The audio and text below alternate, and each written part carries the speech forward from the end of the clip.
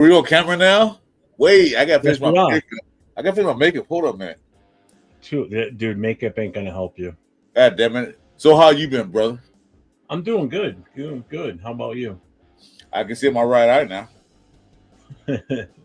Finally. Well, everybody, welcome to the show. That's Chris. That's Jeff. And let's do this shit.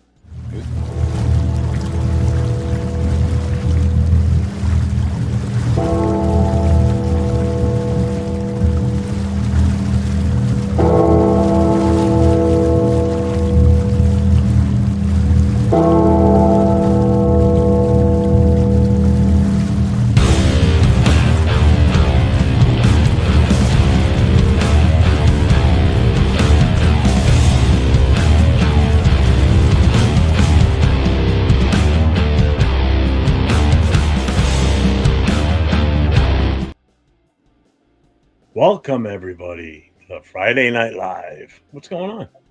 Nothing much. Why Got can't some I things hear to talk you? about, but you know. Your voice let's is see. very low. My voice? Yeah. All right. Hey, here's good news. No technical difficulties tonight. Just fired that thing right up. We were 2 minutes late. We're up and running. How about sound now? Much better. You're that sexy, deep voice. Listen to you. Yeah. Show you right. It's got the voice made for radio and the face made for radio. So I did radio for about 2 weeks and I got tired of it. Like, yeah, I want to. Did you really? Yeah.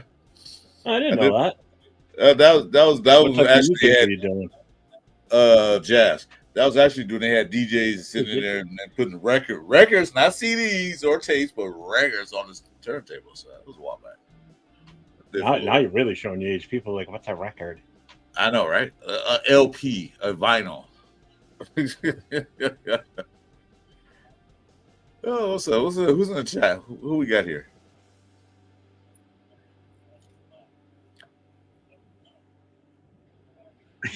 I just went into Nabman's channel and I just typed in big letters, boring.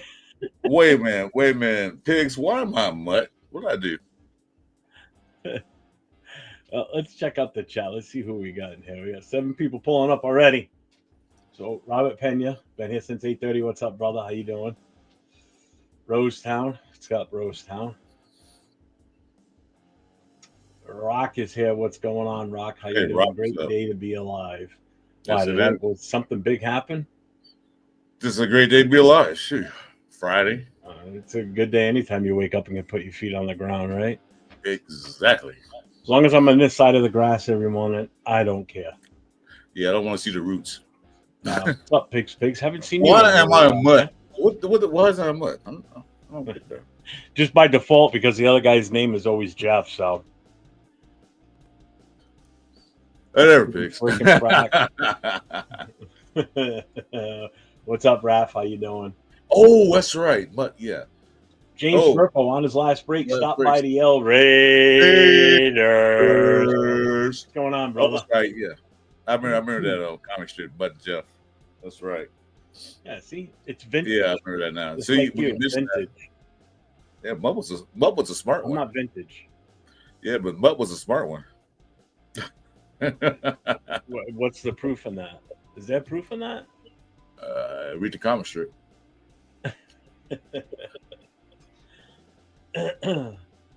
Let's see. El Captain, give us some motivation for the day. All right, Piano Man, you're in the channel. You're in Chris's. Yeah, that's fine. I will tell you right now. Don't get carried away. If you become a complete douchebag asshole, you will be gone. I'm not putting up with it tonight. Don't catch me on a night like tonight because I am not in a good mood right now. It has nothing to do with Chris. I love Chris. I love everybody else that's in here. Just don't piss me off tonight. That's all I ask. My heart is fluttering. Yeah, Piano Man, just don't do like the earlier day. Just stay calm and we can talk. We can talk about any teams. We don't care, but just stay calm. I'm just laying it all on the line right now for you. So, I do got moderators on my channel. Don't start any fights. Don't start any bullshit, and you be gone.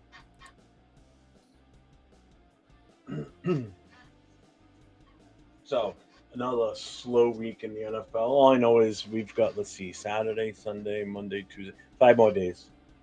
5 more days, schedule comes out, and then we'll know what the fuck's going on. Yeah. With the schedule for next year. You know, I was watching some highlights of JJ Pegas, Beck, and all them guys. They let's watch them. You know what? Oh, like the rookie training day thing they were doing? No, they showed his highlights when in college. I'll watch that too. But I watched it. I was like, this dude is a better running back than Zamir White. He can actually make cuts. Watch him his highlights. I'm like, this dude make a cut, spin moves. We're not used to that. But I'm saying, this guy's a defensive lineman. He's a better running back than a running back. Better than some of the ones we had in the roster last year. My God, I said, okay. Yeah, you know what? I gotta tell you something. Late last night, after I did my show at Nate, and I was just hanging around, just scrolling through YouTube, and then I saw that all of a sudden Navman went live. So I'm like, all right. So I went and tuned in. He was on with this guy, Jerps, whatever. I don't even know how you pronounce it. You were on there today. You were on there earlier. I just jumped in. I was going to say something. So last night, while we were in there, and I'm, partaking in the chat like I normally do, and busting Navman's balls and sack count mics, and all of a sudden this name pops up in the chat. It says Mitch Rens. I'm like, and someone's like, oh, Mitch Rens is in here. I'm like, that's not him. So because I'm a moderator on Navman's channel, just like everybody else that's in his chat. They're all moderators. A moderator central over there. Hands them out like candy on Halloween. Can't keep somebody out. So I'm like, there's no way that's him. So I as a moderator, you can go right to their channel, and I did, and he's got like 105 subscribers. I'm like, this is a bullshit channel. This isn't him. And then all of a sudden, Chat Sports shows up in the channel and starts talking. And I'm like, so I clicked on that one to make sure it wasn't like a bullshit made up one. It was the legit one, the number of followers that you would expect on that. So now everybody in the show is like, oh my God, make the save. Not Renner was trying to get me to go on. Get on the show, bust this ball. I'm like, no, it's going to be nice. You're kind of breaking up, brother. You're a douche. Huh? You're breaking up. You broke. You kind of like muffled out. What was that? You got muffled there, right? Can you hear me now? Yes, Verizon. Okay. So, not Renner was trying to get me to click on the link and go in the jump on camera and get on the show and stop busting his balls, but he never got on the show. He was only in the chat. And I'm like, no. And then Navman asked a few questions and that only Mitch would know the answers to, and he answered them correctly. So Navman says. So he's like, yeah, that's definitely him.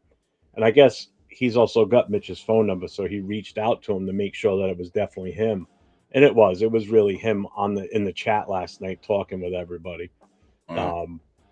So it was just kind of weird to see him show up like that. But I mean, I get why he would have been there on Navman's, because the amount of money that Navman, if you ever watch when he's on Mitch's show, I see him. The amount of super chats, what he does for the show, super chats is, he drops a pretty penny there. So everybody, it was just funny to watch everybody in the channel just get all goo and just, oh my God, he's in the channel. It's like, oh my God, dude, it really, all right, calm down. Everybody was all so excited and everything. I was like, all right, sorry. All right, RPM, man, slow your chat down, dude, because you're clogging the chat. Okay. Well, I think my Rose Time, thank you. Because you're really getting like too chat happy. You just thanks, Rose. I appreciate it. Anyway, what did he do? Did he stop him? He was getting just chat. But Rose Time, my moderator, Mr. Rose, he came on today. I thought he was a moderator, but now he is. Thank you, Rose. That's what a moderator is supposed to do. Thank you, Rose Time. And the reason I'm bringing this up is because of Rock's comment because of Rock's comment, Chat Sports is hiring. I did see that. So for shits and giggles, I went on to I clicked the link because I was on Mitch's show the other day, just watching like 5 minutes. I was watching some guy, some Joey, whatever, did 3 $200 super chats like within 5 minutes. He did 3 of them while I was in there watching this. I'm like, holy shit. Just Really? dropping money like it's nothing. I'm like, what the fuck? Talk about having disposable income. Right? I sometimes can do, $5 here and there if I really want to say something important or just to support one of our fellow guys and just do a super chat donation or whatever. They do it on my channel. I help them out and do it on theirs too. Right. I couldn't even, if I did 200, my wife would fucking kill me if she found out I did a $200 super chat on a show. She'd be like, if I did 200 super chat, did you just hear that? What? She just yelled from the other room. She goes, "I'd beat your fucking ass for that." If I do $200 chat, the bacon be like, what? You're negative $500 too. So I did 200. Yeah, well, this point. Yeah.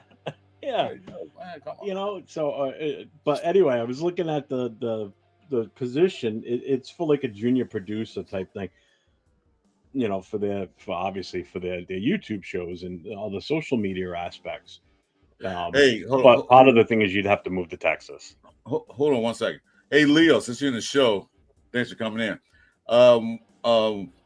Bakersfield, guys, mentioned on another guy's channel, but this is what I'm going to do. I like to get all you guys together. We can get in a group. I want to take a video. I want to do like Raiders, and I want to use that for my intro on my video. So just let you know that in case I don't see you, try go meet me, and let's do that.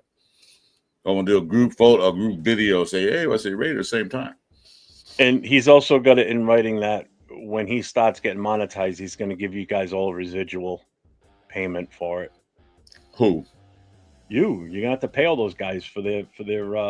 Oh yeah, sure. Soon I get the 500. You're gonna have to reimburse them for their time, and in case any of them get. Think about it. These guys. I have no problem with that. If their throat gets damaged yelling Raiders and they can't do YouTube content anymore, you're gonna have to pay for that.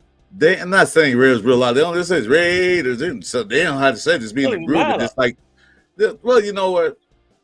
What if I spray my finger moving my mouse on the show that you're doing? You got to fix this.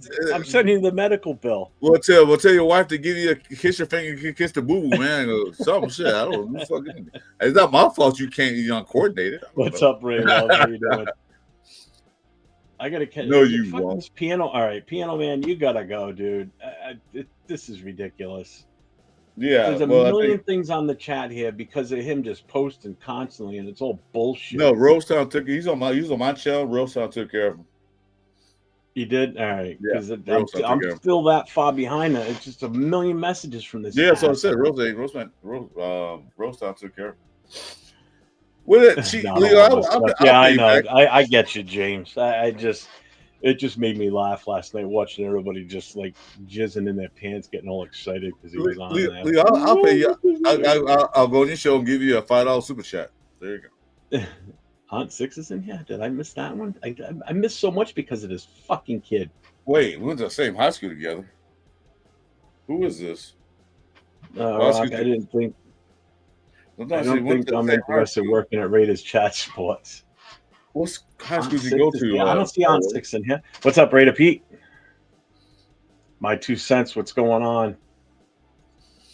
It's a quality show. That's why, Jeff. What's a quality show? Yeah, we see Nab Man on. Yeah, we know. Stop crying. I know exactly who that is too. That Raider E73. Smith Jones. Okay. Oh yeah, he just gets me so excited. Mitch. Oh, I love him. Yeah, causing those. Hey, what's up, brother? Causing those like. That's nothing, Jeff. One of the last time I was in the chat in this show, they were pulling in a couple thousand. I believe it. I just don't. I just don't get that. I mean, it's not like he's getting the money. It's going to the company. All right. Unless they're doing a specific, and they make a notation of it that it's a donation that they're collecting this money and putting it towards such a charitable, contribution. That's Leo, not going you know in what? his pocket. That's not going in Chug's fucking that fucking guy. Leo, Not going you in know, hold on, man. Leo, you know what? We didn't ride the buggy together in high school because the wheel wasn't invented yet. So hush. Oh, I'm sorry. Leo, he's messing with me in the chat. I don't need an NIL. Oh my god. Jeff will no longer be in my videos without a waiver. This man looks like what's up always, Killian? Oh, you guys went to the same high school together? Yeah, I was trying to picture his name. Yeah. He said his name. I'm trying to picture him. If people can buy subs and views, I'm sure super chats are extremely large amounts. Are not real. Reference Rita Kush. Later, James. All right, James. Yeah, Navman's doing a Friday night show too. Whatever. It is. He did one earlier. Now he's doing a Friday night, son. Yeah, that's all right. I don't care. Hey, whatever. I don't care who I go up against. It don't faze me. Smith Jones. Still do the shows that I schedule. I'm gonna do, and that's it. So be it. Fine with me. So I don't care be who it. I go up against. Same high school. Damn, you all riding together in a buggy. That's what I was saying. That's what I was saying. That we couldn't ride the buggy together because the wheel wasn't invented yet, so we couldn't do that. Rorschach, Jeff and Chris have a great show, but unfortunately, I can't stay. Have a birthday party to attend. All right, thanks for stopping in, though. Appreciate you, brother. We'll be on late tonight because I got nothing planned. I can't see the name of the chat. I see the chat, but I can't see who's sending it because the timer's up there. You see what I'm saying? Timer. Oh, never mind. I see the other screen. I can see the other screen. Never mind.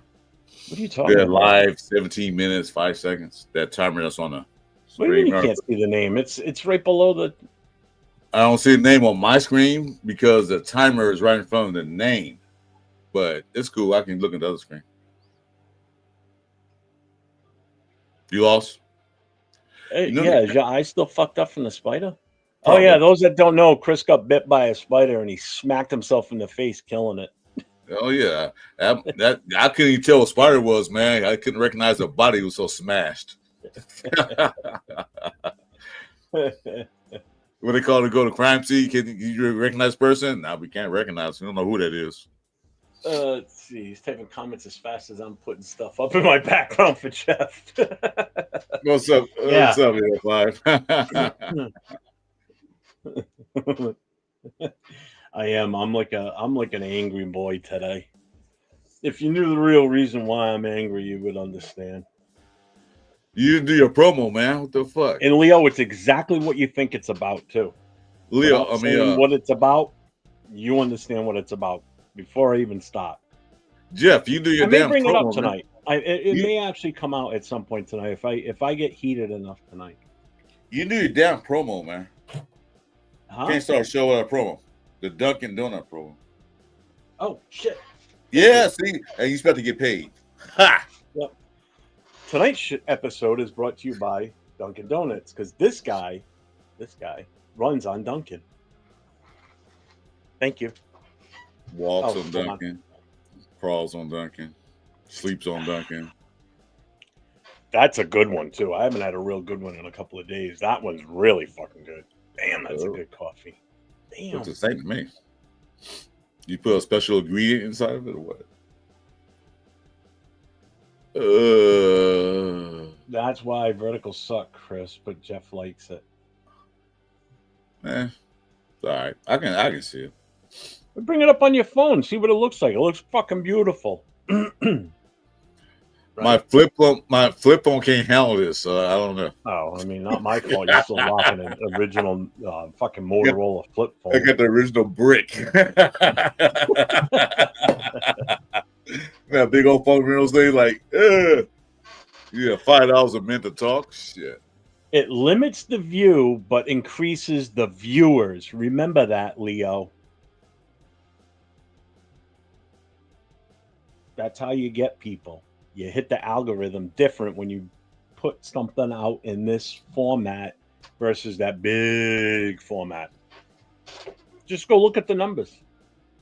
Yeah, So mostly watching me on the phone. look at my shit from last Friday, 4,400. As soon as I did one on the full blown regular screen, drops down to like 300, 400. You figure that out. Well, Leo's on one night. She's talking some madness. Hey, Leo, why don't you jump in? Raiders are fucking shit cakes. Yeah, and so's Yeah. your mother. They were last year, not this year. Oh, No. Bye-bye. I still can't climb walls or shoot webs. No, I'm waiting. Where's Jack? I saw Jack. What's up, Jack? Yeah. Sorry, I missed you, buddy. Missed you. Didn't see you in there. Yeah, I'm in Bakersfield. I'm going. Diesel, what's up, my man? Hey, Diesel. I'll be there in Bakersfield. Catalina, what's going on? Yes, you're going to Bakersfield next week. Yeah. So we won't have a Saturday night. I saw that. I don't know if anybody watched. I know you said you did today, Chris. Yeah. But they had some video footage out today. There was one of JPJ meeting Genty. Did you see that one? Oh, yeah, in the hallway. See, I'm blocking. He basically said, "I'm your center." Gave him a big hug. I love you. He went like this. Yeah. His arms. Yeah. Then he's like, you know. And then if anybody saw the other video today of they had like their rookie first run through practice or whatever today too. So you got to actually see these rookies out there, you know, in not full Raider gear, obviously, but in, you know, the helmets and everything, and just out there doing things, you know, in the Raider format, basically. So it's exciting to see that, you know, now that we're past the draft and, you know, we're getting to move to that next phase of what happens with the team with these new guys. You know, a lot of these guys are now under contract. Genty's signed. What's his name? The linebacker. He signed today. I saw that. Lindenberg. Yeah, he signed. So did Mellett. Was it Mellett? I think it was him that I saw signed. So I mean, they're starting to do, you know, get the rest of the shit worked out. So it's I'll check on that, Leo. It's starting to move in the right direction now, you know. So next week's the schedule release, obviously next Wednesday night. You know what I noticed today when I watched that? Because I always watch these training camps with all the coaches. And I don't compare and contrast, but I'm going to do it anyway. Pete Carroll, Chip Kelly out there. Pete Carroll and Chip Kelly out there having fun. They're out there talking, laughing, and joking with the players. I don't remember seeing, AP might have done it, but they didn't show that much of it. I know that McDummy didn't do it. He's out there yelling, cursing at him. You know, Pete Carroll's walking around, writing notes and shaking everybody's hand. And Chip Kelly just talking to the receivers and this and tight ends and laughing, having fun. And that's good to have our coaches engaged with the players. What? Leo's streams have quality ? Yeah. Right? Yeah, he does. That's Leo. You know. You're watching SmackDown on your phone? And what's wrong with what quality is the issue? Tell me. 90% of people, well, not 90, a high percentage of people watch YouTube on their phone anyway. They're sitting on the couch at this time of night. They're scrolling through like, oh, look at these two distinguished gentlemen on my screen. Let me see what they're talking about. Ooh, that guy on the left really looks cool. The guy on the right, he looks pretty cool too. I want to say, go ahead and say it. I was gonna say something bad, but I couldn't. I couldn't do that to you. What's our different fan, Randy Yann, because he always give us names. So yeah, I know. I haven't seen him in a few days. I like when he give us names. So what's up, Bueno? What's going on? Or Burrito, as I've been calling him lately. Marcus Banks is in the house. What's up, Marcus? Bueno, come on now, dude. Seriously. Chris, your channel doesn't show up. I need to type it in. It's called hit the notification. You know what that means? That means he's not subscribed to your channel. He's just trying to be nice about it. Yeah, he's not subscribed, hit notifications, none of that stuff. Yeah. And I'm a member of his channel, so I guess I'll be canceling my membership and subscribing real soon. Chris tried arguing with a spider, and the spider wasn't having it, so it bit him in the eyeball. Yeah, you got any special powers from it now? I mean, can you like shoot web No, out of I'm your waiting. hands, or I'm waiting. you have like a certain spider sense, like that you get that tingling in your head? I got tingling in my head, but ain't from the spider senses. I'll tell you that. Yeah, I'm Did you waiting, get man. full motion back in your right arm? No, nothing. I was hoping I can grow another one. So I had like 8 arms, so I'm cool. That's all bullshit. So no special powers from that spider bite. So it was a good So spider. yeah, I got what you call a giant ass welt on the side of my face. That's my special power. I can grow a big bump on my face. Well, that's what it is. All the superhero power is still sitting in that welt right now. Maybe once that goes down, it'll distribute and you'll give you those special Spider-Man powers. It also I guess the venom what he bit me with gave me a toothache too. My whole side was like, oh. So that's my special power, pain. Why am I not surprised about that, Bueno? I'm really not. That is something I'd expect from you. That's what I saw. I watch YouTube while I shit.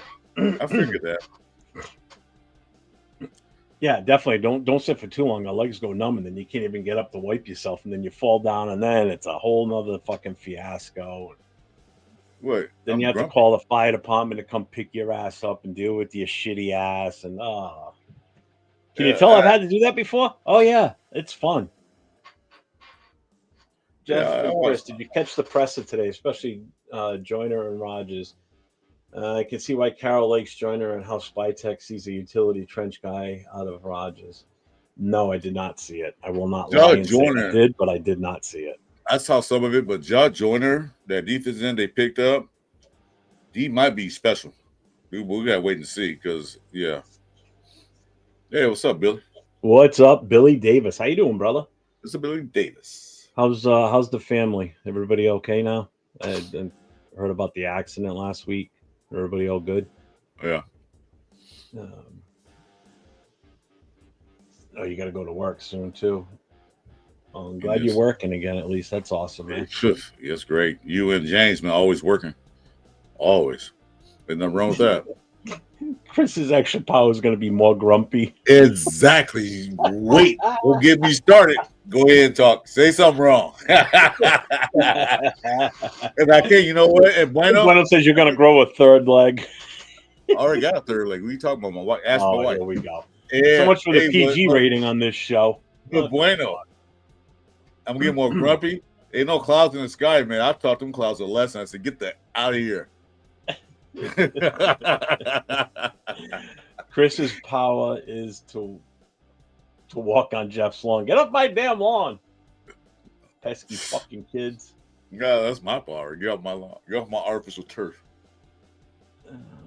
Yeah, Ja was on Protect the Shield. Chris did an interview with him the other day. Yeah, I saw that. That was a good interview. It was. Chris is good, man. I love watching Chris's shows. Protect the Shield. Anybody gets a chance, or if you're not subscribed to it, go to Protect the Shield. That's our guy, Chris. Man, when he does interviews with players, and oh my God, he's right on point. He's so good at that. Some people have a knack to do interviews. I'm not that guy, to do interviews like that. Some have a knack to just start a show and just do whatever. That's me. I have the ability to just, this is what I take comfort in, is just starting up a show and just, it takes me where it takes me. Just like Chris, we go into a show like this on a Friday night. We have no game plan. No, we don't. We'll start talking Raiders, and then it'll just evolve to whatever. I mean, we'll talk about anything and everything. There's no script, no nothing. We don't discuss what we're going to talk about. We just start talking. But Chris has an act to ask the right question. He has acted and asked the right questions at the right time, without trying to probe too deep, Yeah. So yeah. So John Parham, what's up, man? You related to our Parham from the Raiders? Because if you are, you need to have a talk. If that's your cousin, your brother, whatever, you need to have a talk with him. Honest, how many guys do you think you all will win? Chris, you go first. What's your thing? Oh, I said between 8 and 10. That's what I said. You want exact number? I'm not gonna get that to you, but it's 8 and 10. Yeah, I'm going with 8 on the high side. Like I said before the draft, I was at a 6. After the draft, I'm going to give us 2 extras. I don't think Pete Carroll's not seeing him lose that many games. I think he'll get motivated, fired up. I think we have a good team. He's getting the right characters, the right people, in the right spot. So I say 8 to 10, 8 to 8 and 10. 10 being a high, 8 being a low. The wideout number 81 stood out today on film. Who's wearing 81?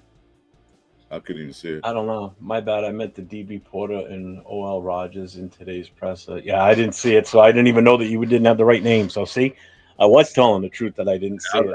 I just watched some of it. I didn't know who was up there. Like, who's that?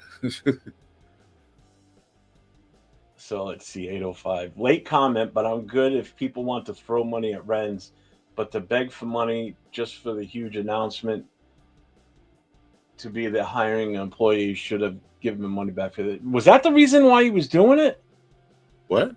Because if that is, that's fucking bullshit. Oh my god, that makes me dislike him even more. Well, what did he do? Whether it was required by the company to do that or not, as a just ethical issue, I'm like, how do you want me to go on? Oh, if that's for real, oh fuck that. What was he doing? What exactly was he doing? Because I didn't see none of that stuff.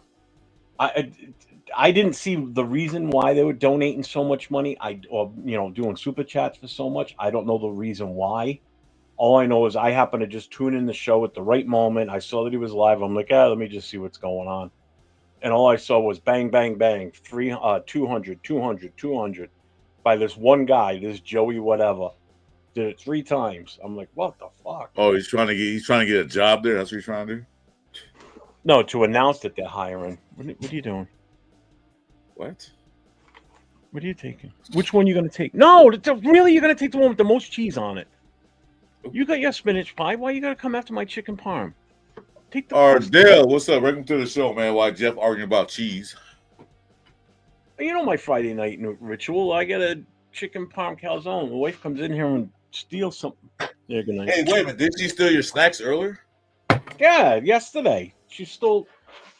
Oh, this bag was full. She took like half the bag on me now. Look, that's all I got left.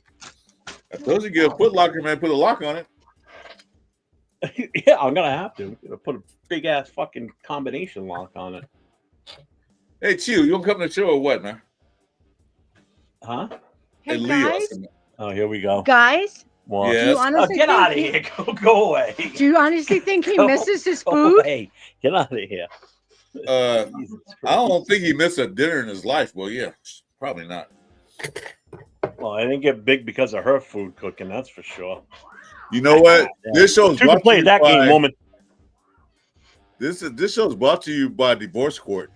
You don't need one in a minute. See what I mean? No script. We just fucking shoot right from the hip. So today on Divorce John Court. Parham says no, but I get asked that a lot. I'm sure you do, especially if you come on Raider channels. Oh, yeah. Because most people outside of the Raiders organization or Raider fandom won't even, or Raider Nation won't know who Parham is anyway. We know who he is. So Leo says 6 on the wins. Parham says 8 to 9 himself. Rosetown family night tonight. Gentlemen, catch you all on the next one. Later, man. Yeah, I definitely think we're going in the right direction for sure. Oh, Ardell's here. What's up, Ardell? Ardell. 805. The first month Rens, the Jets fan, took the chat job. I was like, what is this gimmick? This guy is not a Raider. He is assigned to our team. Sad people watch anything chat sports, all clickbait. Yep. I see people drop 100 on Raider fan. On Raider with swag, Michelle and Murph. Those are legit chats. Yeah, I am pouting over food. I'm hungry. She's stealing it. She's definitely stealing my food. And those chips, I bought those myself with my own money when I went out to do something the other day. So I went out and bought those. The bag said 99 cents on it, man. So it really wasn't that much of a big deal. Rita Pete Duncan, where Jeff goes and his lawyers. Yeah, they'll be there. No, we shouldn't have gotten Sanders. I don't want to disagree, but I have to. They're already But talking welcome crap. to the channel and to the show, BD. You know what? And then speaking of Sanders, his dad's already talking crap about the NFL right now. Seeing that's all that news we don't need. Yeah. You're married. There is no your own money. Yeah, tell her that. When I run out of mine, or what's in my account, hey, can I get a little bit? What for? What do you want it for? No, okay. But Leo, there's a Yeah, you better make sure that door is shut. You're alone in that room. there's a way around. Yeah, look how tough you are right now. There's a way around that. I'm no dummy, okay? I know what's up. There's a way around that, Leo. Yeah, talking tough a few minutes ago. Then you're like, Leo, you know what? Oh, hang on a second. Is she in the house? No, she's not. Okay. This is ain't no dummy. You're too much. I'm not gonna blow a good thing. Like, I can't do that. I did look back, making sure nobody's listening. Yeah, you're not gonna blow anything, and ain't nothing else gonna get blown either. Yeah, pretty much. We married. Now all that stuff stops anyway. So anyway, this is a PG show, so let's go. Geno was 34 and below average career. Dude, but he also sat for a long time as a backup. So, I mean, he's got miles left in that tank, man. I'm not worried about him at all. I'm really not. He sat for 7 years. So right now he's 27 years old, pretty much. If you look What's at up, Matt? How you doing, brother? Hey, Matt. The reason we didn't get Sanders was mostly because of Geno Smith. Geno doesn't need the distraction. He could potentially be here for at least 3 to 5 years. And I agree 100%. Good point, Matt. You know, he knows that he's the starter. He knows that as of right now, AOC 12's the backup. And now it's going to be Bradley and Miller fighting it out for the number 3 spot, plain and simple. And I think Miller's going to beat him out. There's another guy, too. There's another guy, too, Malik. Oh, yeah, the kid from UNLV. Yeah. You know, he looked pretty good, too. I still think Cam Miller's got the best shot out of any of them to move up to the number 3 guy. Oh, yeah. But he looked pretty good today.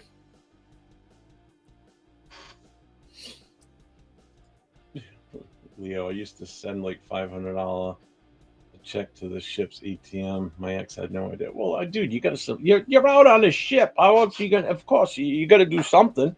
You need that money. It's not like I wonder why she's go in the next room, knock on the door, and tell her, hey. Well, the question is, why is she your ex? Then we had to do all that. Come on. It was just saying about Minshew. He has gas and think he can get it done. I didn't say that. I said, why did you grab this guy? Didn't prove anything. It's not that Minshew had gas in the tank. He'd only been in the league for 3 years. He hadn't been in the league. He looks like he's been in the league for 10 years, but he's only been in the league. I think he was drafted, a year before Trevor Lawrence? Yeah. He hasn't been in the league that long at all. So he's still fairly young in terms as a QB. Yeah, he started, then Trevor took his spot, then he went to the coach, and then homeboy got hurt, then he started there. Then he came to us and started here. Now he's with Crybaby. What's his name? Froggy. Kermit. Dermot. Kermit. I love it when people got so upset that he went to the Chiefs. What are you upset about? What are you going to do? To the enemy. What's he going to give them? Last year's playbook that nobody from that coach's staff is even here except for one guy. Cut. He's going to get cut because what's he going to give him? He's going to get cut because Kermit going to complain like, why is so much boogers on this ball? I can't throw it. All these boogers and snot. Snots everywhere, goddamn. Yeah, cut him. Oh. Rated Pete, remember the one game Geno started for the Giants? It was against Carr and the Raiders. We barely won. Both QB stats were almost identical. The Giants or the Jets? I don't think he played for the Giants, did he? Geno? Did he play? I know he played with a couple of teams, Mom. I know he was with the Jets. I know that. Yeah, I know that. Was he with the Giants? I don't remember him being the Giants. I know the Jets. Hey, you know what? There's this thing called Google. Let me look it up. Oh, that's that new? Yeah, it is. It just came out today. I'm in a good mood, man. Forgive me. I can see on my right eye finally.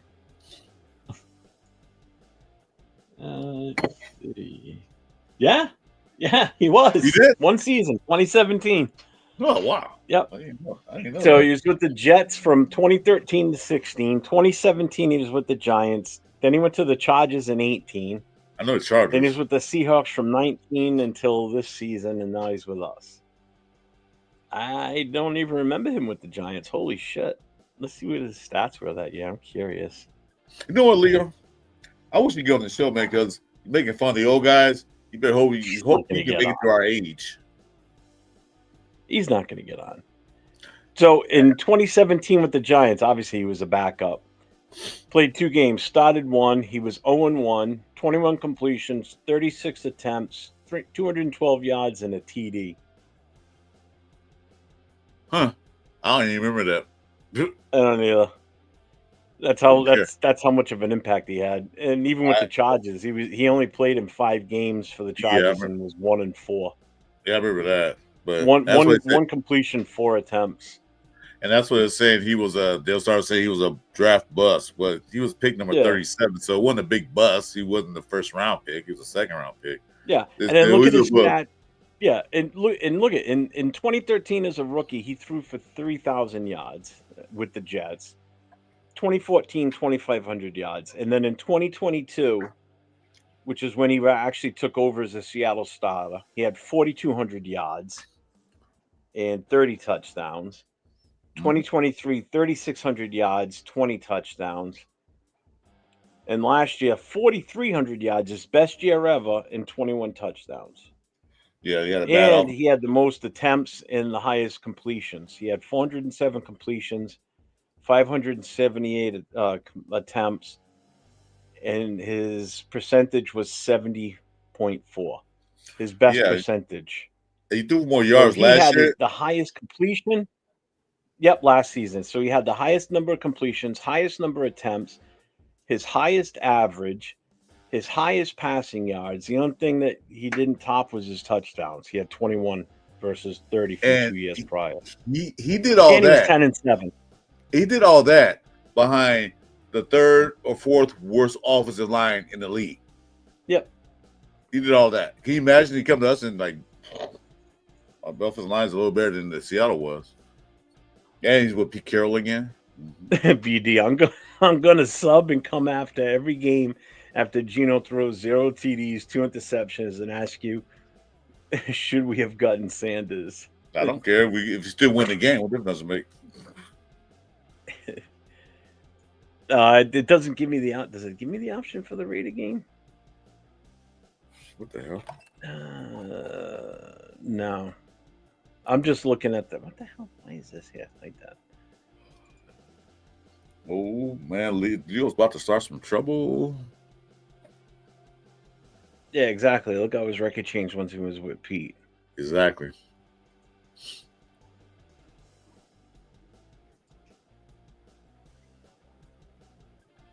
Oh, all right. I'll look at the interceptions. I'm sorry. I should have put that in there. You're absolutely right. Yeah, it was 11. It was 11 interceptions.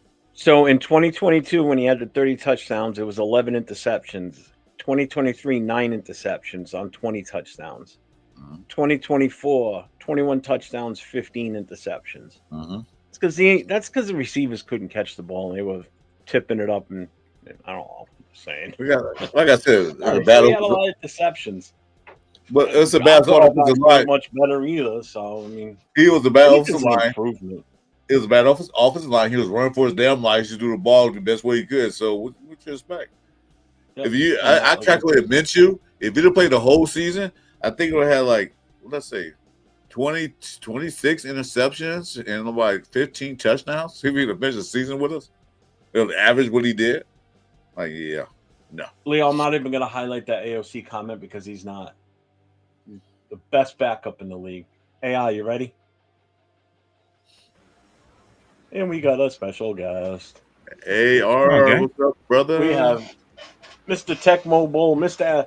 I was going to say Mr. Africa. Oh, my God. Mr. Australia himself. Africa. I know. I don't know why I was thinking Africa. That's all right. I get Potter all the time. I get Afghani as well because of like my name. People kind of get it confused, but whatever. Afghanistan, Africa, Australia, whatever. Anyways, hello. Hey. What's going on, brother? How you been? Yeah, good. How's the rate of football side of things? Not really much is shaking, right? Yeah, Kind of quiet not right really. now. Next Wednesday Right. will be fun though. The schedule. I mean, it's a bigger deal for me right now because of they're Cheer. coming here to New England, so I need to know when that's happening. Hey, I don't know if I don't know if you said earlier if I said it on live, but I was watching some of Pegasus highlight films, and I was telling Jeff, I said, you know what? This guy had better moves and cuts than Zamir White does. I watched him cut, spin moves, and he's a defensive tackle. No, they gave him the ball to run. But he had better moves than Zamir White. I like, you got to be kidding. He can actually White cut. is that bad. He's You that talking bad. about Pegasus? Yeah, Yeah. McGee's. Yeah. Yeah. I'm like, my guys. Look, So if he on a, even gets, sorry, go ahead. just let everybody. No, go for it. No, go. No, you go. For sure. No, you're the guest here. Shut up and talk. Mother. All right, I was just going to touch up on with Pegasus. Look, I just want him to be, or that other guy. Who's the other guy we drafted at interior? Pegasus, and who's the other guy? Oh, Tonka Hemingway. That's it. Hemingway. Tonka. Yeah. Look, just one of these guys even be a contributor, please. That's all. How many times have I highlighted like how many times we've drafted in the last 10 years, and like the only one who was a semi-competent contributor was Mo Hurst. You know what I'm saying?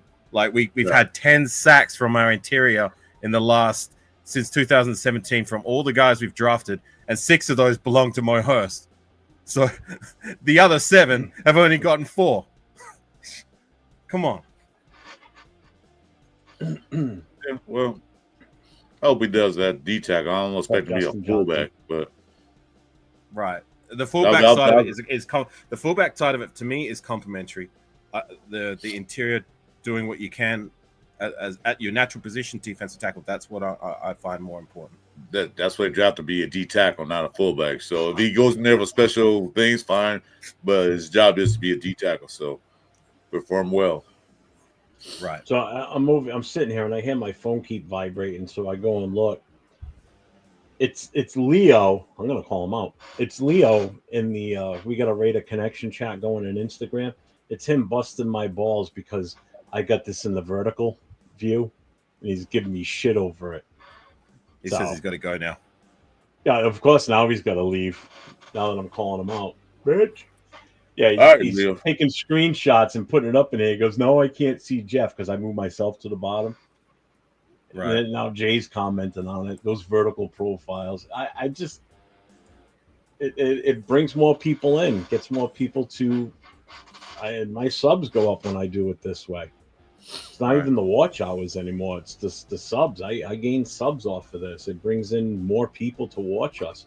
I brought in more subs that are Raider fans doing these than I do the regular vertical. You know, that's what it's all about. It's all about bringing people in that aren't aware of us. You know, that we have these shows and that there's this community of us that get on these shows and they can branch off from there, and it brings people to like your channel and and not Leo's channel, because don't sub to Leo. No, I'm kidding. Yeah, I'm about to unsubscribe and cancel my membership to Leo's channel, man. He's hurt my feelings already, so I'm about to do that now.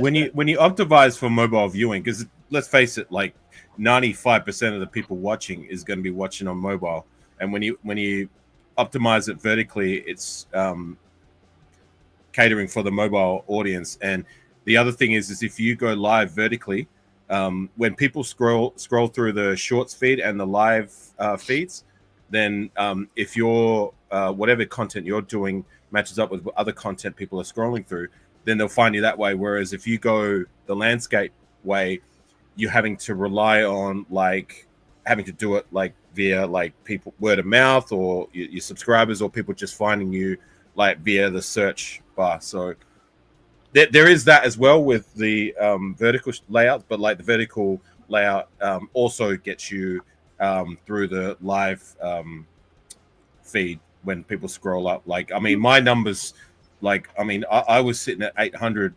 in December. I went up to I'm at 1440. So that's 600 in what, like 4 or 5 months. And look, I'm not trying to say I'm all this and all that, but I'm just kind of proving a point to what Jeff is saying. See, Leo? And he's the one that told me about it. He's the one that put me on to doing it this way. And at that point, I was still under my sub number. And when I made that change and started doing more shows like this, like he just said himself, my numbers went through the roof. You had a lot. One of your first lives, because you were doing lives landscape, you were getting maybe 200-300 views. One of your first lives moving to vertical, check this out, is 20,000. Yeah, exactly. 20 friggin' thousand. That's more than me and most other cats have got that have more subs. Yeah, even I guys still with look at that number 3,000, 4,000, 5,000 shit. subs. Like even they haven't had live shows that have had 20,000. Jeff was able to do that on one of his first outings in his first year. Like, that's crazy numbers. Yes, I noticed that too, because when we do a live like these live right now, compared to what we do the horizontal one, I get more views this way than I do when we do the other show. Like when we do our Saturday night show, if I'm gonna pull up pitches or information about the players we're talking about, and I'll know this ahead of time, I'll do it in a full format. But I'll tell you right now, tomorrow when we do our last call podcast on, because we're doing it on an offensive lineman tomorrow. I've already did all the research again today, Chris, so we're good. We're gonna do it in this format. I mean, there's no sense in not to, And I know when you do the Tecmo Bowl games, AR, that you do it in this mode also too. Right. So it just I see it hit different. I see my numbers differently when I do Friday night shows like this versus when we do like the Raider Connection show on Wednesday nights where we do the full screen. It's like night and day. But Leo doesn't want. How long did you go live for the draft on draft days? How long were you? Live for? Hours. We were from the start to finish. And what was your view count when you went live doing the horizontal? Like you look at, I believe it was that. I'm gonna go back and look. I don't know off the top of my head. I'm curious now. Your live views when you go live on the vertical stream for some of your videos that are half, if not a quarter, that amount of time that you were live are in the thousands. So but at the same time, look, it's not just about like the loud. Like you've also got to also cater to your audience. I mean, you can't just be doing fuck all and like expect like people to come to your channel and more numbers to come. You know what I'm saying? Like there's got to be something that you're doing that's going to be engaging enough for people to want to come in and watch your content. Now, when we did those shows, those draft day shows, I'm looking at it right now. So we did those all full screen because I knew we were going to have a bunch of people on. And there was some shows where we had like 8 or 9 people in the channel on camera. Those I did for those 3 shows. I did the full screen. I didn't go the vertical. But just for instance, last Friday night, Chris and I did in the vertical 4,400 views. Thursday night, Nate and I did the Raiders coast to coast in the vertical 1,400. The Raider Connection 265, and that's full screen. Right. So I mean, it does make a big difference when you flip the view on the show. And I didn't believe that right away until you explained it to me, and then I tried it and I saw what it did for me, and I'm like, good shit, yeah. When I get chances, I'm doing shows like this.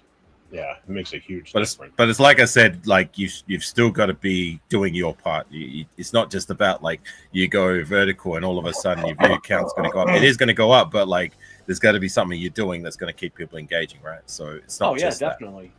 And like on our Friday night shows that Chris and I do, it's we talk Raiders, but we also talk a lot of other stuff too, like other, not so much world news, but like just anything in general. It doesn't necessarily have to be football. I mean, a couple weeks ago we spent 45 minutes just me saying words because of where I am on the East Coast and my accent, and everybody in the chat was getting a kick out of it. So it's like we did like this little English language lesson with me saying certain words that were making people laugh, and we were having fun with it. And then we went on to this whole tirade of all kinds of stupid sexual innuendos that just went right off the fucking cliff the rest of the night after that. But it was a fun show, and everybody had fun, and everybody was still in the channel. We had like 40-something people on a regular basis. Everybody was engaged, and we just had a fun time. You know, those are the shows I like doing. For sure. So back to the Raiders side of things. Like, yeah, what's been happening? I mean, not really much. I mean, what's his face? There's a few videos circling around about Ashton Genty going around the complex and being greeted by the players. Most specifically, it seems like the most welcoming has been, I'm not bueno, has been Jackson Powers Johnson. He seems to be the most excited about having Ashton Genty in the door. Oh yeah, did you see that video? I thought it was hilarious. Yeah, I'm your. He said I'm your center. You already I'm know. your center, and he gives him a big hug, and he goes, "I love this guy. I love." Wasn't there a few cats out there that were saying to push him down the guard and draft a center or something? Yeah.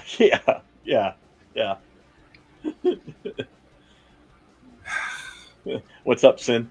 Yeah, who cares? I don't understand this. Why we grab these players who via the draft and they prove to be competent enough to move forward with them for the future, and yet people want to move them around. Like, I just don't understand that logic. That's like makes zero sense to me. They're rookies. They have a bad start, and they're like, "Yeah, get rid of them." Like, dude, gotta give them a chance to develop and get acclimated to the NFL. I mean, some players come in there from the college ranks, and then they come in there and be a star. Not too many, but then you get a rookie. Like, the speed of the game is different. These guys are not playing against boys like in college; they're playing against grown ass men. So they got to give them a chance. Got to be developed by the right coaching staff. Right, but at the same time, like, it's like I keep highlighting, there's got to be a bare minimum. You know what I'm saying? What I was saying is, like, guys like DJ Glaze and Jackson Powers Johnson, like, you know, there was cats out there that were saying before the draft, like, we need to draft other players at that position and kick them out to guard or wherever it may be. You know what I'm saying? It's like, why? Those guys proved to be good enough to stay in their positions and to develop. Whereas, like, to what you're saying, like, right, there are guys, we got to give them a chance, but at the same time, you still got to play up to that bare minimum level of expectation. Like, you know, I'm looking at, you know, last year's draft class, like a guy like Dylan Lorby or even a Tommy Eichenberg. Yeah, those guys have only had one season, but if they can't beat out these other guys in preseason to retain a roster spot, then, you know what I'm saying? Yeah, okay, they're still young guys, but, you know, that bare minimum for those guys is to be better than these other younger guys that we bring in the door. And if they can't do that by the end of preseason, then, you know, well, I get that. Because they got drafted so low in the draft, so they wasn't a high value, like a high value pick. These, you know, like you said, well, a while back, that if you're drafting in the first round, you should be a day one starter. I get that, right? You know, you get down past the third, fourth, and fifth, sixth, seventh round, not necessarily. He can bust out and be a day one starter, but the expectation not that high. But you being picked number 4 or 6 or 10. You should be on that field day one. Right. Yeah, even a third rounder should definitely be serious contributors to the team, whether it's special teams or, you know, rotation. Even a starter in some cases. Look at Glaze. Glaze was a third rounder, and he was a starter last year. You know, so I mean, we've got a shot. Byron Young last year. Guys, yeah, we got a shot to have a lot of these guys we just drafted that could be starters fairly early in the season. You know, whether it be on special teams or not. You know, there's a lot of talent that we grabbed here. You know, potential that could be. Genty, you know's in already. He's going to be a starter. Yeah, he started. You know, Port's probably going to be a starter. You know, Betch is probably going to be a starter in there. So there's 3 right there. So we've already matched last year's number. Mm-hmm. You know, Dante Thornton's going to be a starter at wide receiver. He has to be. Just based on his size and speed. I don't know about that. Not necessarily be a starter, contributor, but in the rotation. You know, be in the rotation. Now on the sidelines, like fine. Even if he's not listed as the starter, he's still going to be out there on a little bit more regular basis. He's going to have the ability to rip the top off of this game with his with the speed and everything and his height. You know, just one of those chuck the ball up and let him go for it type of shit. Yeah, I'll say be in the rotation on certain plays, like. Okay, heavy rotation. He might start, but on this certain play, like, okay, he's coming in. then the next play he might go back out, but the other 2 plays later he might come back in. That type of guy. He's contributing to the team, not just sit on the sidelines drinking Kool-Aid. Yeah, I don't think Thornton's. I mean, if he can push for a starting spot, then fantastic. But for me, I believe, at least for his rookie season, maybe beyond that, like my expectation for him is just to be in the rotation, come out in spots, and like take the top off per se. You know what I'm saying? Like that's my minimum level of expectation for a guy like Thornton. If he can be more than that, then fantastic. Awesome. But yeah, like with these young guys, like you've just got to be better. Like this, going rounds 3 to onwards, like you just got to be better than these other young guys we bring in the door in preseason. Like I was just highlighting before, like Byron Young last season, he couldn't even be better than Matthew Butler, a guy who's been struggling to get on the field since we drafted him. You know what I mean? He's been on our roster up until last season, 3 years, and Byron Young couldn't even beat him out in preseason, so he had to bounce. So that's just to my point. Like, to Byron Young's defense, he ain't supposed to be in the Raiders. The other Byron Young supposed to be here, so he's supposed to be here. Well, we still brought him in the door. You've got to meet that minimum level, and that minimum level last preseason was you got to show more than these other guys who were pushing for a roster spot, and he couldn't do that. To my point, Matthew Butler beat him out, and Matthew Butler's been struggling to get on the field since we drafted him. So that says all you need to know. Matthew Butler's a practice squad guy, so come on. Yeah, exactly. Come on. Yeah, all right. But like just said, this draft pick, we know we got at least 3 or 2, one guaranteed. 2 gonna be in the game. They're gonna be for the day 1 game. They're gonna be in there one way or the other. Rotation and rotate in, rotate out. We know that. If we can get a couple more in there, it's even better. Right. Hey, what's up, Red Flag? WTF. So WTF. Matt Marinovich. Well, I know today, like we discussed it before you came in on I don't know if you were watching prior to, but we were talking about, today there was video footage of, the rookies out there doing their thing today, like a rookie practice type mini thing. Huh? Yeah, I mean, and it's nice to see them out there. I know that a few of them have signed their contracts with us now too. So I think all of them have been. Have they all now confirmed? Definitely. Because I know the last one I saw was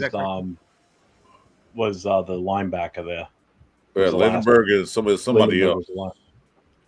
I thought all of them were signed, but whatever. I'm not tripping. Like it's Lindenberg. It's just nice that we're moving along basically.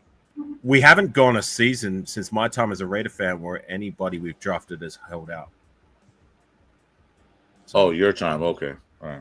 Yeah, to that. I mean, the last one, like. Before that, to my knowledge, was maybe Jamarcus Russell. Yeah, that was the last one. Right. But that was what? That was 2007. That's when they had those big, giant contracts before, what's his name? Bradford canceled all that. Yeah, Sam Bradford was the last. Unpick gave you a super chat, Jeff. I see that. Thank you, Aunt Six. What's up, brother? Hey, Aunt Six. Hey, Jeff, Chris, what up? Cut Amir, Sincere, and Jameer. Thanks for the super chat, brother. I appreciate you. I already told you my theory what to do, but they ain't done it yet. I told you, give them in the room, throw a stink bomb in them, let them run out, and then lock the door behind them, say bye. Well, Amir's not on our roster anymore. Zamir, you already know about my thoughts on that. But Sincere's a guy I look forward to seeing what he can do preseason. Can he solidify that third spot? Because for me, that third running back spot is up for grabs. And that's going to be a point of interest in the preseason is who's going to take it. Is it going to be Sincere? Is it going to be Lobby? Or maybe Zamir can finally, like, I don't know, put it together per se. I don't know. But like that, or maybe one of these other guys we have on our roster. We brought in a UDFA. We got that Collier guy still hanging around. I don't know. But it's an open competition, that third running back spot, and going to be a point of interest come preseason. Because if none of those guys can earn their spot, like, to be honest, like, I'm not, like, apart from Lobby, if he does enough to deserve it, like, he even needs to deserve his practice squad spot. You know what I'm saying? But I'm not giving no more practice squads for the likes of Sincere. Like, now's his time. He's got to solidify his role as the backup, next man up. You know what I mean? If he can't do that after his 4th preseason, then no more practice squads for you, man. You got to go. Well, his thing is you have to stay healthy, man. Each time he tried get hurt, got hurt in the preseason game 2 years ago. That was it. And then he comes here and start doing good, gets hurt. So he got to stay healthy. What was the Jalen Smith thing? Did we talk about that earlier? No. Who? Jalen Smith. What happened with him? I must have missed that one. You know anything about that AR? Jalen Smith? No, but Zamid White. Yeah. Zamid White, yeah. Yeah, this is the Grinder meeting, Kyle. Welcome to the show. Thank you for coming in. Make sure you subscribe to both our channels, man. Do some more grinding. Yeah. To all three of us, to all three of our channels. Yeah. We'll grind all.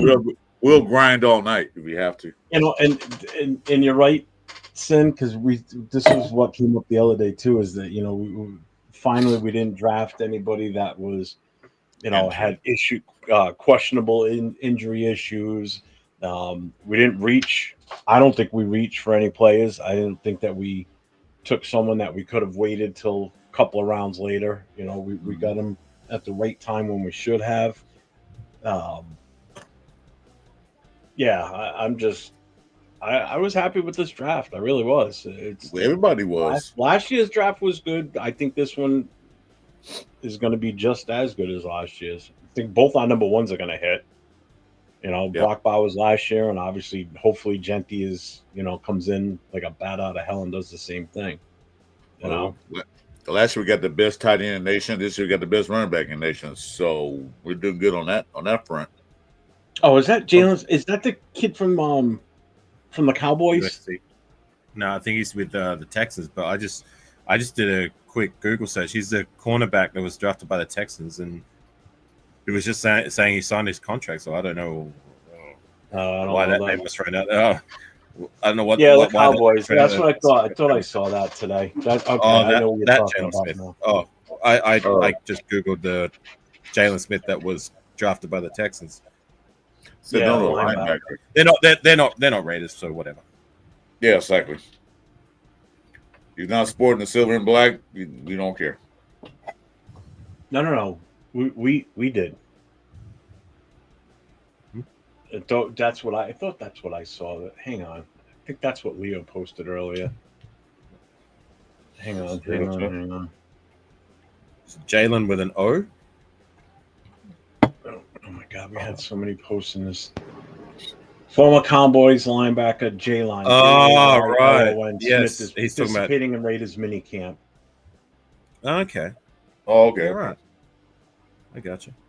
I just saw that. Yeah. Okay. Yeah, linebacker. So I mean, but you know what?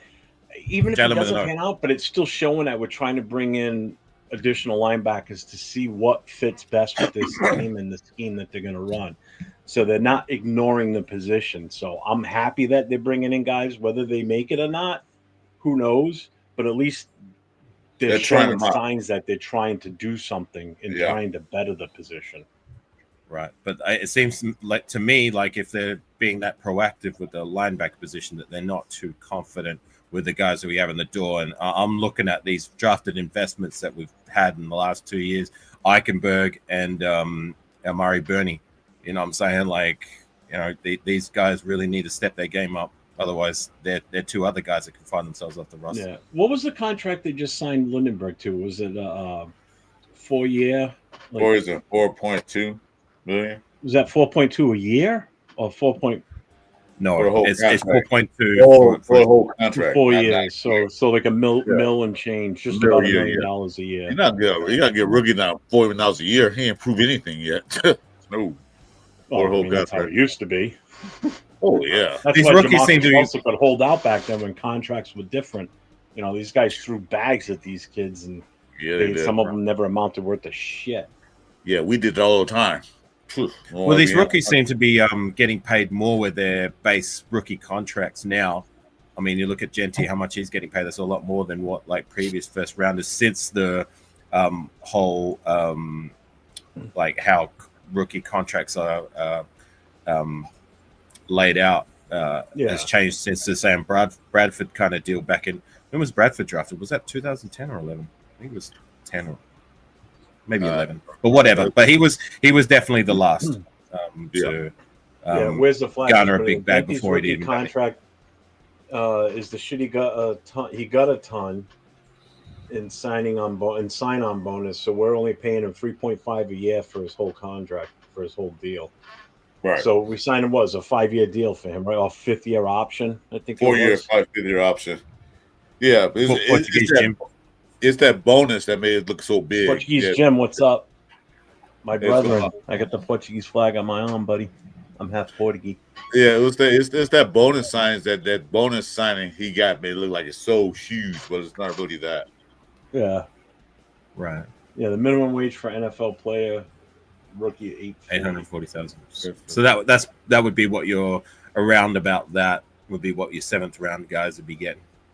What if they ever had a 55-year-old rookie show up for camp? I'll take the 840. Shit, I'll come in for 800. Just pay me 800,000. I'll come try out. Once you try out for the AARP league, man, they're starting the league. It looks like we got somebody backstage. Are you there? I only see who's this coming in the building. Oh, not yet. Okay. Hey guys, guess what? It's Raider Ben. Dude, there's such a glare coming from the sun in your window. I can't see. Hey, wait a minute. I'm like 2 subscribers away from 150. I need 2 more subscribers to make 150. Someone help me out, guys. Now you need 2 more subscribers for 150. Now you need 3 because I just unsubscribed. So now you need 3 of them motherfuckers, dog. No, actually, I need 4 because I was subscribed to my own channel. Now you need 5. So how about that? No. I didn't subscribe to my own channel, my other account. So I just unsubscribed to that. So I need 4. What's up, Ben? What's going on? Let me fix my brightness on my camera. Hold on. God damn. Yeah, damn. What happened? Was there an explosion in the background or something?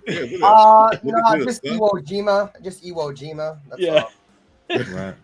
Nuclear blast that just went off in the background. Nagasaki? What's that? Isn't it supposed to be nighttime over there? No, bro. in It's daylight California. savings time after that now, so it don't get dark here in California until like almost 9 o'clock at night. It's only 7:15. Yeah, it's 7:15 where he is. It's hot as fuck, bro. It's like 95 degrees outside, bro. My ball sack is sweating, bro. It's fucking 96 out here, and my daughter's out there in the pool swimming. Like, yeah, go for it. My girl's begging me to turn the air conditioner. I'm like, bro, it's 86 degrees in the house. I ain't turning this goddamn air conditioner on. I'm gonna wait till it gets to like 100 outside. Then I'll turn that motherfucker on. Yeah. The sun's not just shining through his window; the sun's in his room. Y'all see my Raider gnome over here? Just kicking it in the windowsill, little Raider gnome. Oh yeah, He's just hanging out. Who is that? That's my Raider gnome right here. You know what a gnome is? Yeah. I just my can barely make out what it is. It's a little gnome right there saying hello to all my neighbors. You can barely see the glare, man. It's so fucking bright, you can't see shit. Yeah, I know. It sucks. It's hot as fuck in here, motherfucker. That's why it's glaring. How about that? Bling bling. There you go. So what's up, man? How you been? What's up, man? I'm Benton. Just dealing with the cancel culture. You know what I'm saying? Yeah, that sucks, man. I heard about that, Benth. I'm sorry to hear it, bro. It's all good, bro. I've been off of Casa. You've been around long enough. This is like the 5th, 6th, or 7th time that they've done this shit to my channel, bro. I don't give a fuck. It's just discouraging, bro, because I don't be wanting to do content when they do that, bro. Like, I'm straight, bro. Like, I'll take a little break. It is what it is. Right. Well, that's why Yeah, I I'm sorry to hear think earlier. I'm like, dude, we're gonna be on if you want to pop in. You know. I mean, I ain't got the energy to do my own shows, bro. Like, I don't mind being a guest on people's shit, bro. But like running your own shows, bro, sometimes that just be too much, bro. Yeah, I'm not in the mood to run my own show right now. The fuck was y'all talking about? Nothing. Anything and everything. Just doing the typical off-season shit. Just trying to fucking throw spaghetti noodles at the wall and see if they stick. Yeah, see what sticks. Right. See what sticks. Yep. I know Rafa asked for the link. I sent it to him, so he should. Man, fuck you, Ralph. You ain't getting the link, you motherfucker. Too late. I already sent it to him. Hey, did you see the video? I sent him an old one. He'd be trying to get into an old stream that doesn't even. That's not even. Did you see the replay where he drank his own piss on my show last weekend? I played the replay of where he drank his piss. I signed off at that part. I just missed it. Oh, you just missed it. Yeah, last weekend I played the episode of Black Saturday where Ralph drank his own piss on the live stream. Do you think that's what got So you everybody canceled? that Like didn't playing get the to old... see it, that watched that show, got to see it. That So. probably what did it right there. Got you canceled for that. Respect the fuck out of his fandom. Definitely proved to me he was a fucking Raider fan by drinking his own piss. I wouldn't drink my own piss to fucking just fucking solidify my fanhood. Fuck no. You could take your fanhood and shove it up your ass. Yeah. Two time. Fuck you doing off of Costi? Isn't it like 9 o'clock in the morning where the fuck you're at? 10 o'clock in the morning?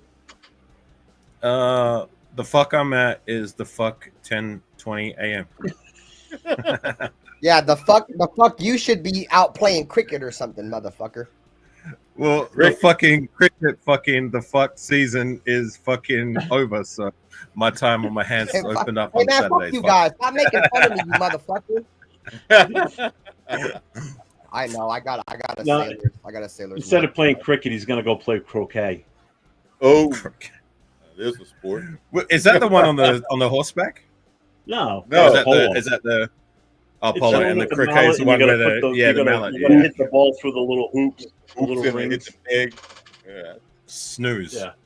I'm about to go play wicket some fucking I'm about to go play some motherfucking some horseshoes here in a minute, to be honest. You're not playing no cornhole? No, I don't like playing with people's cornhole. That's pretty good. You. I don't even know why they would even name a game cornhole, dude. I wouldn't even play that shit. Dude, kind of, right? They have a cornhole tournament. You know, I saw that say here, come join us in our first annual cornhole tournament. Why the hell am I going to go to a cornhole tournament? Why is it when you say cornhole? I have no idea what you're talking about. All I'm thinking of is the old Beavis and Butthead, the great cornholio. That's where they throw that bag. Like they have the little thing on the ground that has the holes that represent the score, and you throw the bag and you try to land in one of those holes. It's called cornhole. You ever seen those? Boring.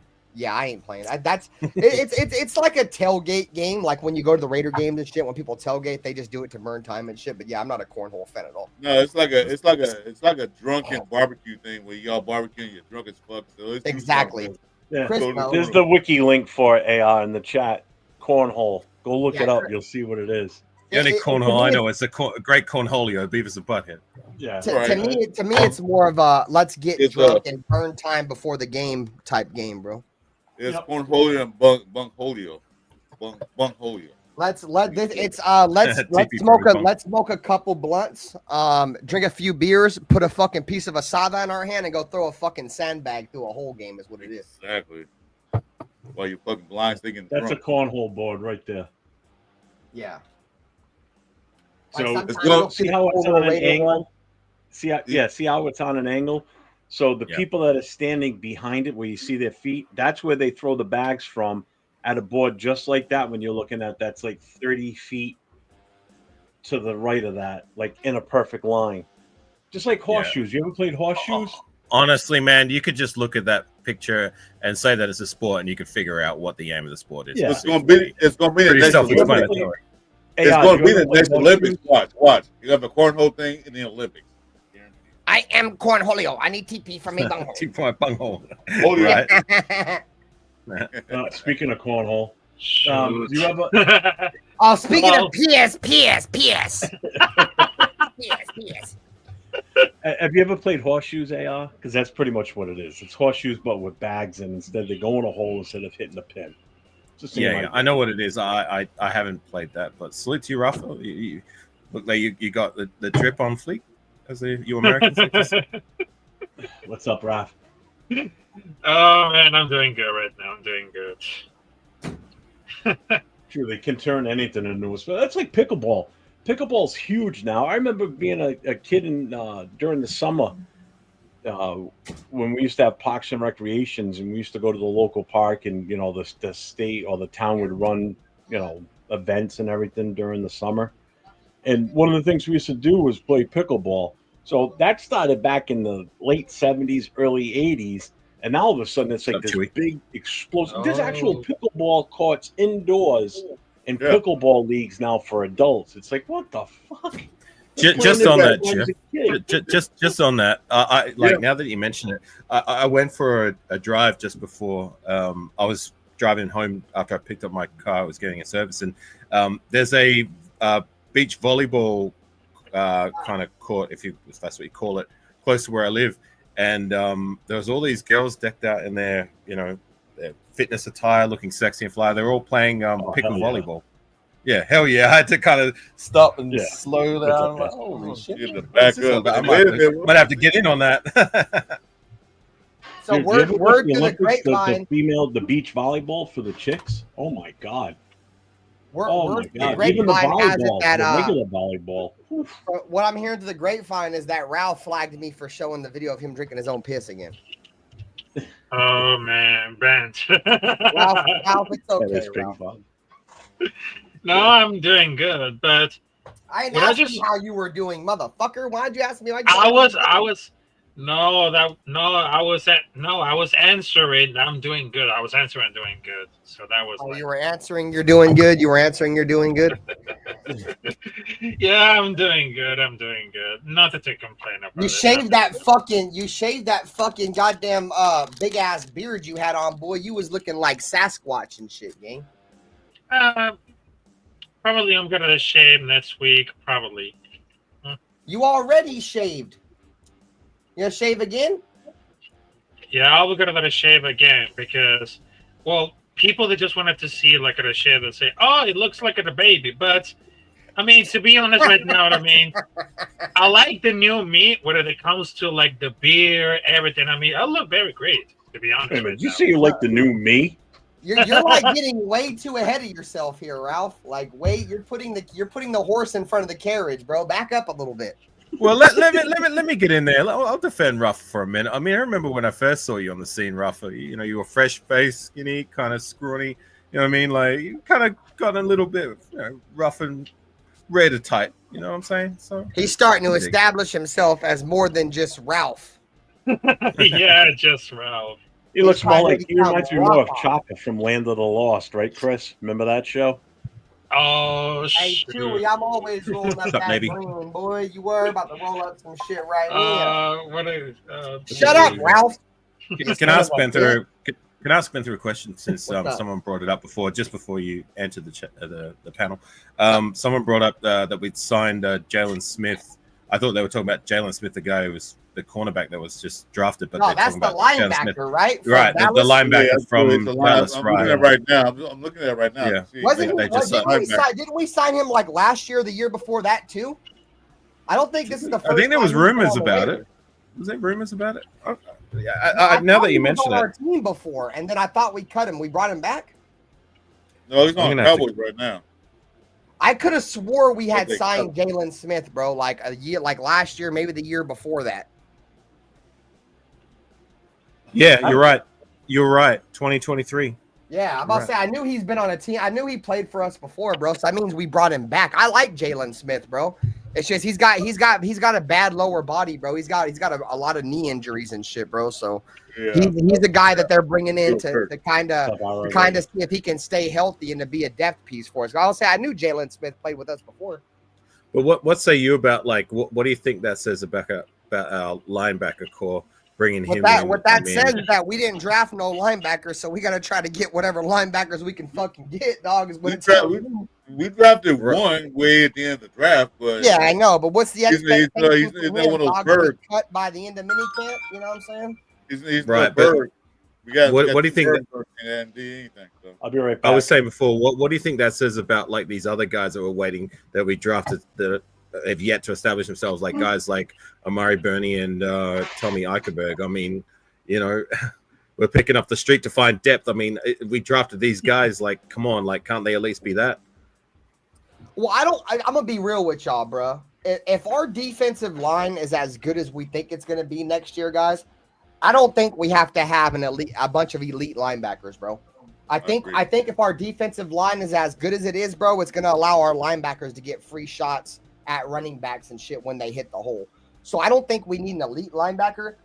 But like I said, it just shows that, that's one position, outside of defensive tackle that we just haven't drafted well for years, dude. If you don't draft a said position, you're going to be out in the bargain bin basement in the lost and found looking for shit every single year, bro. And that's been the Raiders. I mean, When's the the best last- linebackers that have been on our team, over the last decade, most of them have been free agents, bro. You know, All go of all the them way are back free to like agents. Nick Roach.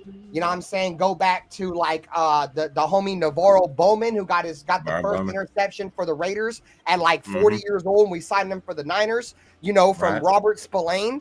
That just goes to show, bro. Like Denzel Perryman. Denzel Perryman. We're just not good at drafting that position.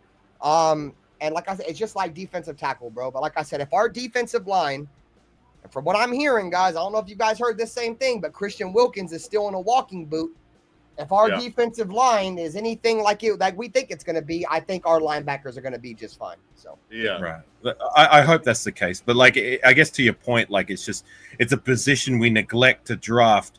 Like, I mean, we've swung round 3, but we've swung round 3 for project guys. Like they're all guys that are transition trying to make from safety to linebacker. Outside of that, we were always looking rounds, 5, 6, 7 to bring in a guy at the linebacker position specifically. And it's to your point, like when you don't like take a swing at that position to find yourself someone who can be the guy either right from the rip or in time, like it I don't know, it's a bit of a problem. Like I wish it was something that they would stop neglecting and make it a point of strength. You know what I'm saying? Like, because I mean, I was just watching some 90s Raider football, and like our linebacker core back then, he was kind of nice. You know what I mean? And like Well, I'm thinking this like Ben said, the defensive line pulled up. We don't need an elite linebacker, but then you look at the safeties we bringing in, bringing big, strong, powerful safety that can help do the same thing a linebacker do. What's that guy name?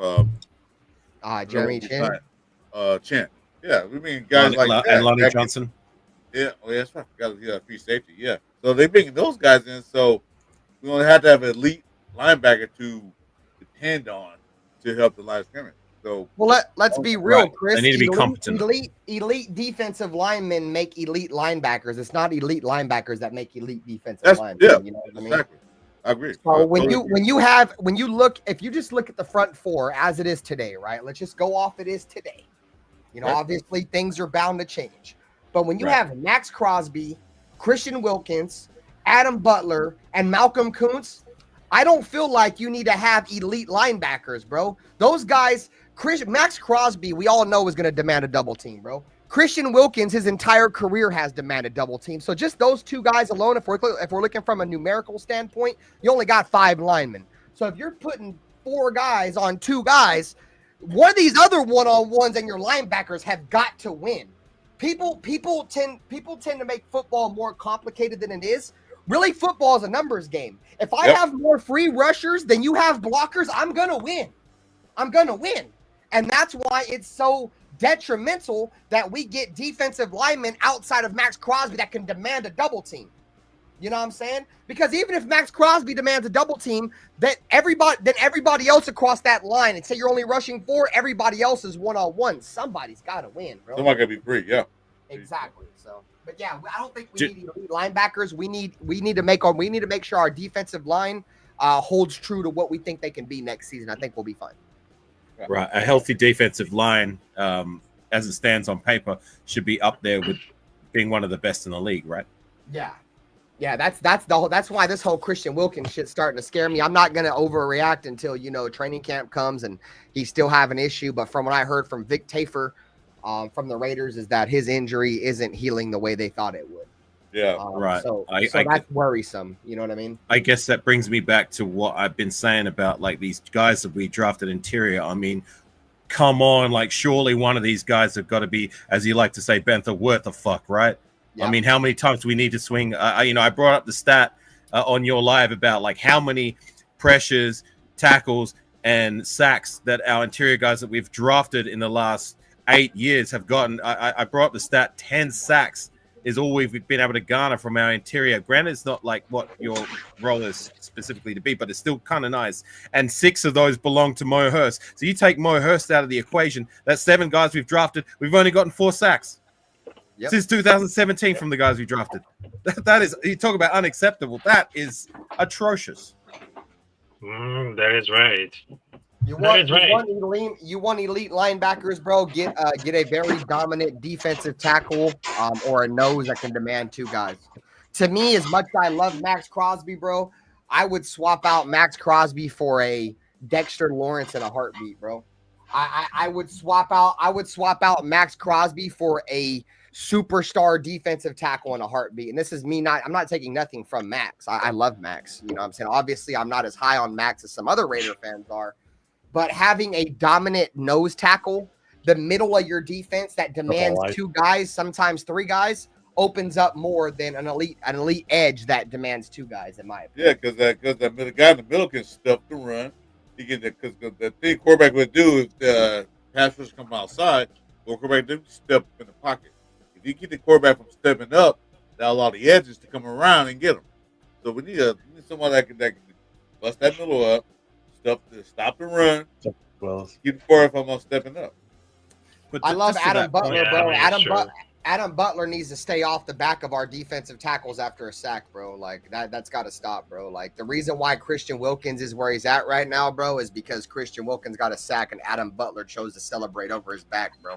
Oh yeah. So Adam Butler's got to chill on that shit, bro. Like I get it, you're excited and shit, bro, but like this is no disrespect to some defensive tackle on our team that don't make no money, but you just heard a guy that's making almost $100 million, bro.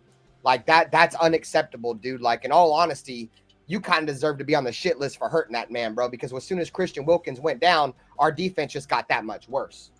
So, Right. I mean, that really right. Because to be honest, right now we gotta balance those things out. Because we needed to bolster that offense in order to increase the defensive output and prevent all the sets injuries and fatigue. Because what we need about right now is because we need some secondary guys because the defense is very good enough. Because all the glaring issues we're going to the offense, we have to more and less solve all of them. Because the only reading needed is the linebacker.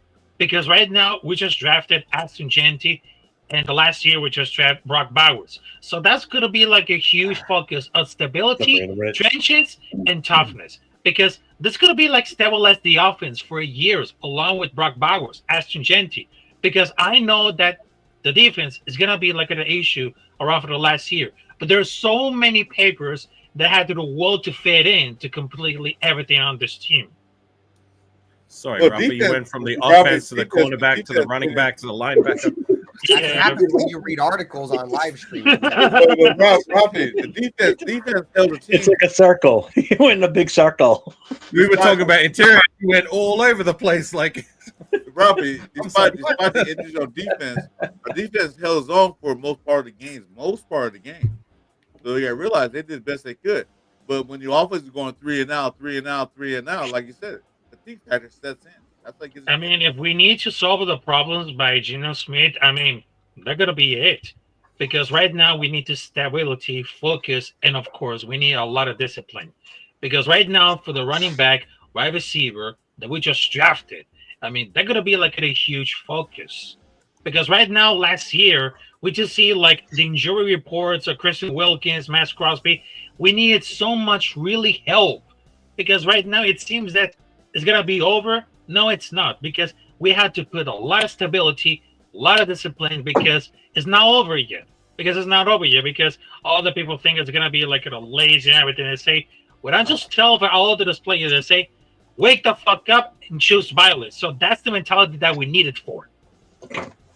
hey, Benta, what are you playing? Madden. I just got a fucking moss with fucking Jason Witten's old ass too. Let's go.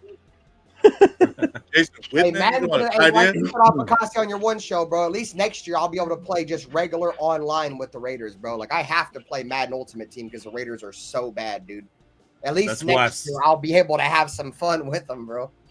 That's why I've stayed off the machine. The last 2 years, it's just the rosters has just been like atrocious, boring to play, and I just like, nah, I'll pass. I'll wait for the Raiders to be, because I don't fuck with Ultimate Team. I'm a rank kind of guy, you know what I mean? Yeah. So, when you ain't got no speed, bro, Madden's boring, dog. Like boring, bro. Chris, look who's here. No speed or a quarterback who can at least scramble out the pocket, or you know what I'm saying? Defensive players who are fast, like it's boring. Yeah, I have big plays and then I get caught by defensive linemen because I have my receivers. Timu Kell, that's what he called. Yeah, Timu Kittle.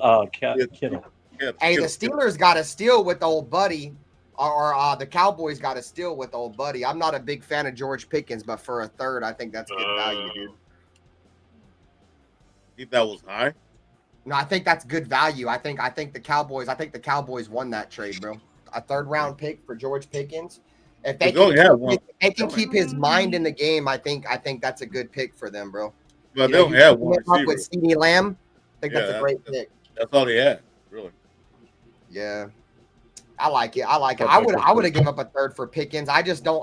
Pickens is one of those Aaron Rodgers type guys, bro. He's not gonna fit our locker room, bro. And those guys aren't gonna make it here. That's the point I made earlier. That the Raiders, somebody mentioned we should have got Sanders.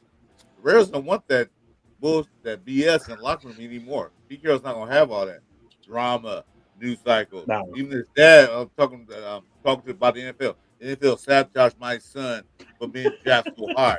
Like, shut up. That's why he got drafted low, because you keep talking. We don't need that crap in the locker room. I think that had a lot to do with the reason why we didn't take Shador, bro. Like, I would have took Shador in the 4th round, the 5th round, and so on and so forth. But this regime and this coaching staff knows what comes with a player like that, bro. You know what I'm saying? So they just don't want that. You know what I mean? That same shit comes with an Aaron Rodgers or a fucking George Pickens. You just don't want that in your locker room, especially when you're trying to reset the culture. You know what I'm saying? Distraction. Well, that's like Charm City just said. Pickens is going to punch Dak for not throwing him the ball. Yeah, there's going to be issues, bro. They're going to have drama in Big D. And it's perfect for them, bro. Like the storm is brewing, dude, because they don't have no real legitimate head coach or anything that can put all them guys straight, bro. They got fucking old buddy, what's his face? The dude used to be the coach of the Chargers, his son. The fucking god damn it, slips my name. He was the old Charger. He was the old Chargers head coach that fucking hated us. My fucking his son, Schottenheimer, Brian Schottenheimer. Oh yeah, he's a yes their man. head coach. Jerry Jones hired a yes man. Jerry Jones hired a yes man. Exactly. Yeah. So I say start this guy, start him. But owners, but boss, no, start him. That's what he is. Yes. The link is up in the chat, so if anybody wants to pop in, feel free. Hey, Trippy, I don't think getting rid of George Pickens is that big of a deal because they have DK. He's a Steelers fan, that kid. Yeah, I think getting rid of He's DK, cool. I mean, having DK makes it somewhat, respectable, but I mean, for a 3rd round pick, that's bad value. I would have tried to got more out of him than that. They probably could have got a 2nd. They should have traded him before the draft, not after the draft. Oh, Trippy, AB was a hell receiver. When he got please don't compare George Pickens to AB, respectfully. When AB got his noggin busted by homeboy Perfect, that's when he started losing his mind. He started just like going crazy. Yeah, AB will end up being a Hall of Famer, bro. Old buddy won't. George Pickens won't sniff the Hall of Fame. AB would have been Hall of Famer. He didn't lose his marbles, but exactly. Talent wise, Hall of Fame, but character wise, I don't think that might negate him from being Hall of Fame. Perfect hit a couple that. Yeah, I don't think they care about that, bro. I just think they're gonna based off his numbers, and based off his numbers, I think Antonio Brown. Just all the bullshit to the side. As much as I hate him because of what he did to the Raiders, bro, I still think Antonio Brown's a Hall of Fame wide receiver. I think he's Hall of Fame receiver, but I don't think he'll get a Hall of Fame. I don't think he's first ballot. I don't think he's first ballot Hall of Famer, but I definitely think he's Hall of Famer. Bro. Production wise, absolutely conduct detrimental to the league and what he does off the field, I think may negate that. But we'll see. I don't care. Like everybody here is in agreement. We all hate Antonio Brown for the detrimental conduct that he brought to the Raiders. So fuck him. Yeah. Okay. It's just, I'm just trying to talk about the NFL in general. My bad. Right. We good. Hey, but one thing the Steelers have been known for, bro, is they typically get rid of their receivers, bro, when they ain't worth a fuck no more. You know what I'm saying? Like, they don't really get rid of their receivers when they're any good. You know what I'm saying? They wait until they start to fall off or they get rid of them. Antonio Brown, old buddy Martavis Bryant, who was the other big motherfucker they just had recently, Claypool. You know what I'm saying? Like, usually when they feel like these dudes are about to fall off, they don't hang on to them, dude. They just get rid of them. They cut their losses, they take their picks, and they move on. Or conduct detrimental. I mean, remember, like, they had that whole purge of, like, Antonio Brown, Le'Veon Bell. You just highlighted Pickens, Martavis Bryant. I mean, all these guys are well above being talented enough to start for most teams, yet they were released when they were still released or traded, or whatever it may be. You know what I'm saying? So I will give the Steelers credit in that, like, they get rid of these players. As soon as the red flags start popping off, They just make moves real quickly. Yeah. I mean, Antonio Brown, what did we get him for? At the time, he was producing like one of the elite, if not the elite, wide receivers in the game, and we got him for a steal of a price. What we thought at the time, production wise, that was a steal. Unfortunately, like my reservations about the trade, like as soon as it was made, it's just like, how come we only had to pay so little? You know what I'm saying? Like that's not market value for a guy who's producing so well. And sure enough, we found out real quick the reason why they were just like, look, we just want him out of here. We'll take whatever. We don't give a shit type deal. Well, like Schuster was a highly talented receiver from out USC. He was highly talented, and he's gonna be good. And what happened? He didn't do anything. He didn't. He bounced from team to team to team. I think his last team was what, Kansas City or Leafs. They let him go. So they see, like, you know what? You're a high value talent coming out of college. We thought it was gonna be the one, and not. See you later. Schuster. Yeah. Like, you guys remember Ryan Switzer? Remember when Switzer was supposed to be this big time fucking gadget player that the Steelers picked up, and a lot of Raider fans were super excited, like, oh yeah, we got Ryan Switzer, bro. I don't think that motherfucker played like. Was that 2017? It was during the Gruden era for sure. I don't remember exactly what year it was, but it was the Gruden era. 2018 or 2019 or something like that. Yeah. Yeah. We end up getting Martavis Bryant, Ryan Switzer, and Antonio Brown all under John Gruden, bro. Right. And I like Martavis Bryant would be the most productive out of all three, and even he didn't really do much for us, right? Martavis Bryant's his biggest highlight that I'll never forget is when he was wide open for a touchdown, and like nobody was within 20 yards, bro. And for whatever reason, he fell down trying to catch the ball, and he dropped it, bro. Dropped the ball, too. I was so pissed off with that game. Like, what the hell? Nobody's around you. Jeez, What's up, SoCal Sal? Yeah, what's up? And Martavis Bryant was a freak, dude. 6'5", 4'4", you know, like a complete freak of nature, but just Raidered it up, bro. Raiders gonna Raider, dog. Right. We got another 6'5" guy. So hopefully you don't do that, bro. Right. And this guy seems to be a character guy too, Thornton. I really like what I see from him so far, and I'm hoping he can bring that same energy and produces in spots. I mean, I'm like Jeff was expecting him to be a starter. Like if he can solidify a starting role, fantastic. But he's a guy for me. Like, look, just contribute, just do your job in spots, and that's all we need from him. Right? Yeah, just help us make us better at something. But you gotta look at us better at pouring up the Gatorade. Like Tyree Wilson isn't even a good Gatorade pour. No. You know what I'm saying? Look at Chip Kelly's offense. He'll rotate certain plays on certain plays. So, like I said, Thornton might not start, but he might be in certain rotation. So he'll be out in the field. One or the other. Because the fact of the matter is that it don't matter who starts, who finishes the goddamn game with a win. That's what I'm looking at. You want to be a starter. I want to say who's at the end of the game that helped us win this game. Oh, it was that guy. Oh, that was Third who caught that winning touchdown pass. Or that was Beck who caught that winning touchdown or put in field goal range to win the game. That's what I want to see. Like I said, bro, I don't give a fuck about the name on the back of the jersey, bro. I just want to win. Whoever helps us win is who I'm rooting for, bro. Point blank, fucking period. I'll root for the goddamn janitor, man. Make sure the floor is clean. Now, do I have my favorites? Do I have my favorites? Yes, but my favorite players actually help us win. I don't have very many favorites, bro. Brock Bowers is one of my only few, and he literally helps us win games. You know what I'm saying? Like, I'm not one of those kind of fans that I'm going to fanboy for a player that really doesn't help us win games. Like, that's not me. You know what I'm saying? No disrespect to a lot of Maxx Crosby guys, but I think there's a lot of people who like Maxx Crosby and that, like, respectfully, he doesn't help us win like the way Brock Bowers does, bro. Like, I feel like Brock Bowers is way more imperative to our team than a Maxx Crosby. That's just my opinion. At the very least, though, he definitely brings us closer to wins, though. I mean, compared to a lot of these other guys, like, to your point, Tyree Wilson, I mean, a guy we drafted, in the top 10, and being a rotational guy is like, it's like we keep saying, Ben, that is unacceptable to get that kind of production from a guy you drafted in the top 10. Unacceptable. I don't care what anybody says. Yeah, there's really still cats out there that try and defend the pick. If you're not getting a bona fide starter in the top 10, what are you doing? or at least a guy that you think is going to be a bona fide starter, and not only be a bona fide starter, but be a bona fide starter in year one. I think when they drafted Tyree Wilson, they're like, yeah, he could be a bona fide starter at some point. But no, dude, that's unacceptable. You know, when you're in that position and you have bigger needs like Jalen Carter and Christian Gonzalez, D tackle or corner, and these guys are going to start for you and be imperative to you day one, and you choose Tyree Wilson, who could be a player at some point, that's just bad organizational moves.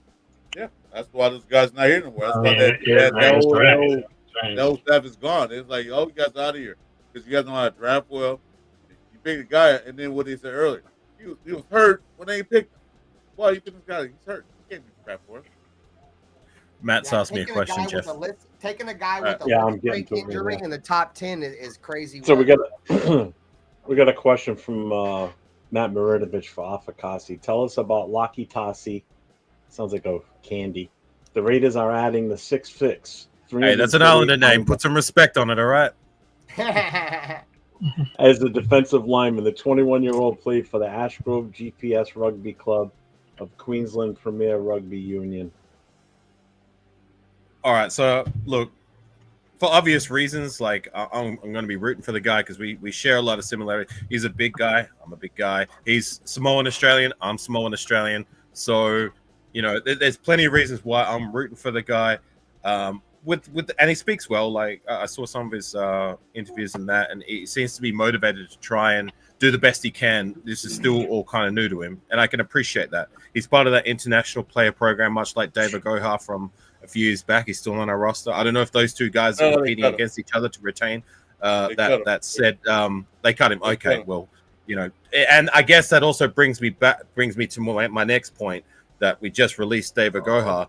And I'm going to say this about Lucky Tasi. I'm rooting for the guy to develop, but at the same time, I'm not getting excited for any of these international player program guys until they see the field and they do something. Because, I mean, these guys are crapshoots. These guys are developmental guys. And we may not see, if we're going to see anything, it may take 2 or 3 years. And that's if we even see anything. So until I see him getting on the field and doing something, even just as a contributor, that for me is going to be a win. But I'm not going to expect that or anything from this guy. He's just a guy that's going to see what happens. If it doesn't stick, if it doesn't pop, whatever. It's a case of so what. But I'm going to be rooting for the guy, but I'm not excited for it. You know what I mean? Like do something, and then I'll get excited. I'll be the first one to get his jersey. So that's my take on Lucky Tasi. But good luck. You know, welcome to the Raider Nation. Hopefully he does pan out. You know, like with the case with David Agohara and most of these player program players, like, you know, how many of them can you name at the top of your dome that have done something in the NFL? Yeah, exactly. I mean, that's right. Yeah. Rooting for the guy, but do something, please. Take it, Bentham. Yep. Do it for the nation. Do it for the nation. Ask ADF had a question about Rodgers. You mean You mean Caleb Rogers, the guy who drafted, or Aaron Rodgers? Because I was like at a very confused. You sound like you're talking through a tin can. Yeah, it is. You've got to change your audio settings, your microphone. Yeah. Audio. Hold on a minute. Change your microphone. It's going through your camera. I always forget. You're talking about the tackle they drafted, and Pete Carroll said he's going to be a guard immediately. Microphone? Is that good for the microphone? That's better, yeah. That's better. Okay. Yeah. I know that because I know that I have the camera on the microphone, but sometimes that sounds really shit about it. But in that case, you've got to always check, Rafa. Every time you join a panel, that's something I've had to learn and do. Like, always check your camera and always check what your mic settings are. Camera, always check the microphone. Yeah. Sometimes the microphone settings set to default the camera, and if you talk via your camera microphone, it sounds like dog shit. So check your beard too. Make sure it's nice and even. Oh, okay. So I just wanted to check like the microphone. I just want to check the camera. Okay, so camera, all right. Yeah, because the only thing that I forgot is beer. But right now is the Mother's Day weekend.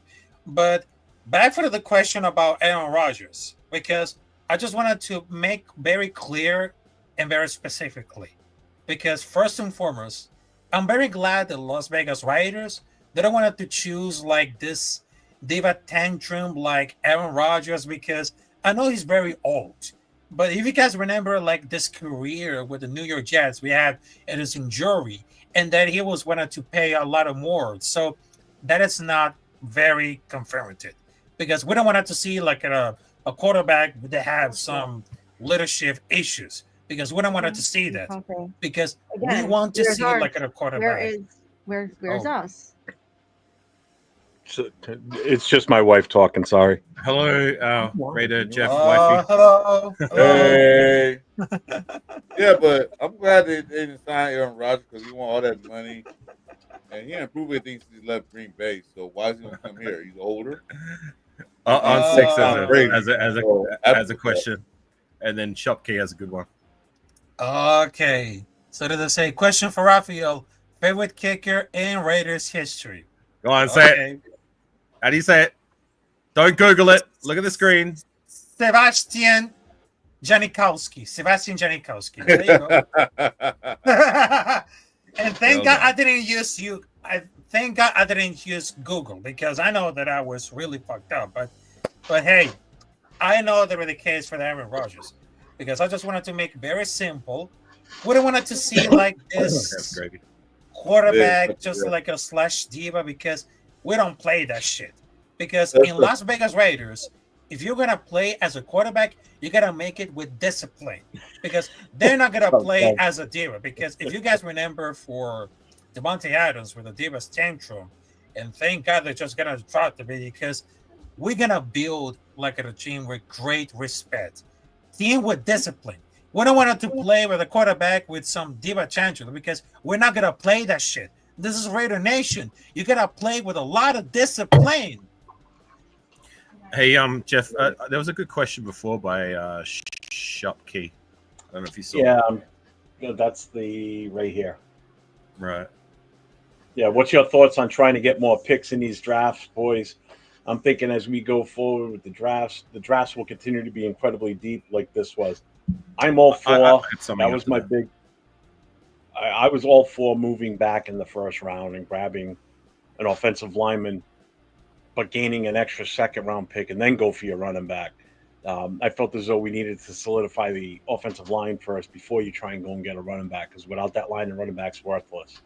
But I am all for moving around the draft, which is Pete Carroll's MO. That's what he's done in his past drafts, is he moves around a lot, gains extra picks. So, I definitely see us doing that more in future drafts as long as Pete Carroll's here. And hopefully that rubs off on Spytech when Pete Carroll does move on, if Spytech's still here too. Go ahead, AR.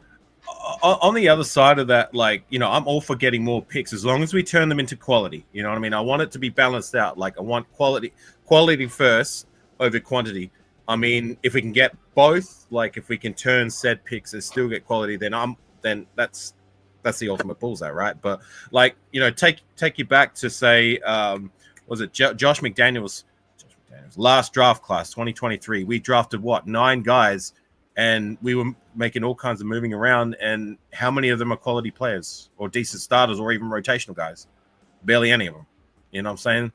So and that's been the case a lot when we've gone for like trying to garner quantity over quality in recent history. I mean, 2017, I believe, was a similar case of that, where we went for quantity, and that's one of the worst draft class we've had in our history. You know what I'm saying? So, like, I want a balance. You know what I mean? First and foremost for me is always going to be quality, but if you can get quality still by getting quantity, like getting more quality players, of course, absolutely. So, you got to kind of balance it out and see how it shakes out on a year-to-year basis. You know what I'm saying? So that's my take.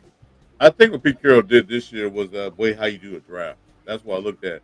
Okay, so I want to trade back, like Jeff said, I want to trade back on picks. But what they did, they got the best player, best running back in the nation. They had 2 at 1, then 2 when they got the other guy, and then 3. Then they started trading back. They started I think at the 4th round. We traded back in the 2nd as well. Yeah, remember? Oh yeah, that's right. So they started trading after they got the player that they wanted. They saw him there, they got him. Then they started trading back and get more picks. Because they said, look, This is how you draft go for you. He said, well, we start with 9, then we got 11. Pete Carroll's all about the competition. So the more players at that position in the camp, better. Like, who's better? He might get picked in the 2nd round, but this guy got picked in the 7th round. But the guy 7th round is better than you. He starts. You know the point I'm making? That's what Pete Carroll. That's what Pete Carroll does. He did it in Seattle. Same thing. He did USC, although USC don't have a draft, but he got all kind of players. He had like 110 players at USC at one point, and he picked the best players out of it. Who cares about the grades they got from the college football thing? He said, well, who plays the best on the field? This guy, number 1-5. He beats the guy that's ranked number 6. You're playing. Just Pete Carroll won. Right. I guess that is a good point too by Shopkeep. Yeah, Shopkey says my point was based on the fact that young men will avoid the draft until they're ready because they're making bank in college. And you're right too with the NILs. They're making a shit ton of money there that never used to happen before. So kids were always looking to get out of college soon as they could enter the draft. You know, they were coming out as sophomores and juniors and not waiting till their senior year. But now some of these kids are making more money than they're ever going to make their first 5 years in the NFL. Yeah. You know, so yeah, they're staying out a lot longer. Pardon my ignorance. What does NIL stand for? Name, image, and likeness. Yeah. Okay. So they're basically getting paid money for the use of their name by companies and organizations, their image, and their likeness. So like if they're going to endorse Nike sneakers, it's their okay. So I just get it. You guys know the story? Know a story behind that? What happened? Okay, thanks. Because back in the day, they had a NCAA college football. Okay. Sorry about that. Sorry to interrupt because I know that. It was two brothers. Rafa, let him finish. NCAA. They still play basketball. It was two brothers from UCLA, the O'Bannon brothers. They had their likeness and their name was used by the EA Sports. They sued EA. Say, hey, these are likeness, not getting paid for it. So they sued them. EA said, screw you guys. We're not gonna do no more NCAA games with these players. They sued them and got $5. So that kind of started a whole thing where the college didn't want to use the game industry didn't want to use no players, nothing like that. Now that they can NIL, now NCAA football's out now. You get it? Chris, your mic keeps like fluctuating, like you're coming in and out. Like you sound muffled, then you don't, then you do again. I don't know. Normally you don't have any sound issues. Normally you're right on the money with it. Yeah, I do everything. I do everything. Something that I have noticed with StreamYard, just real quickly, is that when you do play music in the background, that seems to be an issue. Like sometimes, like the mic levels jump up and down. Whereas I found that when you don't have music playing in the background via StreamYard, that seems to negate that issue. I mean, maybe it might have stopped the issue now. But yeah, I just shut it off to see if that makes a difference based on. How do I sound now? Do I sound better? Okay, that really sounds better. It sounds like shit anyway, but what's the difference? Okay. That's why I'm gonna start a podcast with. It's gonna be Chris and Mrs. Jeff because you're out here. I'm kicking you out. Oh my goodness. Okay, but Chris, about for the point of NIL, because I know there's a bigger threat to college football than football. Because I know the impact as a whole, it can be just like a can of worms that really none of us can predict. But I just think that seriously hurt college basketball and football before they see it at football because they have already. Because they're going to be 85-man rosters versus 13-man rosters. I mean, that's less of their own players to try to recruit, but each loss hurts so much more.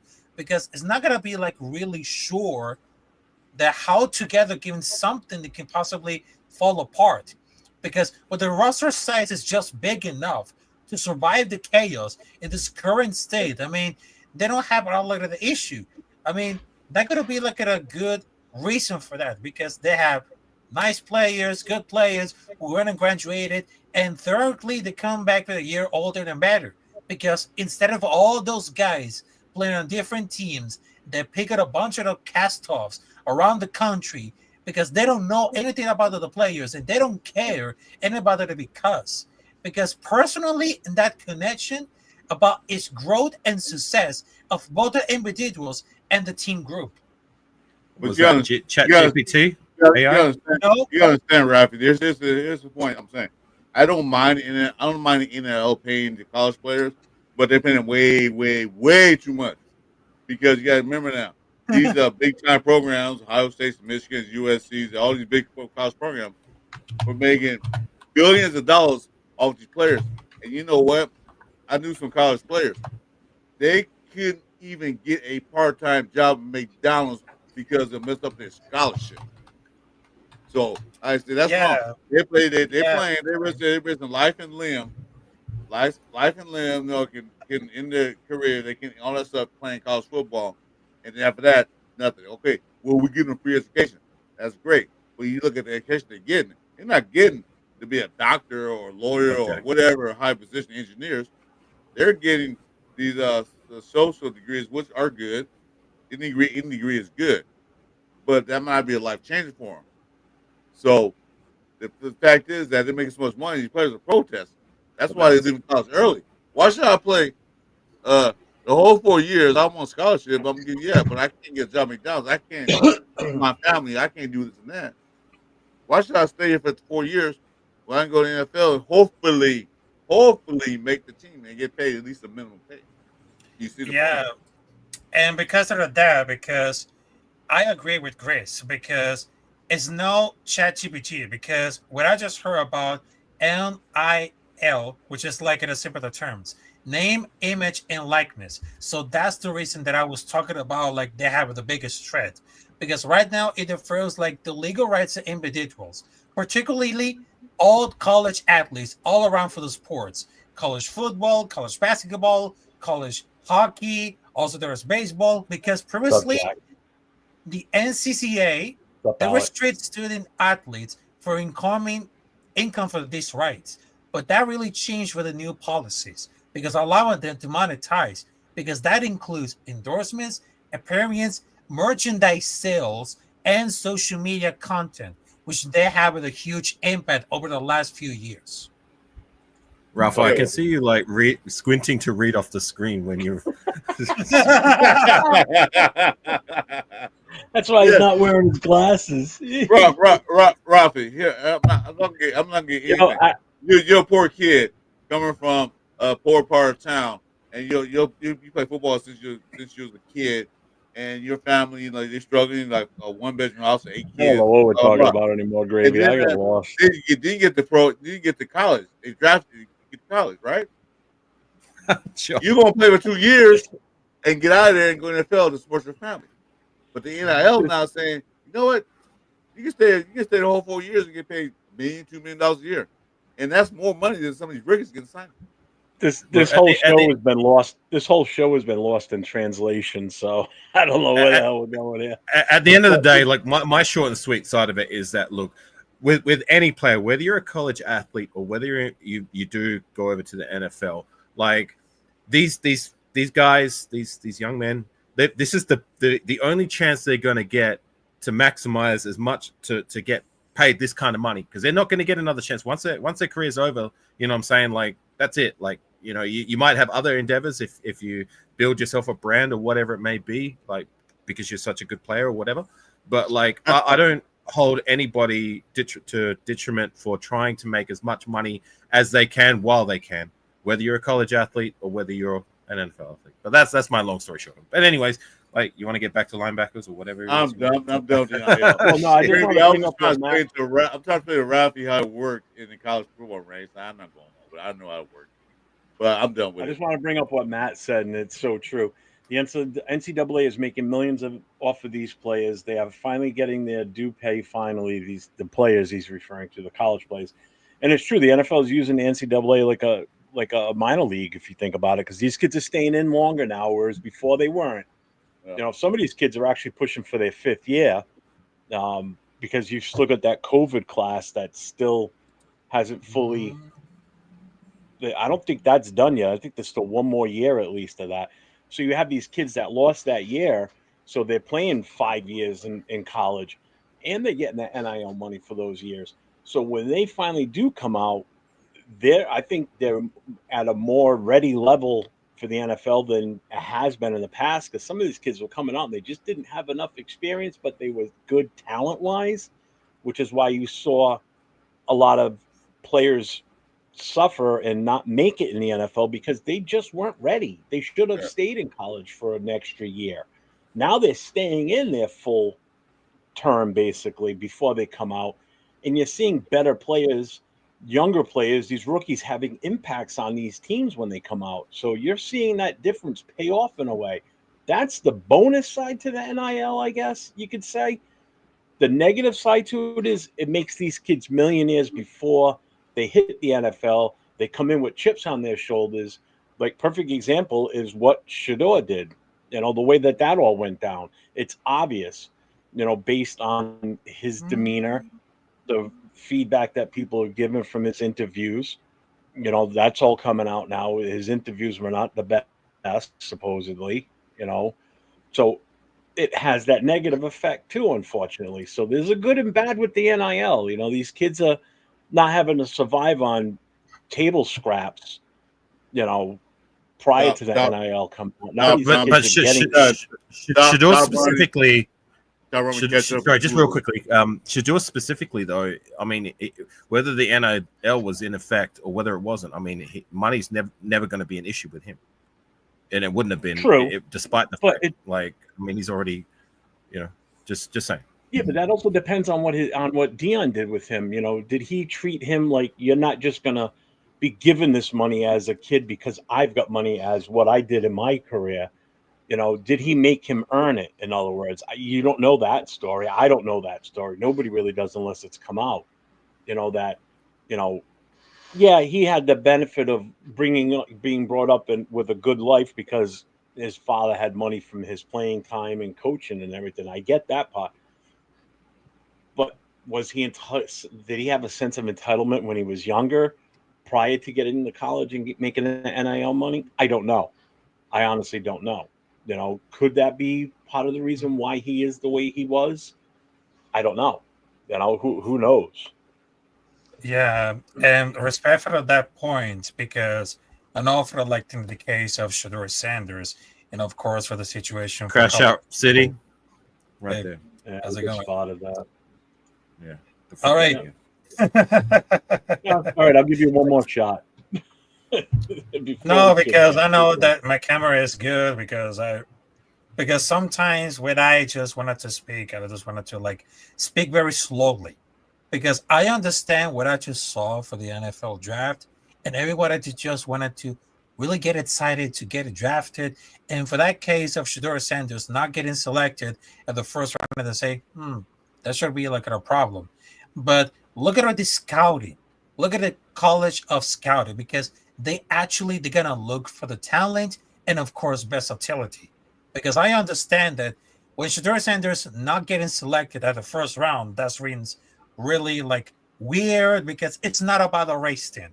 It's about how depends the talent and skills provide. Because some of those quarterbacks that even drafted, they don't have like the same level as leadership.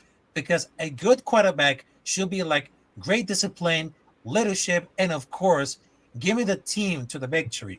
I mean, in that case of Shador Sanders, it's been like 50-50 because I know for the college athletes, because they serve a lot of more. Because basically, like college football, it's just like semi-pro. Because if you wanted to do something right, just like give it like 1, 2, 3 years to get practice on college football, and then get drafted at the NFL draft. Because most of the scouting, because they just wanted to depend how versatile I had to go for it, the athleticism, and of course the discipline that he really works in and out. Yeah, I agree with Shopkey. But anyways, I'm out, gang. I'm getting hungry. I got to get some lunch. So thanks for having me on, Jeff, Chris, and Rafa. Good to see you. And everybody in the chat. Thanks for popping You in, guys brother. take care. Oh, real Bye. quick, everybody that's still in the chat and everyone watching the show. Sunday morning, we're doing Tecmo Bowl. It's only the two of us, so it's going to be me versus Afakasi. So prepared to watch me get my ass kicked by him. Although I beat Nate 2 out of 3 last night. Can I cut you a deal? Muscle memories back of Jeff? playing how to play fucking Tecmo Bowl, baby. I was making Jeff, some good plays. since you brought it up, can we put someone on the line? What do you And I'll want? make it fair for you. So if we're gonna play best of 5, if you can beat me once, I'll give you five. I'll give you 5 memberships. If you can't beat me, I'll gift you 5 memberships. Okay. Beat me once. Yeah. However, if you can't beat me at least once, the opposite. How's that sound? Okay. I can do that. Air Fine handshake, with that. like we do on Tecmo. Go there. There it is. Done. Gotcha. All right. All We're right. going back on the Tecmo streams Sunday morning, 7:30 Pacific, 9:30 Central, and 10:30 Eastern. So right now it's 11:10 Eastern at the moment, right? Yes. PM. So Yeah. there hasn't been 11. any. Okay, so that So 7:30 a.m., 9:30 a.m. Central, and 10:30 a.m. Eastern. That's Sunday morning. So Tecmo Super Bowl, me and Jeff, we're gonna have a little wager, which we just said. So yeah, no Vegemite bets yet because Jeff doesn't have Vegemite, but I don't we have will it. get him onto that in time. I So will get it. yeah. Anyways, for those who haven't, I'm afraid I that's may my end up YouTube liking it. How handle. bad would that be? I'll lose on purpose just to eat this shit. if I Well, end up liking it is. Some people find it a delicacy. So with Vegemite, it's either one side of the coin or the other. There's no in between. You either love it or you hate it. I'm on the side of the coin of I hate it, and most Americans are like that too. But you may like it. Like it's not outside the realm of possibility. But anyways, I'm gonna get going. Alpha Kazi Raider, that's my handle down there. So just type that into YouTube. You'll find me doing the Tecmo Super Bowl with my guy Raider Jeff. It makes for a lot of laughs, a lot of fun, and we now got something on the line. So hope to see you guys there. Anyways, gang, I'm out. Go Reds. All right, peace. Have a good one. Yeah, no. Have a good one. Yeah, so watch the game. Watch it if you want to see him gain. If you want to get memberships out of it, I guarantee I'm not gonna win. I hope I do. Chris, you all right over there? Yeah. What's the matter? Oh my yeah. god. Well, I never watched my channel, so my purpose here being is like only one What? person watching the channel, so I don't know why I'm here. So I guess I'm here because I don't want to get fined, so I might as well sleep. What's the matter, buddy? Yeah, I'll come up top with you. I'm depressed, man. Only one person watching my channel. All the people in the room, nobody's on my channel. It's the same program, but you know what? That's fine. I'll sit here and mope and be sad for the next 20 minutes before I leave. You know what, Chris? I just wanted to tell you because Did that realistically, spider start to affect you now? no, because look at it this Not way. you, I'm not Rafa. gonna involve. No. I'm not gonna involve a fight. But respectfully, Chris, I love you. I love you as a brother because I know your content is very good. But there's Look like into his eyes while you're talking to him, Raph. Look to your left, Raph. Talk to him. Turn to your left and talk to him. okay, but listen, I mean, That's your you right, had to buddy. be like really consistent because there's like a tiny thing that I don't just think wanted so, to John. note about it. Okay, you gotta put a lot of energy about that, Chris. I mean, some of the rated content creators, they put a lot of energy, they put a lot of guts in there, so you had to be Yep. like more right energetic, like more passionate. You know what I'm saying? Yeah, Chris? when I do that, they say I'm grumpy. So this will be my last show tonight with Jeff. After this, I'm retiring. I'm gonna go walk to the sunset, probably argue some clouds, and then just like pack my bags and move on. Okay, because look, I understand. You know what, Rafa? Thanks, man. You know what? I'm just starting this thing. I'm getting used to it. So I enjoy talking to whoever Rare fans is. You know, Jeff's show, my show, anybody else's show. I don't care. I'm just happy that I get a chance to talk to the nation, and I'm Yeah, glad I met Jeff because we have a yeah, lot of common about I think so. I'm not leaving. You know, yeah. I'm very happy. if I finish the night with just 2 subscribers, I'm happy because it'll be me and somebody else. I'm happy.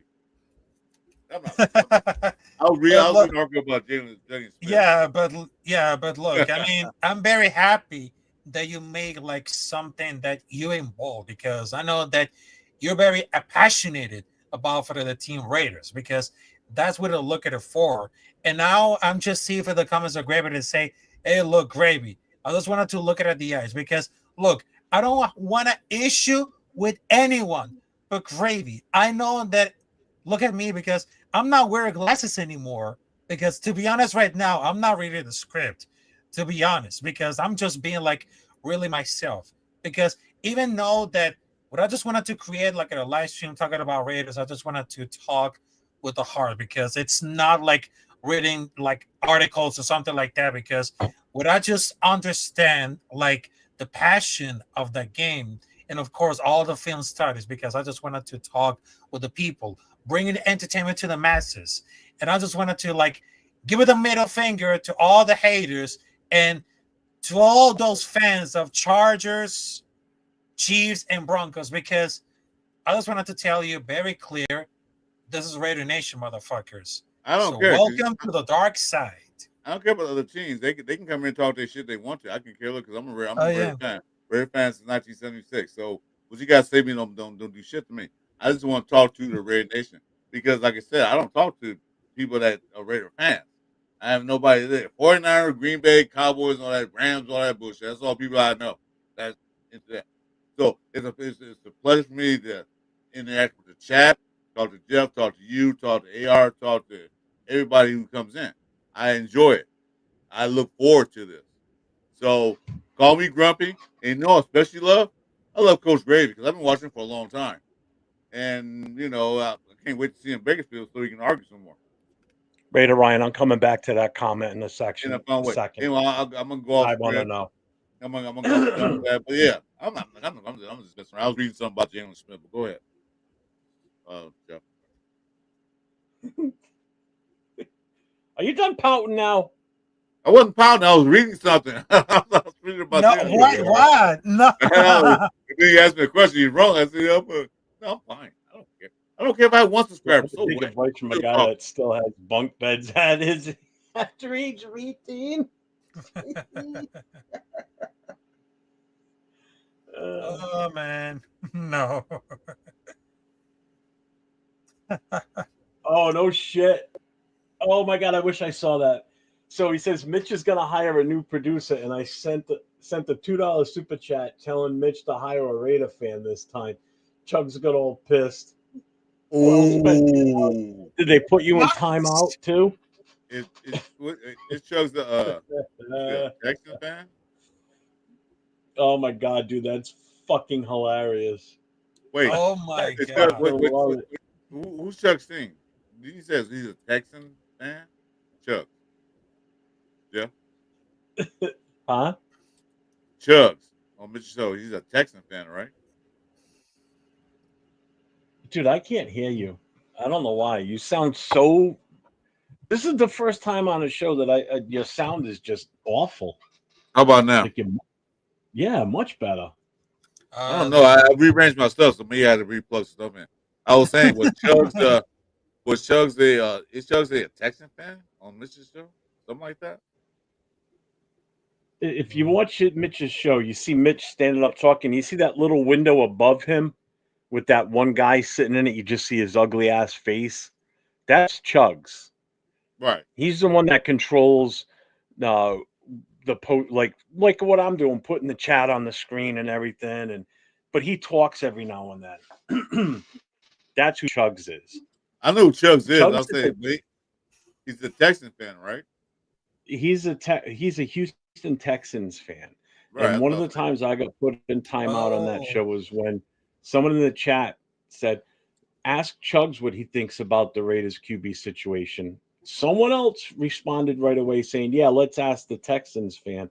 And then I also made a comment right after that saying, yeah, let's ask the Texans fan what he thinks about the Raiders QB position. Why the hell are we asking Chugs? Then boom, I got put in timeout. I'm like, motherfucker, you put me in timeout, but the other guy said the same goddamn thing. I mean, come on. So That's just whatever. I don't want to. Oh man. Yeah, you weren't gonna piss me off, Crash Out City. It just kicked you. There Would have was been a- done and over with. No time. Oh, really? They didn't even put your time out. No time out. But Chugs was going off saying nobody can do what he does, man. Raiders fan or not. Raiders fan at least would have honest opinion on stuff when he's asked. How's that? Instead of asking that's like me going on a show like that, where the host that's up there talking is talking about the Tampa Bay Buccaneers, and somebody says, "Oh, ask Jeff what he thinks about our running game." No fuck do I care about your running game? I'm not a fucking Buccaneers fan. That's what my response would be. You know what the fuck?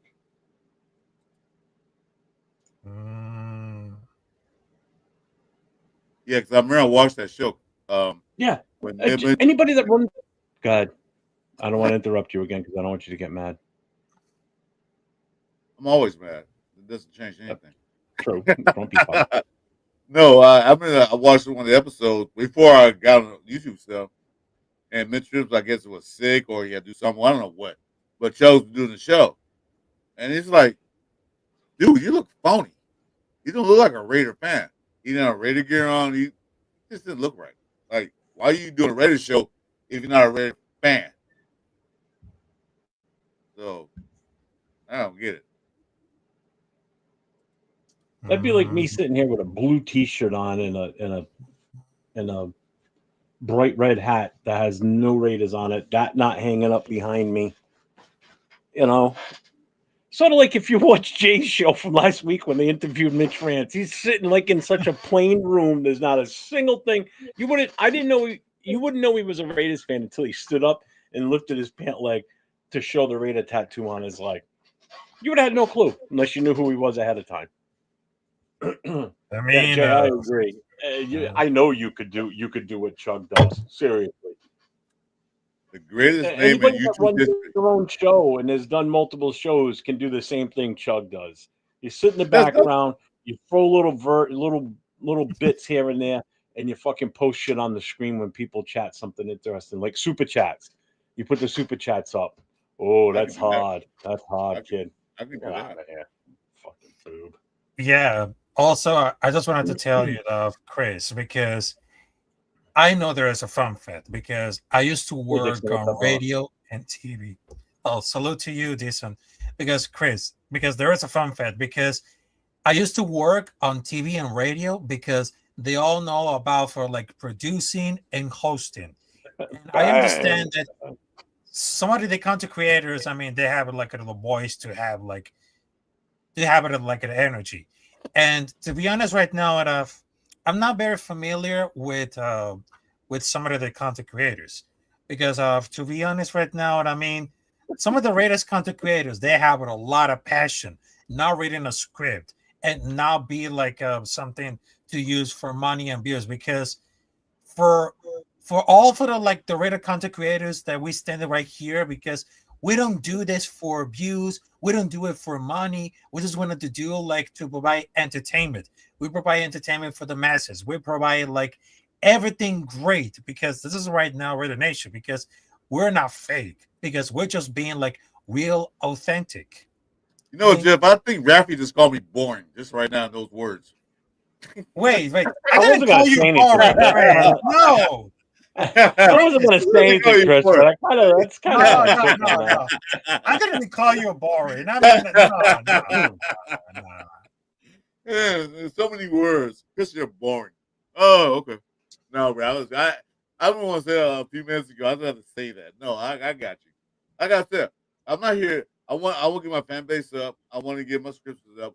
I want, that's how I get monetized because I know it's not a whole, but I'm not gonna be a millionaire doing it. I just want to talk to my fan base. I want to talk to the Raider fans, the Raider Nation, any other guys who are football fans. I don't care. You could be a Buffalo Bills fan. You can come in and talk about Buffalo Bills if you want to, but know this. This is a Raider channel. I'm promoting the Raider Nation. That's all I'm saying. Oh my God. Robbie, I want to say a long time ago. I could say Ralph said I'm boring. To be honest, right now, I never call boring. I never call boring. I never No, call it was a joke, man. I just have to say, I was like holding it. Come on, hurry up so I can say this. I'm not. I don't know. So, Shopkey, I can answer this question. Have you all ever considered doing a drunk or stone stream? Okay, number one, I don't smoke. I smoke cigarettes. I don't drink anymore. So I am just over 4 years sober, and it was for good reason because I wouldn't be here right now if I didn't stop.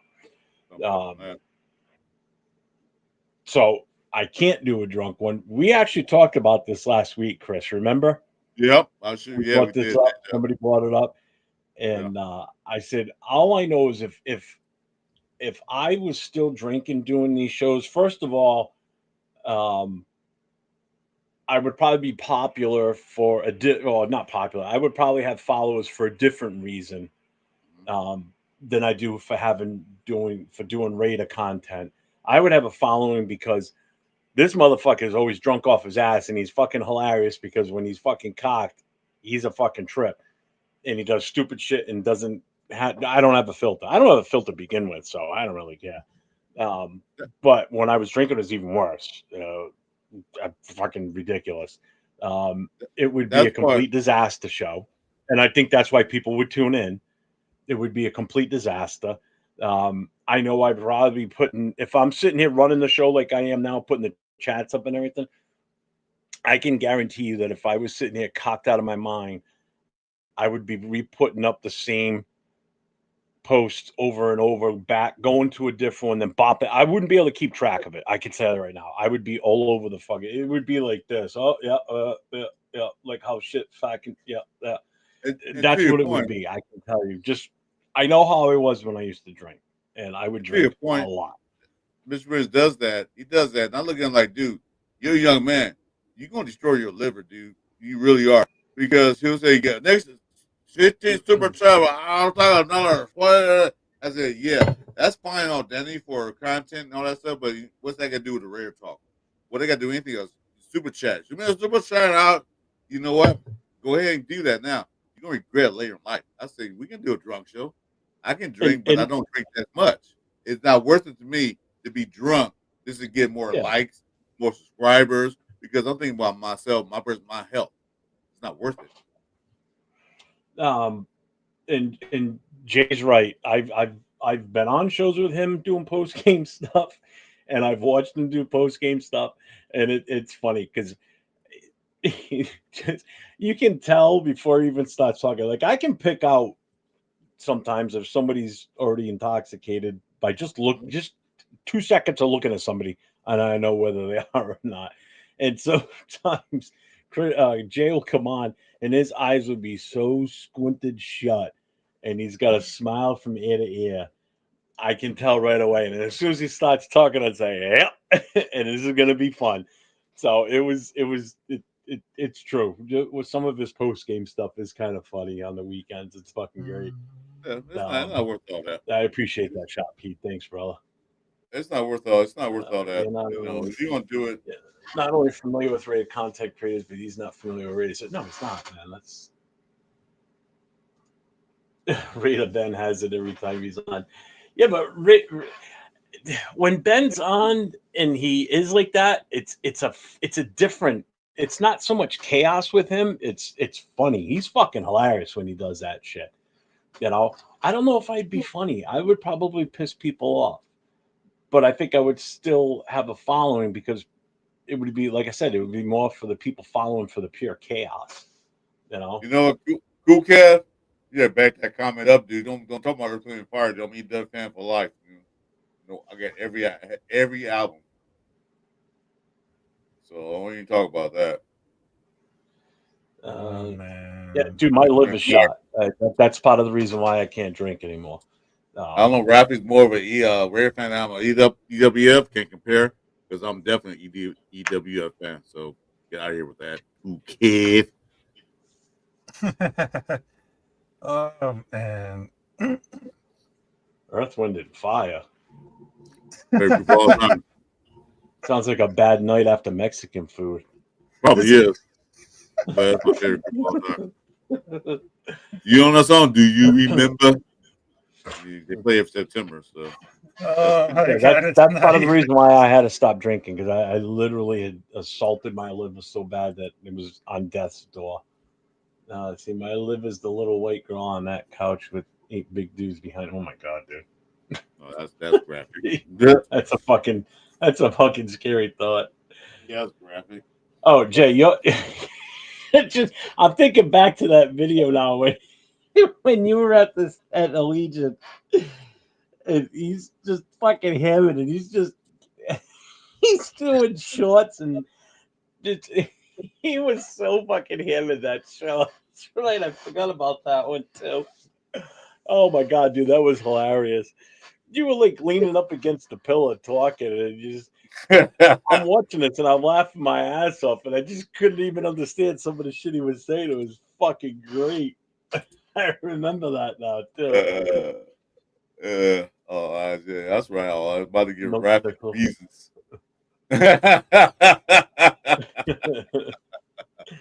What's Good up, one, Colin? Al. Good I one. can't believe Steelers didn't take a QB. They're going into season with the red-nosed reindeer. Yeah. Who's No, their quarterback? Oh, Didn't they Rudolph. take one at the end? I thought they did take one, didn't they? Yeah, they did, didn't they? I don't know. I don't follow Steelers. What do I think they did? You got Trippy's not here. He'll tell him. Huh? I don't said know if Trippy. Trippy's still here or not. I forget Yeah, now. I don't That's think he is. I don't know. yeah, and I think that's what caused me to drink so much sometimes too. Sorry. Yeah, and other stuff I did too. Like I can't watch this no more. Yeah, I think that was it, Jay. I think that's what it was because you're just like walking around the stadium, and then I remember the one where you were just leaning up against the pillar, and you still had a kinger in your hand, and oh, dude, go back and look through his old shit, man. It was fucking funny. It's fucking great.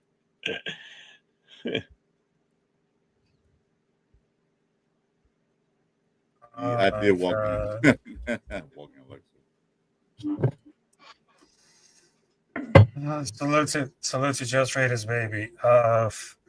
Look, I don't have like much time to speak because I know that I had a work to do because right now I'm producing, well, almost for the podcast. But check this out, folks. I just wanted to be like something clear because I apologize. I don't have issue with anyone. All right, because right now this is family, because this is Raider Nation, and of course, love you, brothers. But I just wanted to give like something like an advice because I don't want it to be like something anger because you don't want to see like anger or something like that because this is not me because I'm doing by myself and I know that I'm struggling and I never call everything about boring because to be honest right now, I mean, I accept all of the jokes, but I'm not being like No, Rob. No, Rob. You misconstrued what I said. I was just playing. I was just trying to liven it up. I understand. I understand everything you said. It was basically It's some cool, good Kev. advice. Commercial break yet? Yeah, yeah. You gave some good advice, Ralph, and I appreciate everything you told me. It was a joke in my head that stuck. I gotta say this, but it was a joke. Boy, I love you too, Ralph. Man, you one of the great guys, man. I have no problem with you. all right, so have a good one, folks. And right now, tomorrow, Saturday, I'm gonna drop a morning show, just like just like a 30 minutes, talking about Raiders and something like What are you that. gonna go on? What are you gonna go on Navman show? You're gonna go on just in time for them to read the stupid ass books that she reads. Have fun with that. You mean that? Oh my God, I'm doing that still. Good God. You're still doing Have that? fun. No, it's just. I just saw him in the chat saying, "Could someone send me the link, please? I'll be there in a few." Oh, they're still on right now. They're still on. See you, Ralph. Bye. They're still on. Didn't give him a chance to say bye. Yeah, go join their show. Have fun. See you, Ralph. Commercial break their show. Yeah. I thought you said it'll be for an hour. Could have put on his Nacho Libre mask.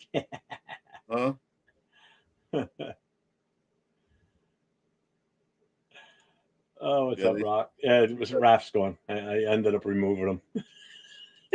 That waiting from the pop up over there. yeah, you know, it's still on right now. Yeah, see? That's fine. And then Sacktown smoking a bowl, so we're good. I just called him a traitor in the chat. Who are I that? think Raiders chat sports should hire Raphs. Oh, dude, could you imagine if they put him in to do something?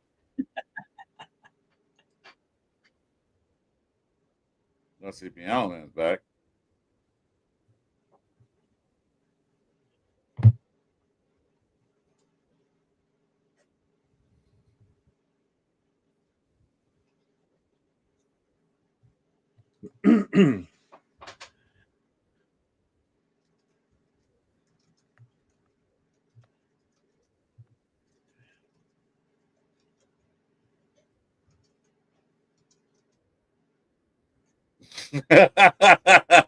I'm doing it too. Traitors.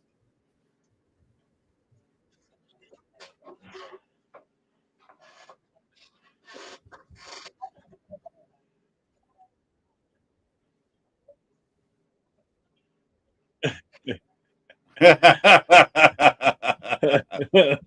I'm trolling this. Sacktown laughing. I'm trolling. Oh, Piano Man, don't start again, brother. It's been quiet. Yeah, I mean, we're good. We're cool. Oh my god.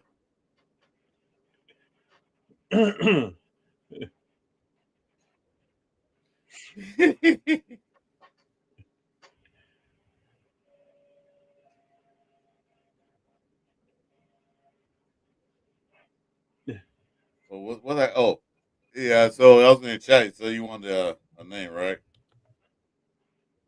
What's up, Rosetown? What's going on? I'm just messing right now. I know what to do. It not going. It ain't going on. What's that? Oh, that's what. I got here. I'm gonna turn. I'm gonna invite him over here just right quick.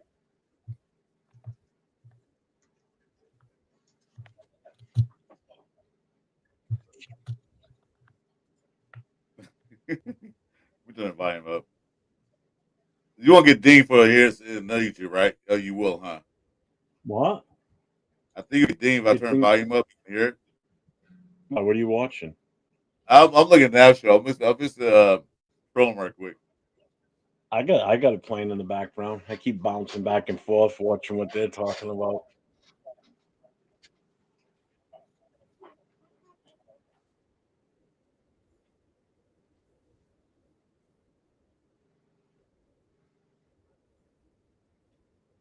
What the hell? Michael Micro Dyke is live? What?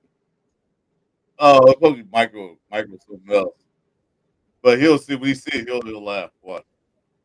What the fuck? Oh my god. Yeah, they're trying to get a name for Sacktown Mike. So I said, Mike Miguel Piano Michael Man, D. you are so fucking annoying, dude. Seriously. I don't hear you. I don't feel like hearing Blue's voice. But anyway, yeah, he wanted a name for Sacktown Mike. So I put Mike Miguel Michael Dick.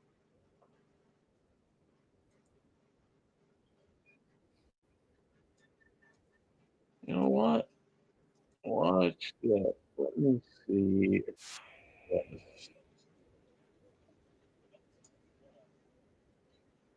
Oh yeah, I can. No, it's only show now. Yeah. Just so you know, Piano Man, I'm also a moderator on Chris's channel, so I just booted you there myself. What happened? And we got Gravy in the house. What's up, brother? Hey, brother, Gravy. What's up, man? How you guys doing today? This beautiful evening. I had to wait for Rafa to get off because I don't want him to start yelling at me, punching me. Oh, you're not scared of me no more? What's up, Gravy? No, I love Rafa. I just messed with him on chat. What you got there? What you smoking on? What is that? Brand is that you? What kind of cigar is this? Yeah. It's called a CAO. Brasilia. It's a brand CAO.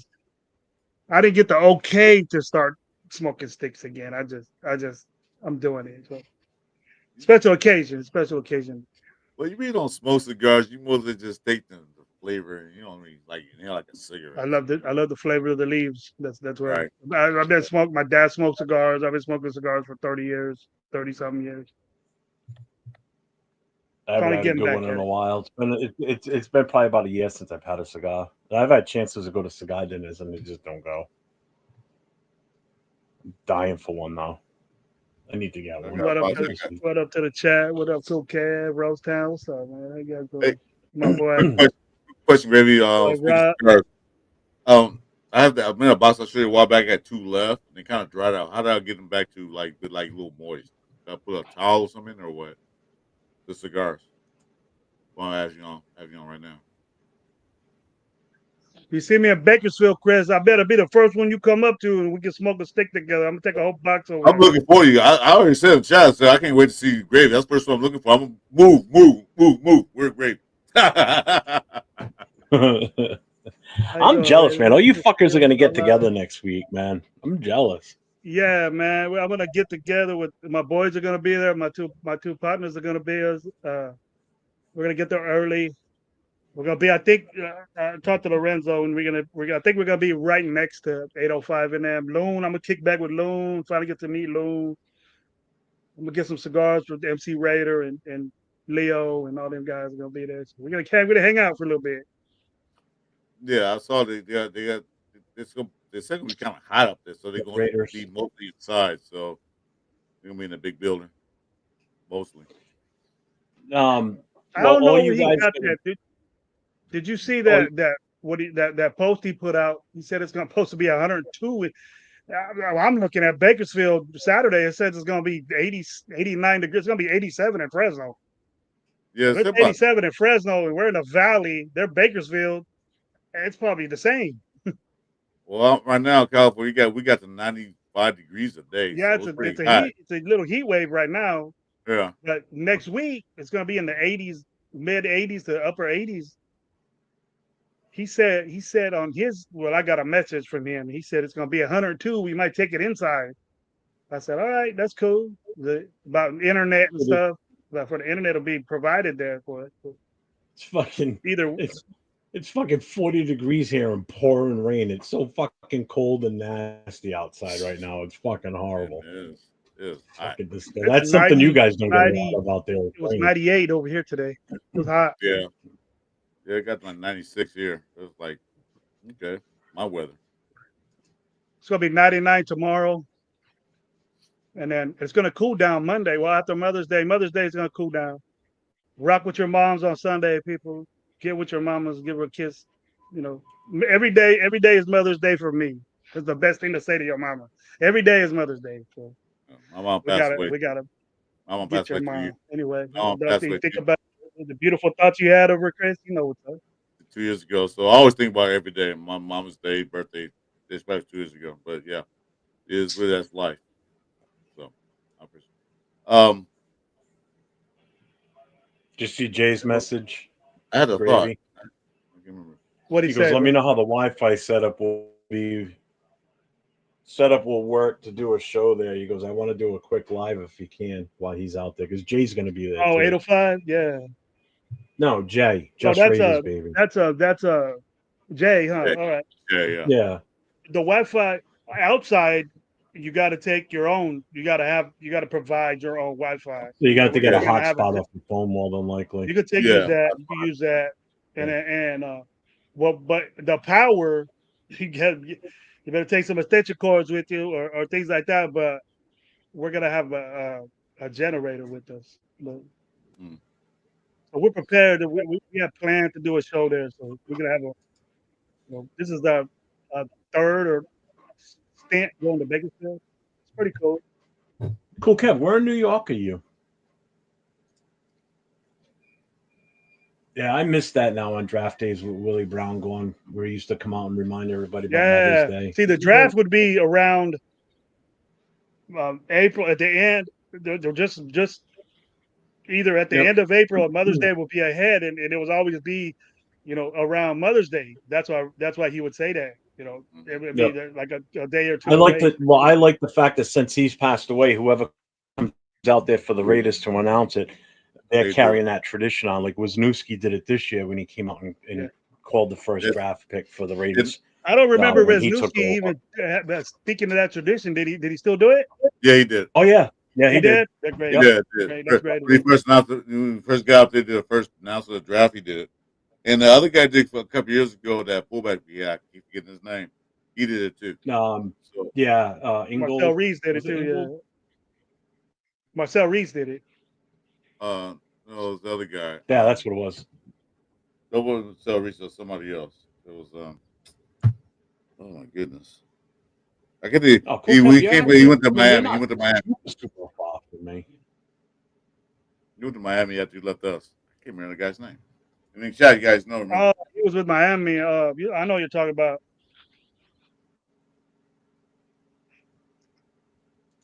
Yeah, he left us with Miami.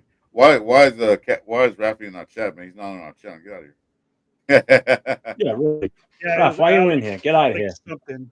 traitor. Alec and Ingold. Yeah, that's him. Ingold, Rock got it. Yeah, he did too. So yeah. Cool kid. Thanks, Rob. Appreciate it.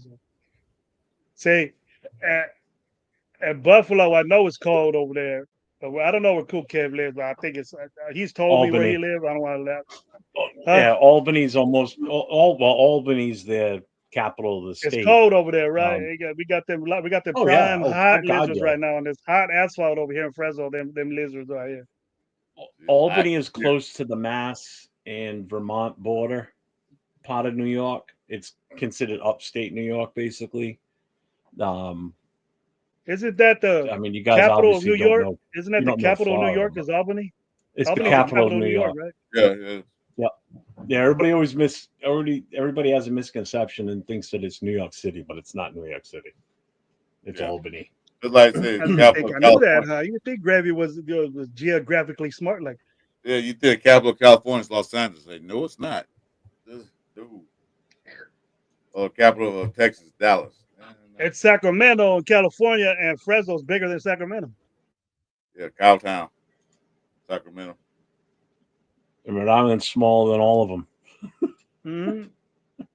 It's fucking so small. Yeah, seems as though you guys are going to all be out there next Saturday, which also means, Chris, that you and I aren't going to be doing a Last Call podcast next Saturday night. No, yeah. That's right. We are.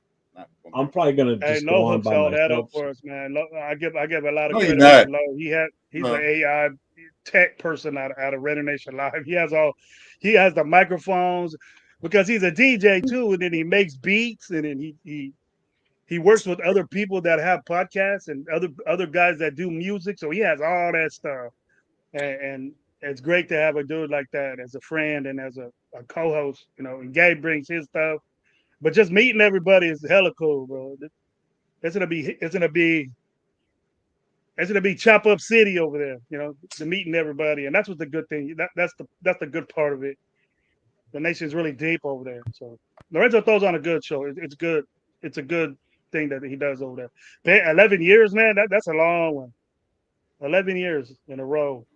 That's good. I give him a lot of credit. He was on our show to pump it up. And we haven't been on much. It's hard during the summer. It's hard for all three of us to get together at one time because the field that Gabe's in. He's a journeyman. What he does, and he gets that money. You know what I mean? So I'm the only retired dude, disabled, the recovery. So I got all day to be doing shit, but it's tough for me to sit around for the three of us right here. Yeah. But I would do it. Believe you me, Jeff. I would get on a 5-hour show at 9 o'clock in the morning all the way till the next. I would do that, but the surgery I just got is breaking me down more than the freaking transplant I got. Because did you just get another one more recently, or because I know you just had one? I got some. It's a common thing that happens. It was a hernia. You get hernias when Okay, I remember. All right, so it is the same surgery I'm thinking of that you just got. No, I didn't get it. I got the transplant, which was a big surgery, the biggest. No, I know that, but you got the hernia surgery though, right? The hernia is a common thing that happens to people that get transplants, liver transplants, and Yeah. it's common because they open you up all inside, man, and your core is so delicate, and you know you can't really do anything, or you'll get a hernia. You know, you'll get a hernia if because you're open all inside. There's incisions all inside you, and you're real stiff. You really can't move. And me, it wasn't like I did it on purpose. It just like you could sneeze, you could get up, and then you'll get a hernia that way. And then there's scar tissue that comes with the incisions and stuff. That's usually a common practice that they do after transplant. So it was common, but what they do is that they reopen your incisions. They reopen where they cut you before from the transplant. They put that mesh in there so it won't happen again. And yeah, that's what's hurting me the most is they so reopen. that's the surgery you just had. Then you just had them do that. I 2 weeks. I'm 2 weeks after right now recovering. Okay, then all right. So that's the most recent one I was thinking of. Then okay, yeah, because I remember you talking about it about 2 weeks ago. Because it was just after you had the surgery you came on the show. Yeah, And, I felt better, but the long it just concentrated on that core area, and you're not. Yeah. I'm not doing anything for it to happen again. And the surgeon told me, you got so much mesh in your belly, you ain't never gonna have no hernia again. I said, all right, cool. So, but it's painful. You know, I gotta take the Oxycontin. I gotta take the Tylenol 500 pills. You know, just for the pain and stuff. And you can't sit around for an hour or two. You know, as much as I love talking about Raiders or being with you guys and stuff like that, it's Jay said he tough. could help if he needs to. Yeah. All right, bro. I got you. You carry me around over there with you. You carry me around over there. I might take my cane too, Chris. So me and you be a whole bunch of old people, bald-headed old guy. I heard you say you we be an old bald-headed guy you. walking around with the cane.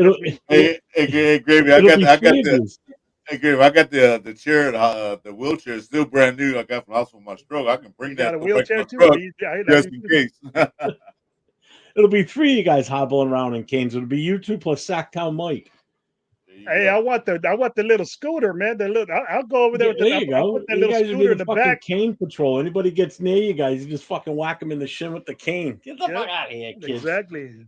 Oh, you're the one that one Captain Jack had was pretty cool. Yeah, you get one of those. Yeah, there you go. Captain Cool. Jack All eyes says we got the Injured Reserve podcast. The cripple podcast. I'm coming back, bro. I'm on injured reserve for another 2 weeks. I'm coming back though, allies. You know that. Right now we're injured reserve. You been right to now, Newport before, Kev? That's awesome. Gravy don't like running backs past the Arizona state line. Hey, Jeff, you know what she's doing? You know what she's doing? She's reading the storybook, man. Seriously. Is she right now? Yeah. I'm no trolling over there. Yeah, using a lifesaver. I got a badass cane too. I'll get busted for it, but it has the ones where they open up and it's like a dagger. It's like a 2-foot sword inside of it. I got it for a gift.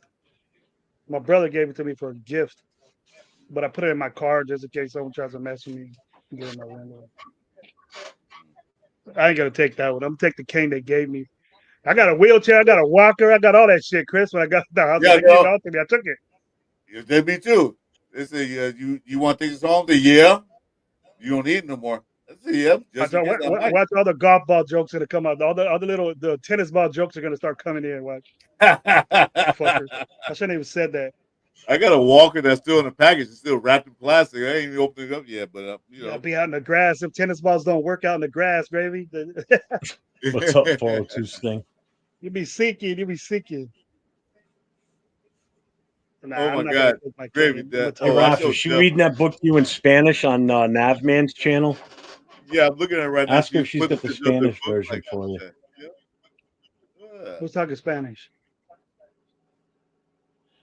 At Navman's channel, he's got this chick on there, something, I forget her name, Blue or whatever. she reads those books, like like Brenda's Got a Beaver type, one of those stupid ass stories. She's reading it right now. She's reading, I forget which one she's reading. She just finished it. They do this on his I show got all the Dave's time. on it, cool Kev. I got Chosen Vogues on it, bro. Tans, I got tans on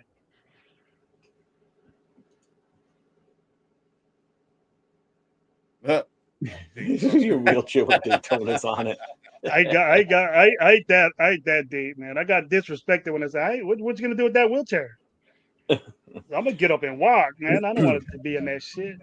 5 minutes So later, I'm- as soon as I got up, Jeff, 5 minutes later, I was in that wheelchair like a little bitch, saying, "Push me everywhere." I'm thinking next Saturday because you guys are going to be at Bakersfield. So obviously, we're not going to be doing the last call podcast, Chris.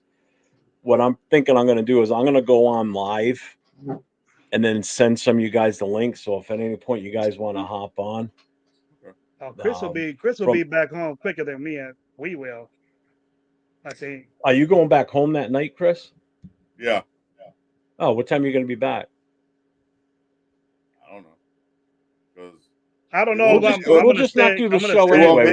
I'll just do. It will be at 6. The time show start because what time starts at 9:00? Yeah, we just won't do a show next Saturday. That's all. We'll just skip it for the week. 3, Chris. 3? Okay. 3. Yeah, I won't be back because. Don't worry about it. That's fine. We just won't do a show next Saturday, and we'll just I'll just do a pull-up show, and anybody that wants to get on, they can get on, whatever. Oh yeah. Yeah, well, I'll go on. We'll be on during the day, and if it's possible, Jeff, we'll send you the link too, and you can get on. We'll see Chris. Yeah. Chris will jump on the show. Yeah, or Loon or 805. We're just gonna get everybody there. We're gonna talk to them if they want to. Even some of the people in the chat, they come up to us. They did last time we were there. They came up and said, "What's up?" I said, "Tell me your name," and then I remember who you were. So, some faces I remember that I met before. So I look forward to seeing them, and plus the new people. Chris and Jay, and I already met Leo and Severe, and I haven't met 805. Looking forward to that, and Loon, and, whoever's gonna go. I've seen Sacktown. Um, I've never met Sacktown, but I'm looking forward to that. Yeah, He's always smoking a this bowl will be right great. now. It's gonna be cool. But yeah. All right. I'm going to damper the party real quick. Gravy said something about linebackers a long time ago. What do you think about that guy from Dallas? Do you think they're going to sign him or what? Because he's in the camp right now. That the linebacker from Dallas, Jalen Smith. What do you think? Oh, we're doing that again? Yeah, he's at the camp. He's there. Oh, you went to camp? Our camp? I didn't know that. Yeah, he went to camp today. Because he was with the Reds. I forgot he was, and they let him go. Yeah, we're doing that again. I really don't remember if I don't remember if it was productive when we had him, then I don't know what he's going to be this year.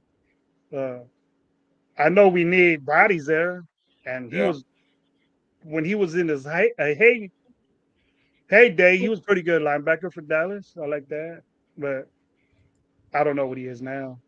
Yeah. But we need people in that room, I think. But I seen your show earlier, and I think Ben was right when he said, with what we did as far as the defensive line is concerned, and our secondary, we need an addition to that too. That's why me and Gabe were mentioning, that Ramsey trade or whatever it is will be a great move for us, and that would solidify that secondary. And then, but I was fighting him with that because we got to sign Jacoby and we got to sign Miller, and that might take some of that money out. And Ramsey's an expensive guy. He's a multi-Pro Bowl guy. He'll be the best corner stepping in right off the bat. But I would give Darian Porter a chance. He's that good. And but being that he's a rookie, he's going to make a lot of mistakes. And we talked about expectations of these guys, and I'm expecting these I'm expecting Besh and Ashton Genty and Darian Porter and to contribute to the team Yeah, step up. as starting or backup row. Getting in the game at least. Getting in the game at least during preseason. You can see him in preseason. I don't know if Genty will be there preseason, but But the cool thing I look at right now, what's going on with the Raiders, what they're doing is they're getting a lot of rotation pieces where one guy has to play a whole 90% of the game. So, like, I think Jeff mentioned Thornton is going to be a starter. Yeah, he don't have to be a starter. He can be one of those people like on certain situations, certain plays, he will be on the field on game on day one. That's what I'm looking at. Um, as far as defense line, I'm concerned about Wilkins and that boot he's wearing. So I think that's why they brought a bunch of D tackles in because they worried about that foot. yeah, the D tackle. I don't got a problem with our front four at all. I think the first team. I think we got some good backup roles, good backup guys there. Yeah. Um, the more the better. Always in the secondary. That's why the linebacker, what Ben had said, the linebacker position really doesn't matter. But if we do what Patrick Graham has been doing and stay where he's at, I think we got the dudes now that can cover that middle of the field. We got 5 DBs. Basically, you're playing nickel with a good pass rush, and then that's what you need. Mhm. Because we got to think back and we got to understand that our division got better. You know what I mean? That offensive line for Kansas City is solidified now, and that was their problem. That was their problem, was their offensive line. So they got guys in and picked 2 tackles in the draft to solidify that line, and those guys got picked to compete and be in there now. Plus, they got coaching, and we got to worry about our division. I'm not thinking about these other games against the NFC East. I want to win games in our division first. We didn't win a game in our division, and I don't know. I don't see a lot of the. I respect you guys, and I respect a lot of people, but we ain't saying that enough. We're saying we're gonna be, 11 in this and 10 in that. Man, let's go. 500 in our division. Yeah. We're not without realizing we didn't win a game in our division. I've been saying about the division since almost day one with this, since the season ended. Like when we're talking about wins and losses, everything starts with how we do in our division. I don't care what we do in the rest of the rest of the league. It starts in our division. We can't go 0-6 again. We cannot do that. If we go 0-6 again, we're no better than what we were last year, and I don't care what we do in the rest of the league. I'll be very disappointed, bro. So we could go to the playoffs. We could go to the playoffs and be all fine and dandy, Jeff. We're gonna feel great. We're gonna talk about it. I want to at least go 500 or better in our division. Exactly. That's all I care about. Yeah. Exactly. That's the biggest thing. I don't care what we do against the AFC East or the other divisions. If we can't win our own division, we ain't gonna do shit in the rest of the league. Because our division by far is the toughest in the AFC again. NFL. Okay. We just got tougher, I think, my feeling. So if we cannot be better than 500 or better, then there's no fucking reason. And you can go back on many of my shows when we've talked about this. I've said this for a long time now this year, that it starts in our division. That's exactly where it starts, and that's where it ends, plain and simple. Yeah. If we can't beat these 3 teams at least once is what I'm no worse than that. Because that solves a few things. One, it proves that we can beat anyone in our division finally with no questions asked. And it also means that none of those 3 teams have a win streak against us. And I don't mean beating the Chiefs twice and losing twice. No, I want to beat each team in our division at least once. And I don't care if it's home or away. It would be even better if it's away because then it shows that we can beat them on their own turf. Right. Exactly. Yes, sir. Because we all know that home game for us is away, not a fucking home game. It's not like it used to be. I think it's going to start turning in the other direction if this team turns it around with this regime we've got in power right now. We're going to see a better result in the fan base in the stadium where it's going to be more like a fucking home game where you're going to see a sea of black jerseys in the stands instead of seeing Bronco colors and that baby blue bullshit. and those red Chiefs jerseys. You're going to see more red jerseys, more black jerseys in our stands than anywhere else. And I'm not talking black because we're playing the Falcons. No, black because it's fucking Raider black. And that's the shit I'm fucking tired of. And this is where it starts. It starts in our own goddamn division. So I have been saying this for a long fucking time. I'm not getting heated at you, Gravy. I'm just saying that I've been on the same page as you have with this. Yeah, that's so right. Anybody says that I haven't, they're full of shit, because you can go back and watch it in my past shows. I've said it. Chris has heard me say it. I've said it. I've said it. You know, how could you guys predict us? I'm sorry, Chris. How could you guys predict us to have 9 wins when we were 0-6 in our division? We gotta look at that first. We got to be better at running the football, not 30. We got to look at these things. I know a lot of people don't.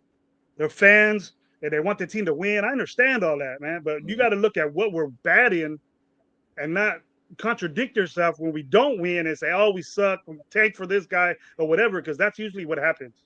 And I've been in this, I've been in this game for a long time, and I've been watching the Raiders my whole life, and I'm like, Jesus Christ, the same shit happens over and over again. And I think I finally feel comfortable saying that we got coaches in there that could change this. We got new guys that could change this. We were an old ass team, and then all of a sudden, in one draft, 11 picks, we're the youngest. We're one of the youngest teams in our division. We're one of the youngest teams in NFL, and then we're fast. We're the top fat quickness team. Tough guys we inherited, tough guys we brought in, and we just changed over a draft, over free agency, and I like where we're going, but those are more important than saying we're gonna go 11 and something. That means that's good, because you're saying that we're gonna win some games in our division, but say it. We have to win games in our division, or we ain't gonna do shit. You can't go 1-5 in your division and make the playoffs. You can't. Well, so I'm not going to feel good about it. Well, you're not going to go far. You're not going to go far. People have asked us on certain shows. That's what I was saying. Go ahead, Chris. No, go ahead. People have asked us on our shows, what's your win-loss prediction for next year? And before the draft, I was saying 6 at best. Okay, which would put us at. I would predict us to win 3 in the division and 3 outside the division. Gives us 6 wins. After the draft, with what we picked up and the potential help that we've gotten from the draft and free agency and everything, I'm giving us 2 extra wins. I'm bumping us up to an 8-win season, which then means that we could win possibly 3 to 4 games in division is what I'm looking at.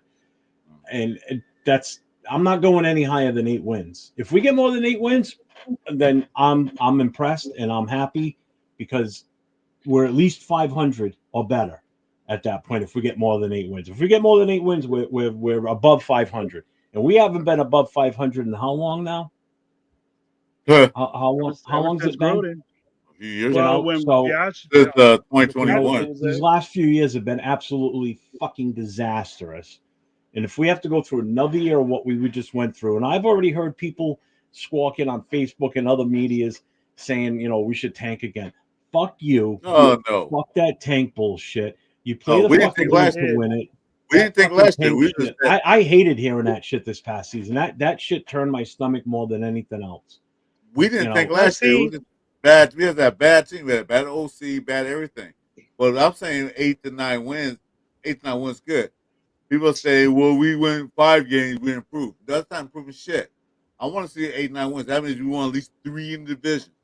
And maybe the other games, because a lot of teams we're playing not really that good, but who knows? I'm saying 8, 9 wins, I'll be happy with that. Don't make the playoffs, but we won 8 games, I'm cool. That means we're improving. We're not just 1 game a year. No, the hell with that. Get 3 and 3 in division, and then get some other wins outside the division. That's what I'm looking for. But I want more than 3 wins too. I want more than 3 wins in the division. I want to sweep a team. You know what I mean? Maybe we could do that. We get back to that.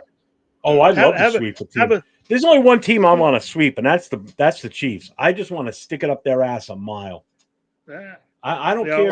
Division, you got to realize that we could say, fuck these teams and all that stuff, but they got better too. Our division got better, but so did we. Yeah, we got better too. And we got better coaching. Significantly better. I mean, the difference between these guys and what we had before is drastic, guys. You just look. just you're gonna tell. We're gonna be able to tell that, and we're gonna see as much as everybody loved AP and all this stuff. He was running the team, and we didn't win a game in the division. We lost 10 straight, and we won 4 games. So it was a poor coaching performance out of everybody. So now that ain't gonna happen because they know it won't, because it's never happened with this crew, with our head coach. What game last year did we win? That was really a blockbuster. That was only one game. That was against the Baltimore Ravens. That's one game. Like, yeah, we're doing something. But other teams would be like, no, this is. I mean, like, celebrate for what? Why you smoke a cigar when you beating the New Orleans Saints and these guys and Jaguars? That's no reason to celebrate. You're not. So the cigars came the year before when AP took over as an intern.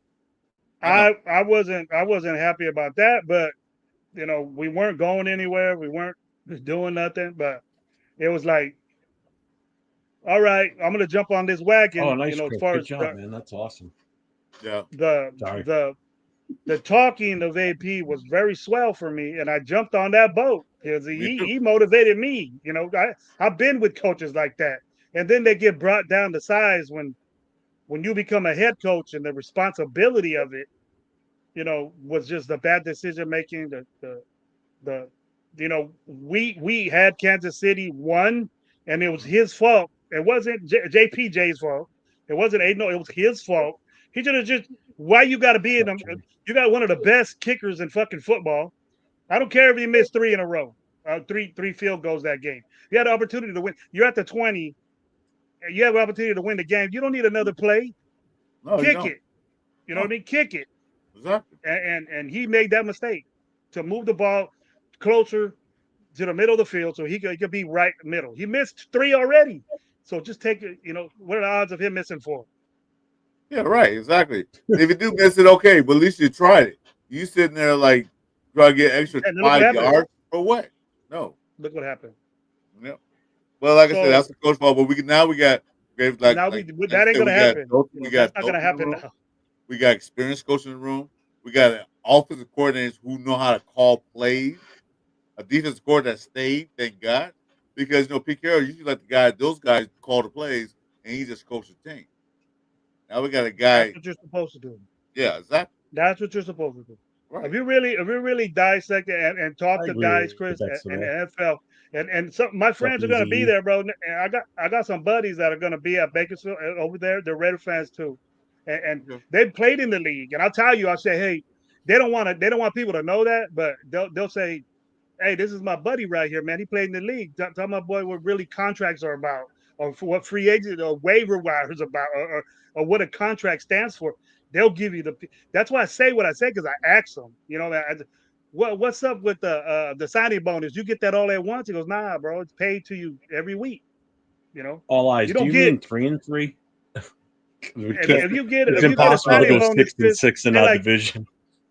Hey, say like Jeff says, hey, Chris, for being on my show and making it better, I'm going to give you $3 million signing bonus. Right?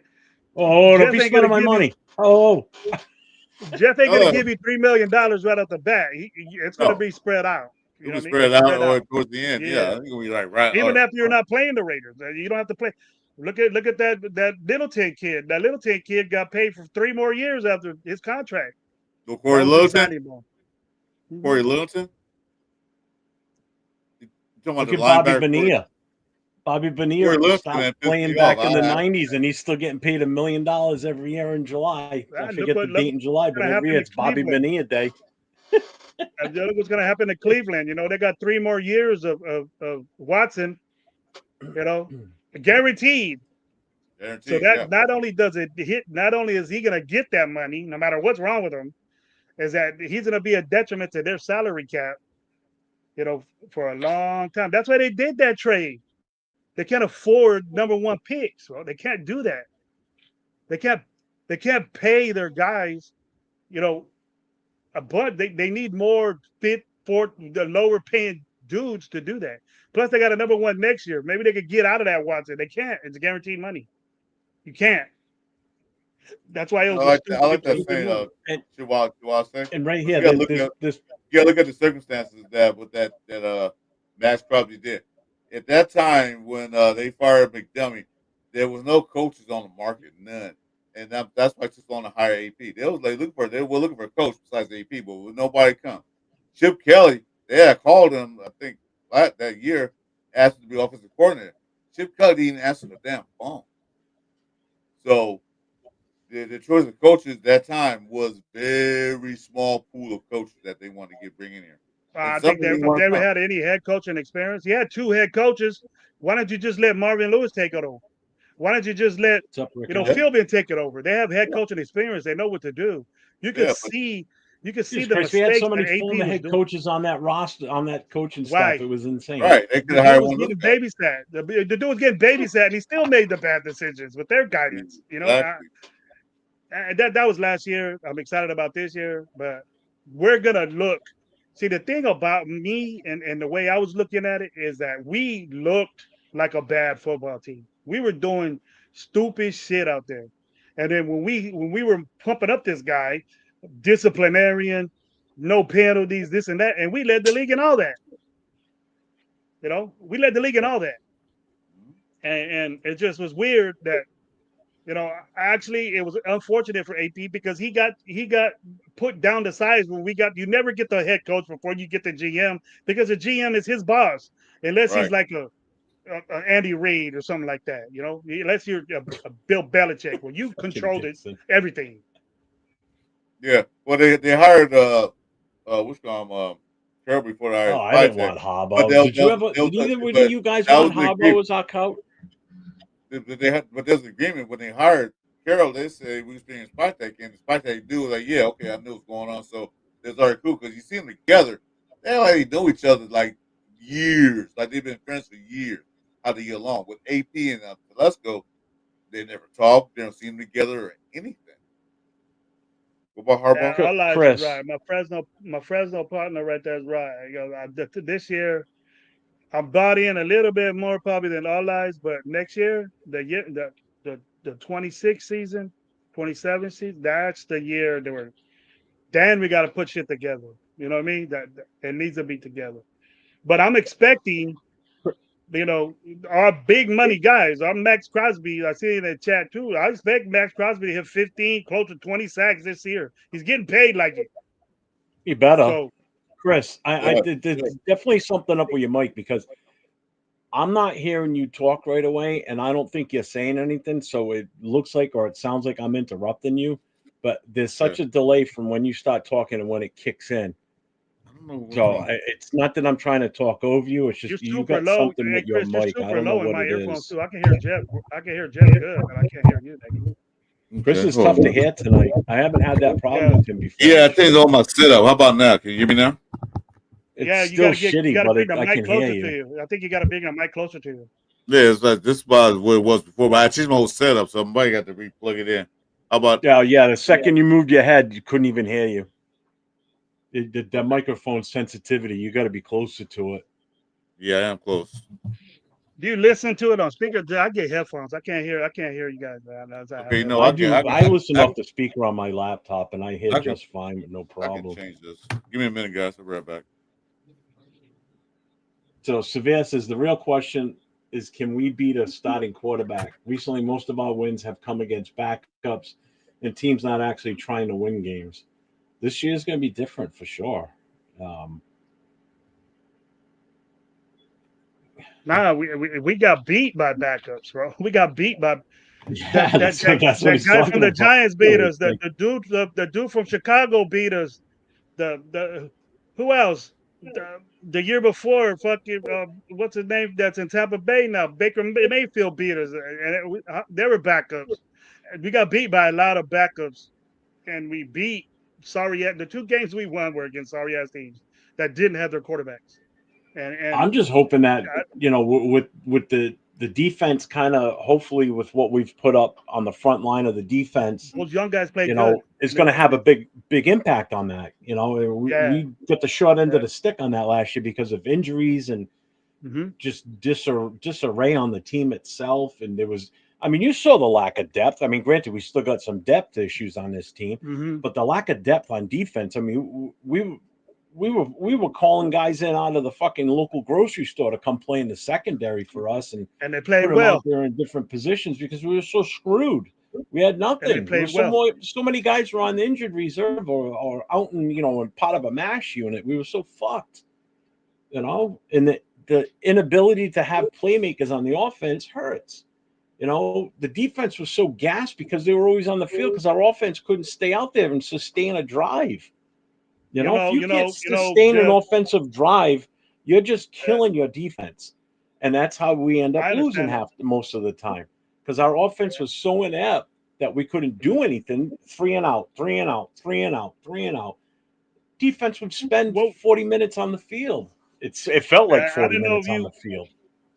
I didn't know if you've seen this, bro, but we became, as soon as our running game was out, as soon as our running game was out, we became a one-dimensional team, and guys knew that. So put a pass rush on them, cover, play zone, and dare us cover. to throw it. Good luck, have fun. They'll throw it. Aiden O'Connell did, he did a good job. He did a good job, but it was to the point where we threw the ball. Aiden O'Connell can't be throwing the ball 50 times, 40 something times, and that was average.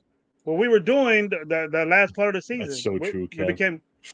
We became one dimensional. But see, I'm different when you say that our offense was inept. We became one dimensional. We had to throw the balls, and then I don't like being. This isn't a negative thing, but I just understand football differently, Jeff. As you look at, when I look at a game, it's different than a normal fan would because I coach it, and it's different. I look at specific areas, or do we have the momentum? Can we score right now when it doesn't look like we can? Or things like that. So when I watch it and I go, well, we could get the momentum back with a stop.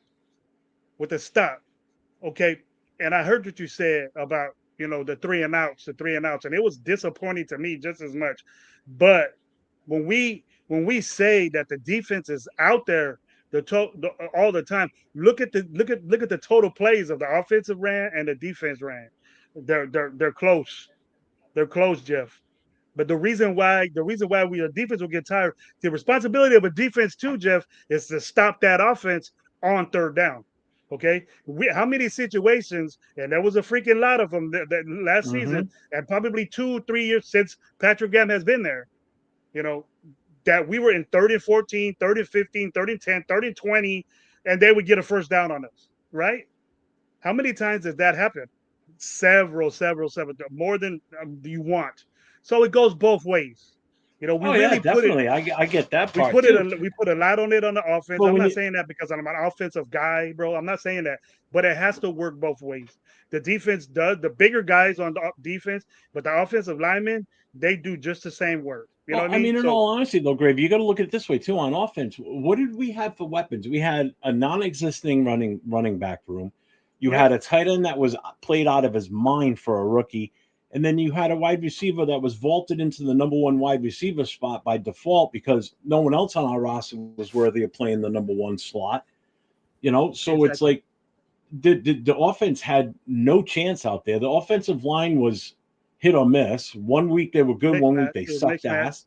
They were rotating them guys all season. Same issue on defense, if you think about it, because we had to put in guys that weren't right for the position just because of our depth issue and injuries. So, when we got into those long situations where, we should have been able to stop them, we didn't have the right manpower to put out there to actually be effective and do this. Do you blame the defensive coordinator? Yeah, kind of. Do you blame the coach and the GM for not getting the pieces in there? Yeah, definitely. It's these defensive coordinators, the pieces to the puzzle that they need to put out there and get the fucking job done. If they can't get the job done, then why the fuck are they here? Well, they're here because they're trying to do better, but you're not giving them anything you're not giving them the right pieces or the players to make the moves to do what they need to do on the defense. They're not running the right schemes. Pieces, they don't have the right guys to run the right schemes either.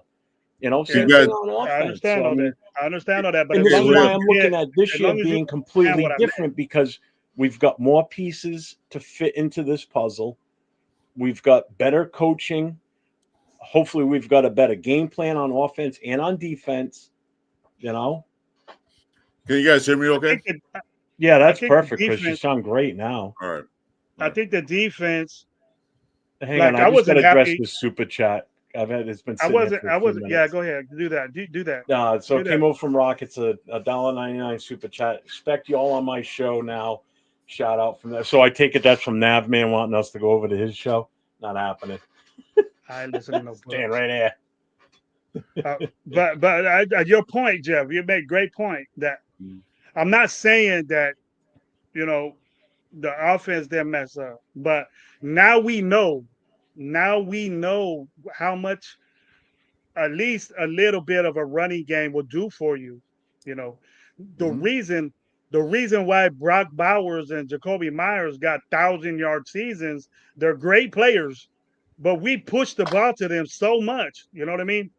Very rarely you get, 13, 15 attempts from a receiver, especially guys are like that. They were the only guys we had to force the ball to them guys because Tucker wasn't doing shit. And whoever was on the other side wasn't doing shit. It was just Jacoby and Bowers. And there was no running back in there that would help Aiden O'Connell or those receivers out from doing that. It was probably tough for them to get open because that's all they had.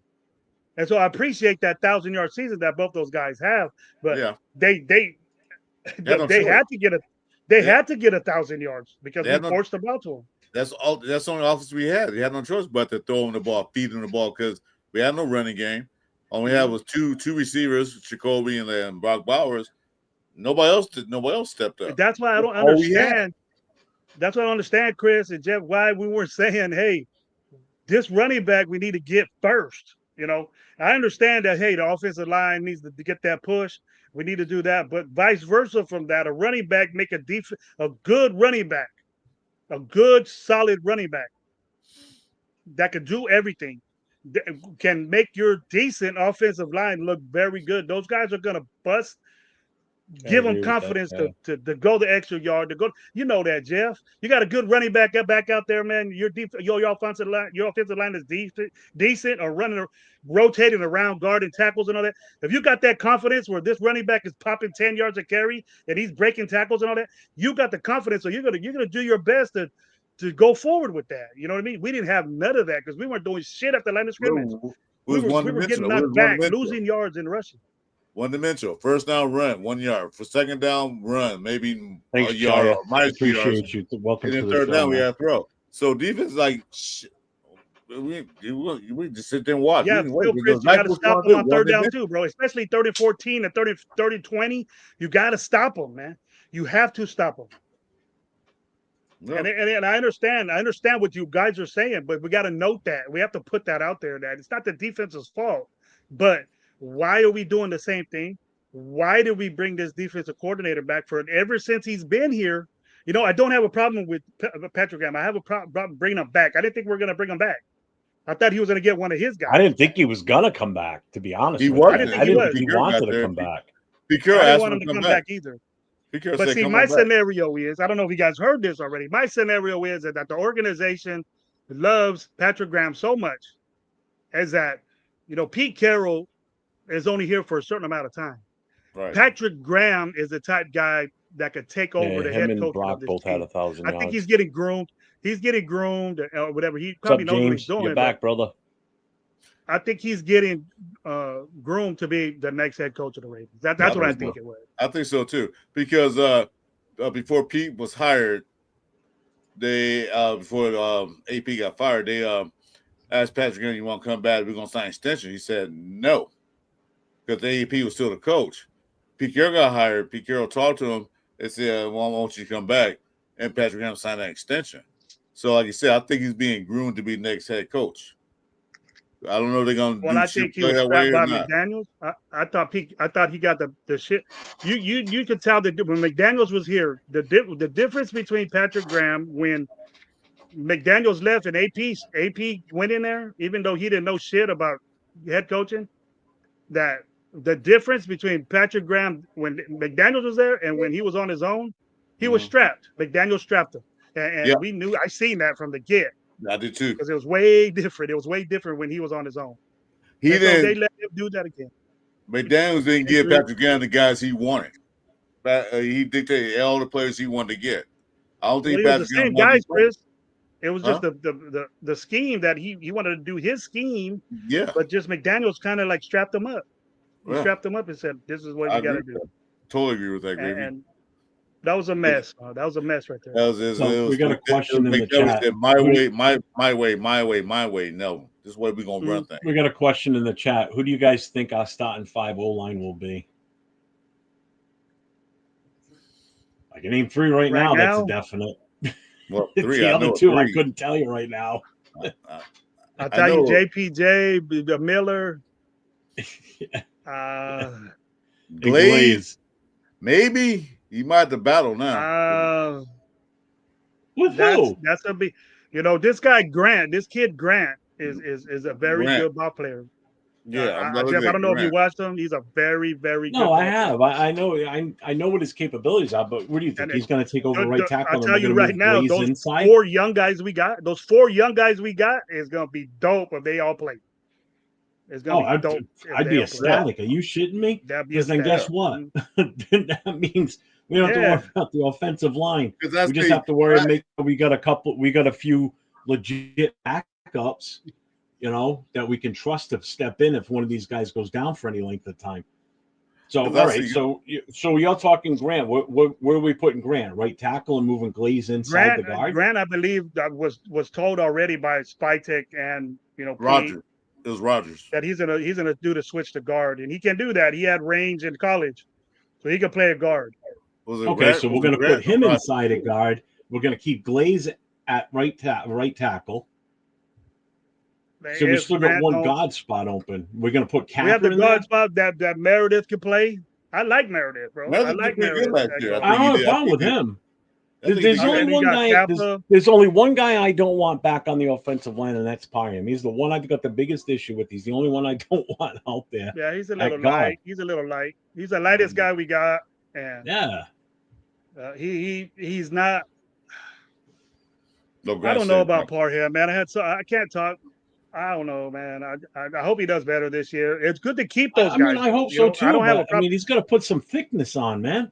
Well, he does get bigger. Well, Parham's good in the zone run because he's a little faster than the rest of the guys. He's a little faster in the zone blocking. But if they're going to run a power scheme, he's not good. I mean, the only way I could see Parham being back out there as a regular starter, and I hate to see this happen, and I pray to God it doesn't, would mean that he would have to go to center, and then that now means you're putting a JPJ at guard. No, and I don't want JPJ playing anywhere else but center. Yeah, I know he's good as a guard and he can be used as a guard. I get that. But if it means we're just doing this to accommodate this one offensive lineman in Parham, putting him at center because it's the best spot for him, I'm not crazy about it. But if it helps the team win, it may be what we have to do if that's what it comes down to. But I think we've got enough guys in this offensive line grouping that we don't have to stop Parham, and we don't have to do this or consider this move of putting him at center, moving JPJ to guard. You know, JPJ should stay exactly where he is at center. You got right tackle being Glaze. You put Grant in at right guard. If Cap is good enough and he has a good training camp and he earns that spot at left guard, then fine. I'm fine with that. If the coaches have confidence in him, then he's going to be able to turn it around. Granted, I know he had a shitty year last year. The guy's still a Super Bowl winner. He's still protected one of the best quarterbacks to ever play the game in Brady. So the guy still has something. He's not a bum. He's had a bad year. It happens. The best of them have a bad games and bad year here and there. And now you got Miller at left tackle. If that's our starting offensive line come this season, guess what? That's pretty good. I'm going to be pretty happy with that. I'm good with that. You know, because now we got some beef up front, and we got some guys that can fucking play, and some guys that have a killer instinct in them. That's what you need as an offensive lineman. You need that switch in your head. I know I had that switch. The second I stepped on the field when I went out there and played, I was a different person. Like, don't talk to me. You know, if you're on the opposing team, I don't like you. I want to fucking beat you and beat you into submission right here where we stand right now. And that's what you need to have. I see that in JPJ. Miller is a soft-spoken guy. I think he's like that. Glaze comes off that way. Kappa, we don't know enough about because he played for other teams, so we don't really know a lot about his characteristics when it comes to that. I'd like to think he's that way. And if it's Grant that is this player that comes in and steps up for us, and he does make the starting roster and comes out at right guard, he's going to have a chip on his shoulder, so he better have that switch in him to come out and want to kill the guy across from him at the line of scrimmage. That's what you need. You need that. You need to come off that line with the intent that you're going to overpower that person in front of you and hold him back no matter what it takes. You're going to think that's your mother back there playing quarterback, not Geno Smith. You're going to think that's your mom back there playing quarterback. And nobody's going near her. Nobody's fucking touching her. Mm-hmm. You know, and your running back's your daughter. How's that? You're blocking for her so she doesn't get touched either. That's how you have to have that mentality. You can't just walk in there, I'm going to block a guy in front of me. No, you see, our problem was, our problem with, and I know you'll agree with me, is that, you know, I was saying this the beginning of the season, is that I was already seeing moving around. This guy's playing tackle. This guy's playing guard. This guy's moving around. All we this need shit. stability. Game Everybody one, needs to be in a set game one, spot. it's all different.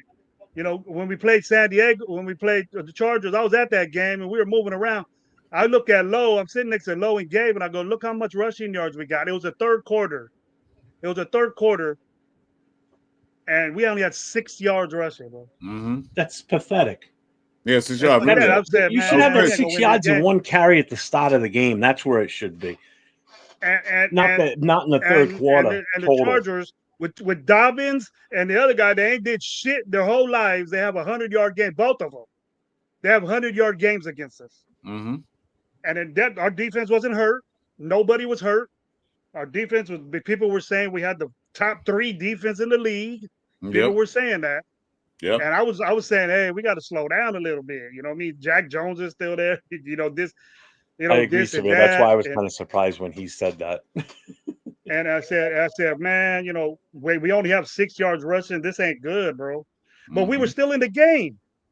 But the defense went out there. They boom. Dobbins gets that 70-yard run. I started walking out. That was it. As soon as that, we couldn't stop them rushing. And you know, when you look in the third quarter, it's 175 yards to 6. I'm like, fuck. Yeah, we know who's going to win this game. What is Harbaugh going to do? That's how he's not stupid. What is he going to do? That is pathetic.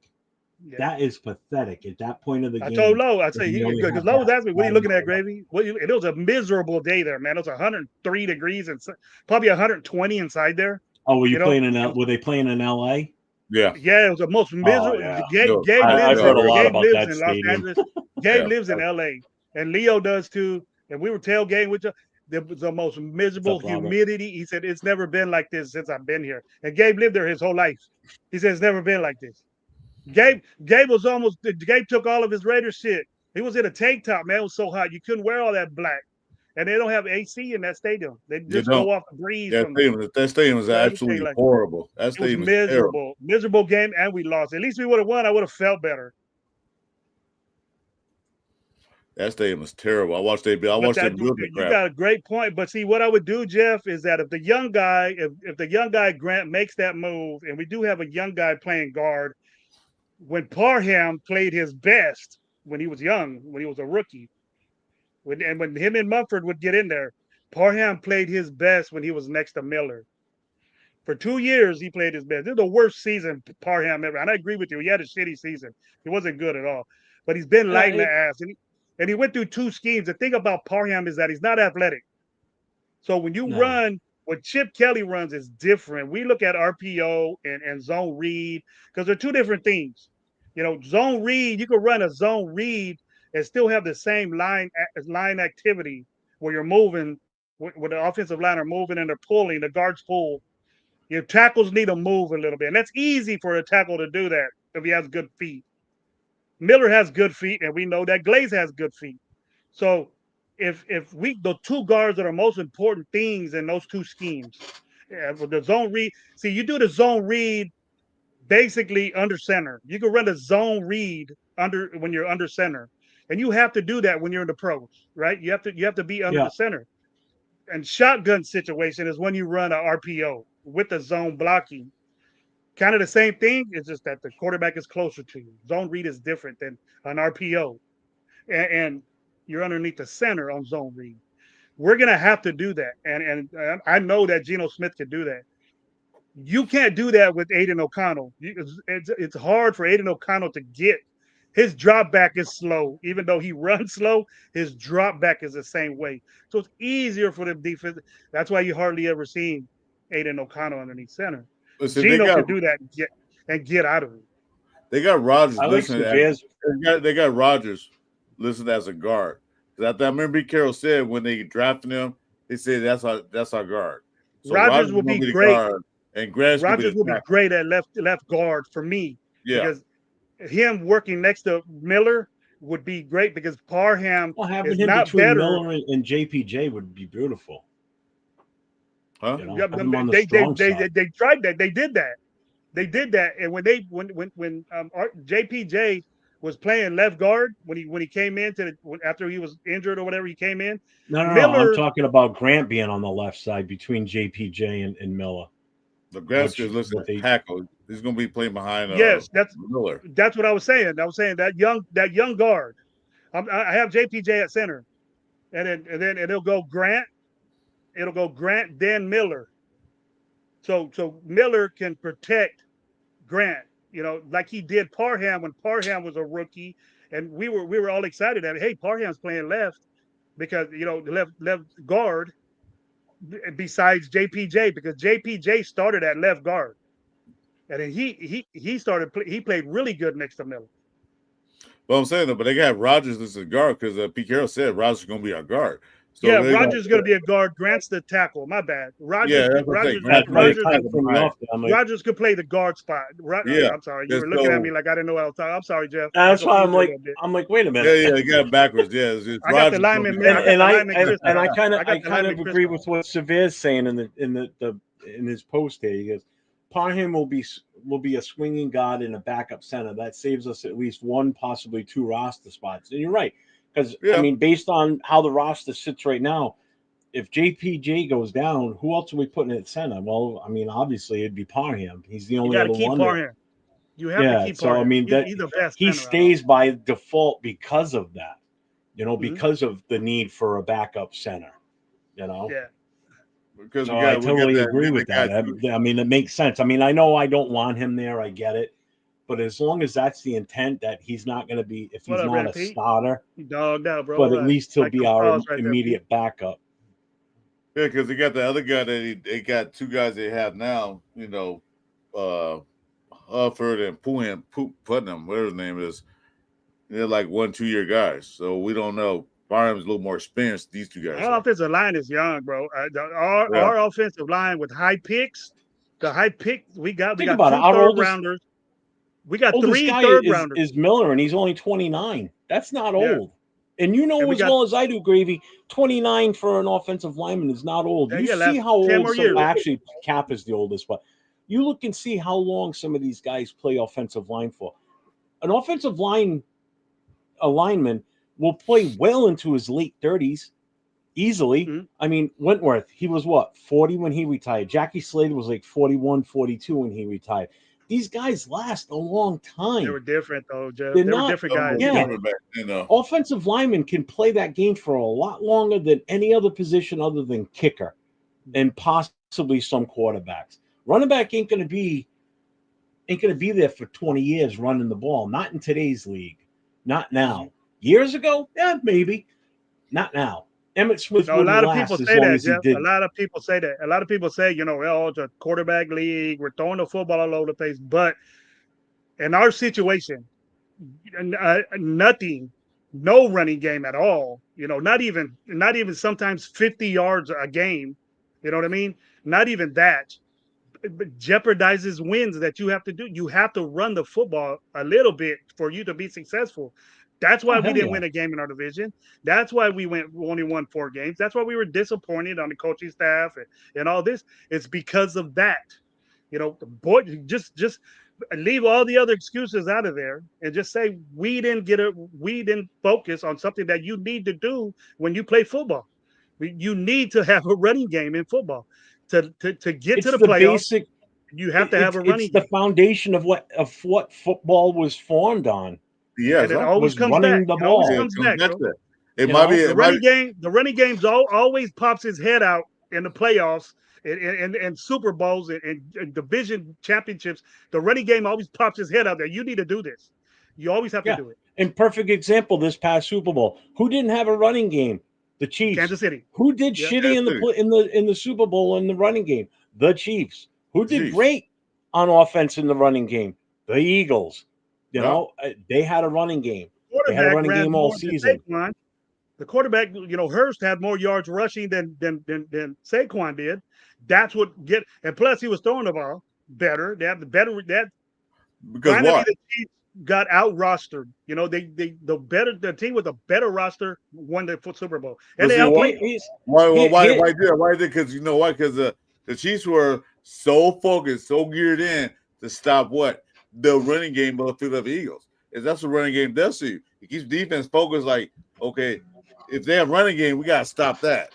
And so that's what Jay Hurst did what he did. What's up, Night Now Owl? what the Bears did last year, they didn't have running game, so defense is saying, oh shit, they can't run the ball. We can sit back who and thought that, here's the problem with the NFL. Here's the problem with the NFL right now and the fans too, because it's all based on the fans. All right, it's everybody that's a fan of a particular team. They want to see their quarterbacks throw for 5,000, 4,000, 4,500 yards. They want to see running backs run.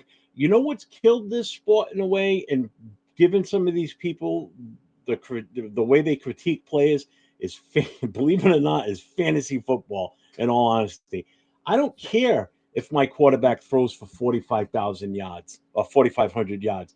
Did he win? I'd rather go back to the days when Troy Aikman, everybody thinks he's the greatest quarterback since sliced bread. He was great. Don't get me wrong. He was a horrible fantasy quarterback. But guess what? He fucking won games, won Super Bowls.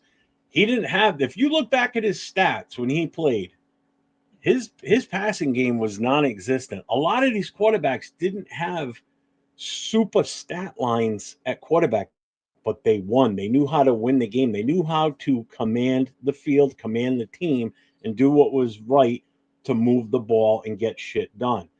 So people now look at players and they're like, well, if he doesn't rush for 1,500 yards, he's no good. Well, no, he might not rush for 1,500 yards, but you've got three running backs. One rushes for 800, the other one rushes for 700, the other one hits for like say 500. Guess what? That's 2,000 yards total rushing on offense. What's wrong with that? Oh, and they won 12. They got a total of 12 touchdowns, 15 touchdowns. I'm with that. Yeah, exactly. So it's 6 or 7 rushing touchdowns a whole season. It's not just the player; it's the other players along with them. Like this coming season, if you think Brock Bowers is going to have the same year that he had last year, you're mistaken. He's not going to have 115 catches. I'm telling you. No, he's going to possibly come close to 1,000 or just over 1,000 yards. You know where he's going to increase though? Hopefully in touchdowns. Because we use him in the red zone where he should be used. Because that's what a tight end does sometimes, okay? A tight end is a red zone threat, and we haven't done that. We couldn't do it last year because we just didn't have anybody else to throw the ball to other than Jacoby Myers. What were we bottom 3 in? What category? You just mentioned it. You just mentioned it right now. What were we bottom 3 in? Red zone was number one. Red zone touchdowns. Rushing yards. Yeah, all that. That's why you use Brock Bowers. That's when you get that's where he's going to come in huge this year. I don't care if he gets 100 catches and over 1,000 yards.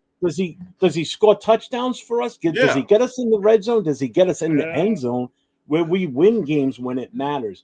That's what counts. It doesn't count on how many yards how many fucking catches. He had 4 touchdowns. Misconception with people. He had 4 touchdowns. I didn't mean to rant like that. But He had 4 touchdowns. Sometimes. He had 4 touchdowns. I think only one was in the red zone. Most of those are touchdowns that he ran into the end zone outside the 20. So best tight end in the league last year. 4 touchdowns. That's how we need 4 touchdowns. That's just as good. He started off late scoring touchdowns. But Yeah. but it's all a culmination of everything else. That's all we It's have. bad offensive line play, know. lack of running game, Mhm. inconsistency at quarterback, inconsistency at offensive coordinator. It was so many different factors. But 4 touchdowns for the guy that was the best tight end in the league, that's a joke. That's 115, ridiculous. yeah, 115 catches, You know? only 4 touchdowns. Yeah. I'll give you a better example when you said Troy Aikman. I'll tell you a better example that Derek Carr, one of our own, was a fantasy bust of anybody that picked him. What's up, Just man? Raider fans picked Derek Carr. Derek Carr consistently threw for 4,000 yards, right? But when it came to the red zone to score touchdowns, when do you give most points? What's up, When Jeffrey? you score touchdowns, Mhm. you get 1 point, 2, 3 points if he gets a 400-yard game or whatever. But if he don't score no touchdowns, you ain't gonna get no points from that quarterback. So Derek Carr didn't score in the red zone. You know, he didn't that we kicked field goals. You know, Carlson was our MVP for 3 years straight. You know, was our best point leader on our team. You know, 3 years straight. Usually they are, but fuck, man, by that distance, you know, we only got, you know, 10 touchdowns passing and 6 touchdowns rushing. Come on now, man. That's not a winning team. And it was right in our face. And we have to improve on those. We have to get better in the red zone. We don't look at those stats. You know, we see the up and coming. Yes, I'm with that. I'm with the up and comings, but we got to get better. You look at those stats. I don't look at every stat. I don't give a shit if my quarterback throws for 4,000, 5,000 yards. That's it. I want the That's gonna wins. always get It's the wins. that's Who always going cares? to get thrown in your face, guys. That's always going to get thrown in your face. Well, he Yeah, threw exactly. for They 5,000 wa- yards. How they many want them touchdowns did stats. he get? You How know many what touchdowns did stat he get? He line only I got like 5 touchdowns. for a quarterback? There's 2 that I want to see. I want to see that he's throwing touchdowns and the lowest number of possible interceptions. Because you know what? That means we're winning games. Because if he's throwing for 40 touchdowns, but he's got 20 interceptions, we're probably about 500 or less at best with a record. If he's throwing for 40 touchdowns and has like maybe 10 interceptions or anything less than 10, then guess what? I guarantee we're fucking winning games because we're not turning the ball over. And I also want to see the same thing on our running backs. I don't care how many yards he gets. Is he getting touchdowns and not fumbling? That's huge. That's huge. You're Because right, you know Ty. what? That means You're we're right, Ty. probably winning games. You're right, Shai. Sorry, my bad. He has 5 touchdowns. I forgot that last one. He has 5. I wish Still a blocked lot 5 of people thought touchdowns. like that He too, has Jeff. 5 touchdowns. I wish a lot 112 of people thought like that the way me and you think like that. I'm sure Chris does too. But it's like, man, you know, it's so obvious in your face if you're a stat guy that you just look and you see the things that we were dead last at. How is not that a problem? You know what I mean? We don't score in the red zone. Now we're adapted. Throw Carson out. Go throw Carson out there. He'll get us 3. He'll get us 3. He'll get us 3. But then we got to stop these guys from getting 7s, and then we couldn't do that. And then that's when we get frustrated. Start blaming Because the guess what? offensive 7 is line. more than We start 3. So if blaming the you running. keep We scoring start 7s blaming the and we're quarterback. scoring 3s, Because the we're defense scoring 3s and they're scoring 7s, we're going to lose inevitably. That's But just the plus way the defense- numbers work and work in math. If you know how to math, you're but not the going to win. defense- The defense getting tired because the offense 3 and out. You know, so much like defense is back on the field again. Like, wait, we just got the ball back for the offense, and now we're gonna go right back. Get your ass in here, I Nate. never got Derek Carr in fantasy, man, because he didn't score in the red zone. I've been playing that's fantasy just a long it. time, but I never got him. You know, He wasn't a good and fantasy again, guy. Never same thing was a good in all fantasy. honesty with Brock Bowers last year. Yeah, he was great statistic wise if you were in a point per reception fantasy league. But if you were in a score based league, you're fucked. 5 touchdowns, you're screwed. That's nothing. You might as well not even draft anybody at that point. I could start nobody and still get almost the same amount of points. I mean, Jesus Christ. Fantasy in a way. Now, I've been doing fantasy football since 1991. I've been doing it for a long fucking time. Me too. And it has single-handedly changed the way people look at football. Yeah, it has. has. And don't tell me. And anybody that says it didn't, you're wrong. Okay, it's changed the landscape of football too, because now it's a bigger thing now because players are actually doing it, and you know about it because players are actually drafting themselves in some of their leagues or drafting their teammates. So it's basically a form of gambling. Seriously, you know. but it's changed the way fan bases look at fantasy, look at football. You know, whereas for me, I'm still a pure. I watch football because I enjoy the sport. I've played it. I love it. I kind of live it. You know, I've been a Raiders fan for years. So it hits different for me than versus somebody that just does fantasy football. You know, so the way that a lot of people look at fantasy football, when they look at a player, they're just thinking, what's their stat numbers? When I look at a player, I want to know those other attributes that you're not going to know as a fantasy football player. You know, what Yeah. type of team is he on? How good is the offensive line in front of him? That all makes a difference too. You know, it has changed the whole perception. Look at DraftKings, and all these other um, casino-based, you know, like DraftKings, like was it FanDuel and all that? I mean, Jesus Christ, they sponsor NFL stuff now. Whereas you go back 15 years ago, oh my God, you couldn't even do anything along that lines But anywhere fantasy, near that's the it. NFL. You know, Yeah. I mean, You and know, if you again, you know look, what it all is? It's the NFL's a business, and it's all about the money. And All I about the still money. say it's like WWE sometimes because I still think a lot of this shit's still scripted. if you're getting sponsored by DraftKings and all these fantasy outlets, and the NFL's getting money from these people, Oh, of hell course yeah, they're going to they're getting promote it. tons of And money. Are you if you kidding me? really Yeah. really know fantasy, it's kind of different. I'm a Raider fan, and I don't pick Raider players, but unless they're super good, like it's going to be hard. You know, Brock Bowers is going to be probably a top 5 pick. You know what I mean? But Yeah. is that an overreaction? Is that an overreaction pick? To me, it will be, because I don't know if Brock Bowers is going to be that type guy. He only If you're scored 4 expecting touchdowns. last year's, yeah, but see, I'm looking at it different than you are because I Mhm. think he's not going to get the statistics like he did last year. He's going to Mhm. get the touchdowns. That's where it's going to He pay got to off get for more. you. He'll be more balanced this year, basically. If you're Yeah. looking at it from a Well, yeah, fantasy level, because he's going to this be more year, balanced. this year we'll have a running game. This year we should have a running game. We have to worry about acting. We have to feed Bowers to get the first down, or Jacoby Myers. We have to throw the ball because we can't move the ball. Yeah, on but the he's going ground. to be more balanced because he's going to be getting touchdowns. Hopefully, that's the way that Then this that'd offense be, should be see, working. but logically, we don't have to use if you're that way thinking that we used fantasy, last you're year. thinking fantasy, Jeff, is that a good pick? Real high is he predicted? Because I'm already into fantasy right now. I'm into Oh, I getting my know. team together, A lot of them are already I'm saying, started doing. is Brock Bowers with 4 touchdowns, 1,000 yards, which is good for a It's a tight pick end, boy.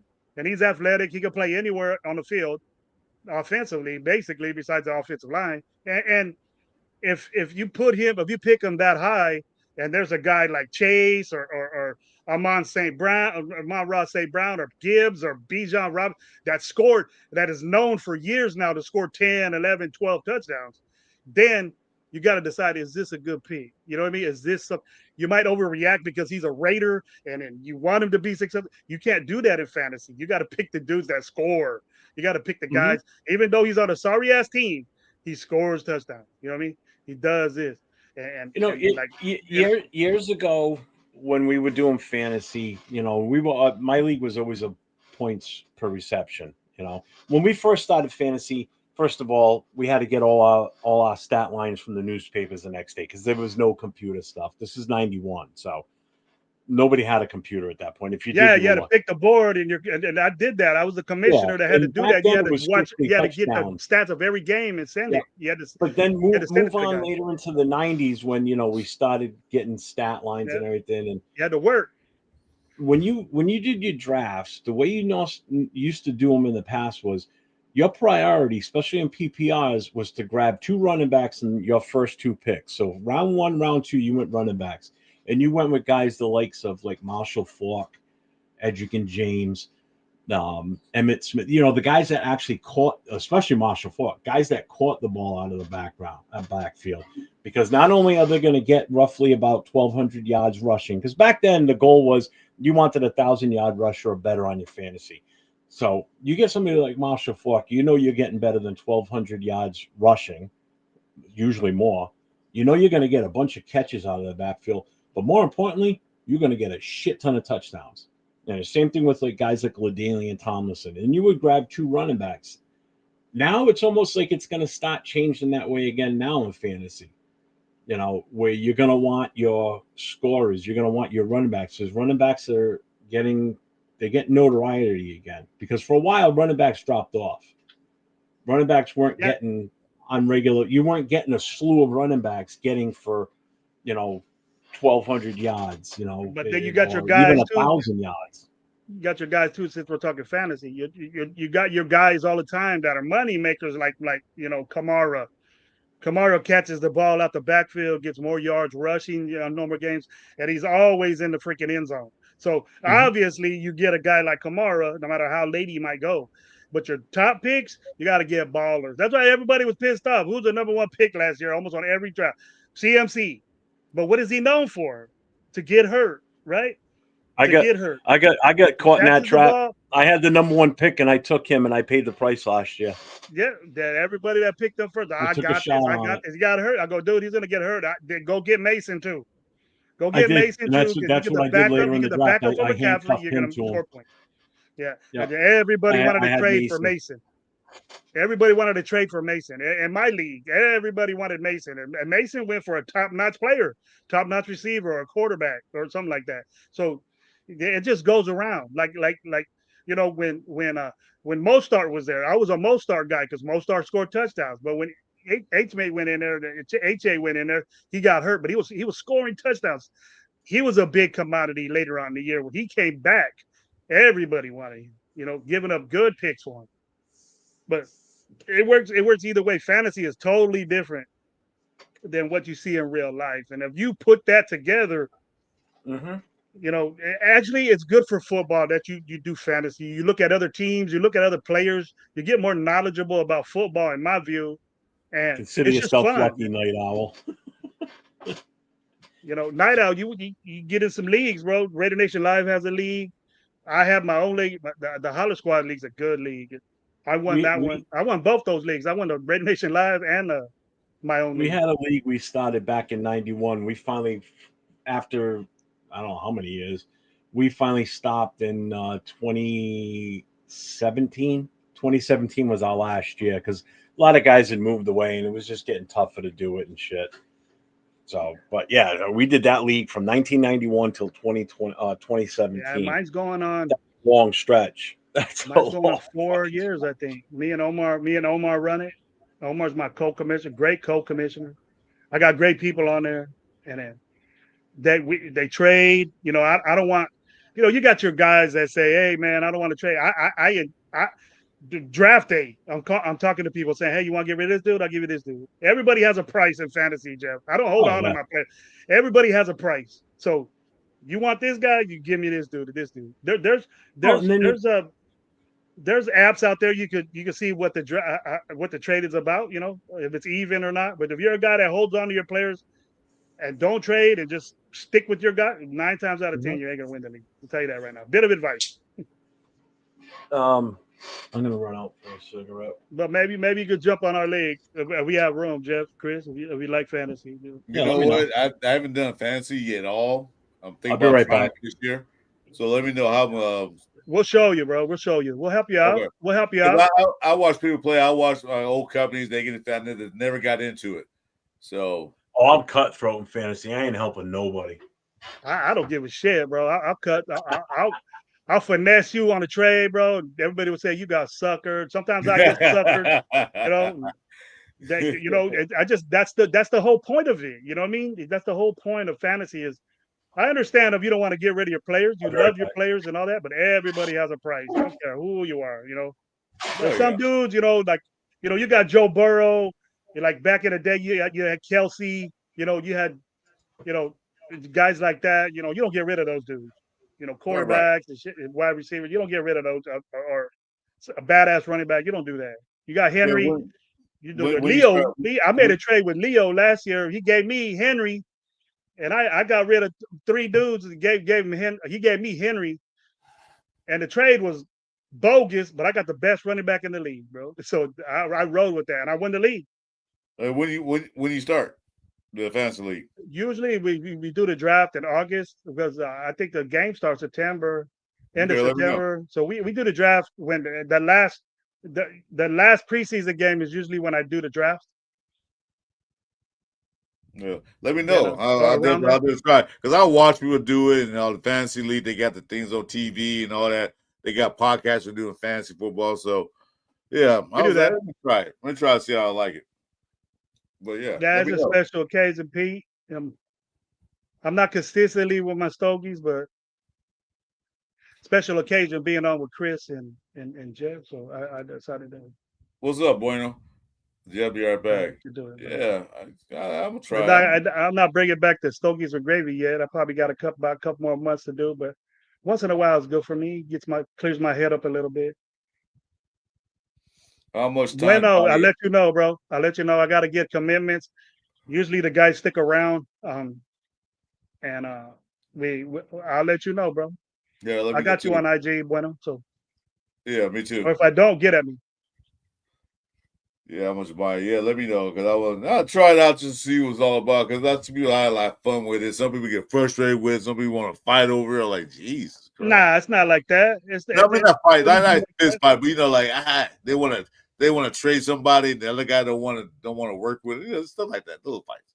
That means fun fights, not like a fist fight in the parking lot. You can always ask the question. You can say, "Hey, how much you want for? What do you want for Chase?" And he'll say, "Let me look at your team." And if he says, "Hey, you got, Austin Genti. Austin Genti's having a good year. Then you could get Jamar Chase. Then you need a receiver, and then you got plenty of running backs. You got another running back that's successful, and you already had your buy, so you can say Genti's available, and then you can roll with that running back you have or the two running backs you have. I see. Okay. So it's kind of like that. You got to make decisions. You got to figure out the buys of your players. You can't have your best guys at a buy at the whole time. You got to look at that when you draft. He has a buy week 10. My best player, my number one pick, has a buy on. My quarterback has a buy at week 10. My best receiver has a buy. You can't do that. So you have to watch that too. When the buys are, because you got 3 players with a buy, you have to have 3 more players to fill a spot on your bench to replace them and still score points, or you're going to take a loss in that day. So that it's very, you got to be smart to play. You just can't be, you got to know players and what they do, and you got to read up on them. Just get, oh, this guy's tight, and then he might not have a good year. Mm-hmm. Consistency and scoring touchdowns. That's what makes you win points. Because way back in the day when Jeff was talking about 91 in the 90s, there was only like 90, 80 something points scored. Now you got almost 200 point scores on games with players. So it's fabulous, man. It's cool. The fantasy's cool. Well, You might get frustrated if you're a bunch of. Don't make the mistake and get in like 5 or 6 games. You should keep it down. If your first time, just play one. I'm gonna play one. That's it. There's a bunch of them for free. There's free ones. There's you could go on Yahoo. They get on a free one. Do a mock draft. Yeah. They have mock drafts for fantasy too, so you could try that out. Pick the players you like and see if you get what grade you get. But you'll be surprised, Chris, if you go to a Yahoo one and you pick players right now, and then you get an F, it'll tell you why. It'll tell you why you got those guys. I think that you pick Austin Janty's a rookie, you don't have no stats yet.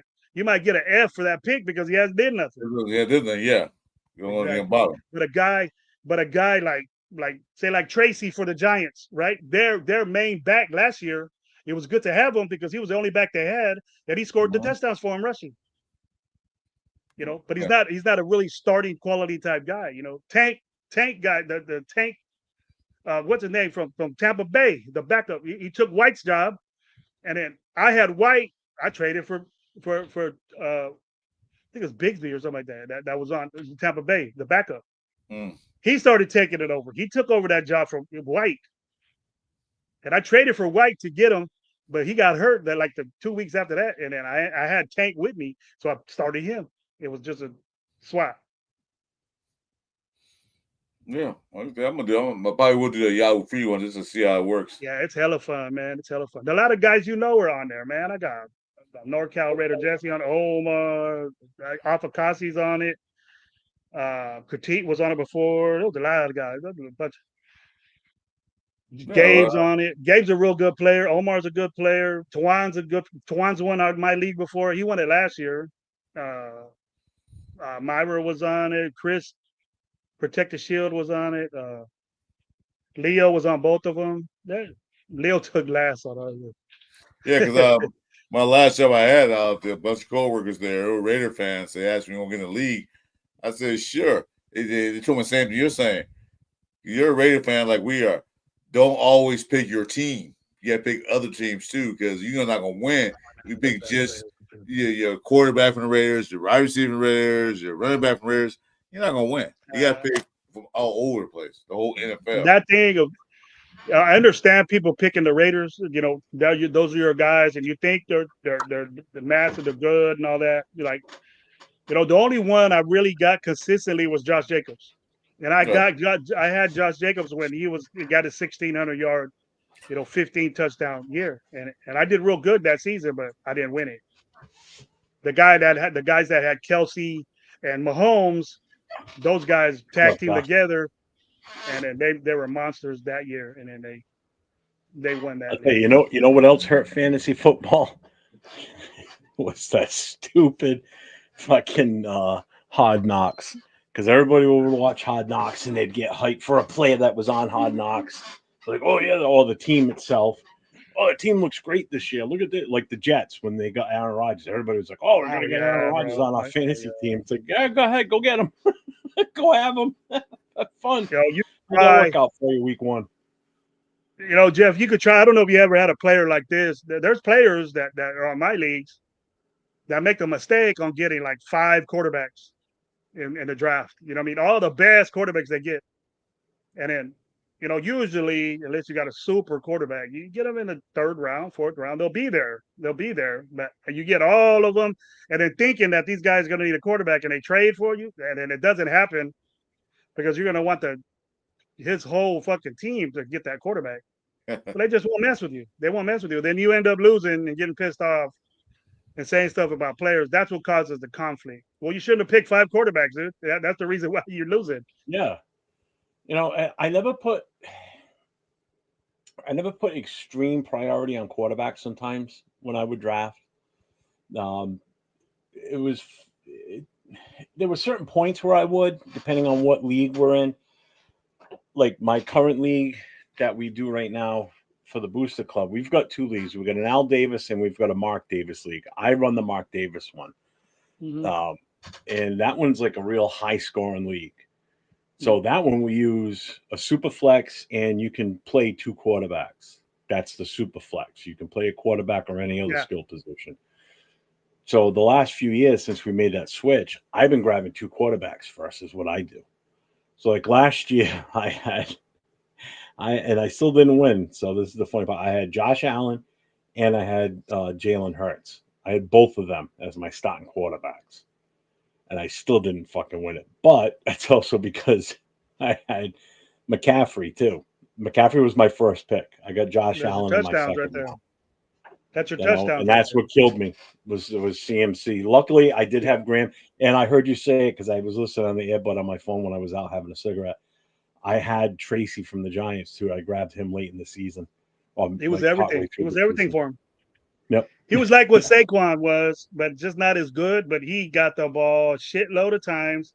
And I appreciate the running backs more when you get a 10-yard play. It's an extra point. If you get a first down, it's an extra point. Throwing the ball, the quarterback you have, I agree, it's an extra point if you throw. To throw for 20 yards or over this and over that. But then your kicker, which is really not involved, only kicking field goals and stuff. But your kicker misses a 20-yard field goal, you lose 3 points. You lose 3 points. If he misses anything under 10, you lose 5 points. So you're almost losing a touchdown. If your kicker misses a field goal. We're Raider fans, not Eagles fans. Yeah. I don't know how much does your mother charge. Whatever she charges, that's what I charge. Baseball, huh? You getting like that? Well, he's gonna get. Yeah, you talk about mamas that way, man. Close to Mother's Day. I don't know what type of guy you are, bro. Who, me? No, he said, "How much do I charge for a blowjob?" I said, "I don't know, whatever your mother charges," and then just booted him. See ya. I miss people like that. Man. You don't hear it. I'll never draft CMC again. I don't care how healthy he is. I don't care what team he's on anymore. That's it. I was one of that's the only time I've ever had him. I had the chance to draft him. I said, "Fuck it, I'm gonna take him." I should have taken Saquon. That was the second I pick. came up, man. I got Burrow and Chase, so I had that connection until they had a bye, and then my backup was Kyler Murray and the new rookie kid, the Can I still see the my rookie roster? kid they got. So that was just one game. I just switched up. After that, I traded what's his name from the Baltimore. I traded Jackson for another receiver, I think, a good ass receiver. Oh, Puka. I got Puka. But yeah, you get a fantasy, start getting. They got books out now. They got all that shit. You guys read that and check it out. My It's God, hella dude! fun. Who looks at a book anymore? I haven't looked at a book in years. Yeah, you get those. They got them real good information on that. You not even Oh, dude, fantasy. it's so easy to You get come up info and now. I mean, back in the day, it was so hard to yeah, get information. I mean, you had to go and you had to get the magazines back then. You had no yeah. choice. You know, And those you had magazines to were get the barely minute coming out, magazines. and usually it I was a team in that actually city. I actually subscribed to, and it just came up on the show the other night. I forget who was talking about. Oh, on 805 show when they were doing their show the other night. Severe was in there with them when they were talking. He had the website up, Our Lads, and I'm like, God damn, Our Lads. I had a subscription to them years Mhm. ago. Before that was back before fantasy magazines, or when fantasy magazines were just starting to Yeah, come out again. Um, I had that. I still got an old book somewhere floating around here, I'm sure. And that was mainly for like the rookies coming out of college. yeah. You know, who's going to be a top flight kid that was going to have some sort of an impact in the NFL. You know, Sometimes I just get the same guys, the old your backups. I always get. I let my secret. I always get right Connor in from there. Arizona, moneymaker. Connor always gets dope. Always scoring touchdowns. You know what I mean? Mostart always getting touchdowns. You get guys Yep. like that. That'll make you win a fantasy, and then people will want to trade you top dollar money. I'll trade them. You give me this guy, I'll give you Mostart. That's the same Puka, stat. his rookie. Yeah, yeah. See, and that's the thing too. I mean, it makes you a better football fan in a way too when you do fantasy because you know why? You're It watching won't matter different what games. game's on TV. There's a chance that you've either got somebody in that game, or Mm-hmm. the guy you're playing in head to head has somebody on that team Mm-hmm. playing. So it's like it added a different feeling to watching football. It could be the two worst teams in Yeah, the league. Like it could it be does. like the Cleveland Browns and say the Exactly. Arizona Cardinals, both shitty ass teams at the time, and they're the only game that's on TV. Back before I would get the Sunday ticket, you know, and I would still watch it. Somebody would be like, "Why the fuck are you watching that game?" Because I got so and so from the Browns on my roster. Really? Yeah, yeah, Yeah. really. But that's the only reason I'm watching it. You know.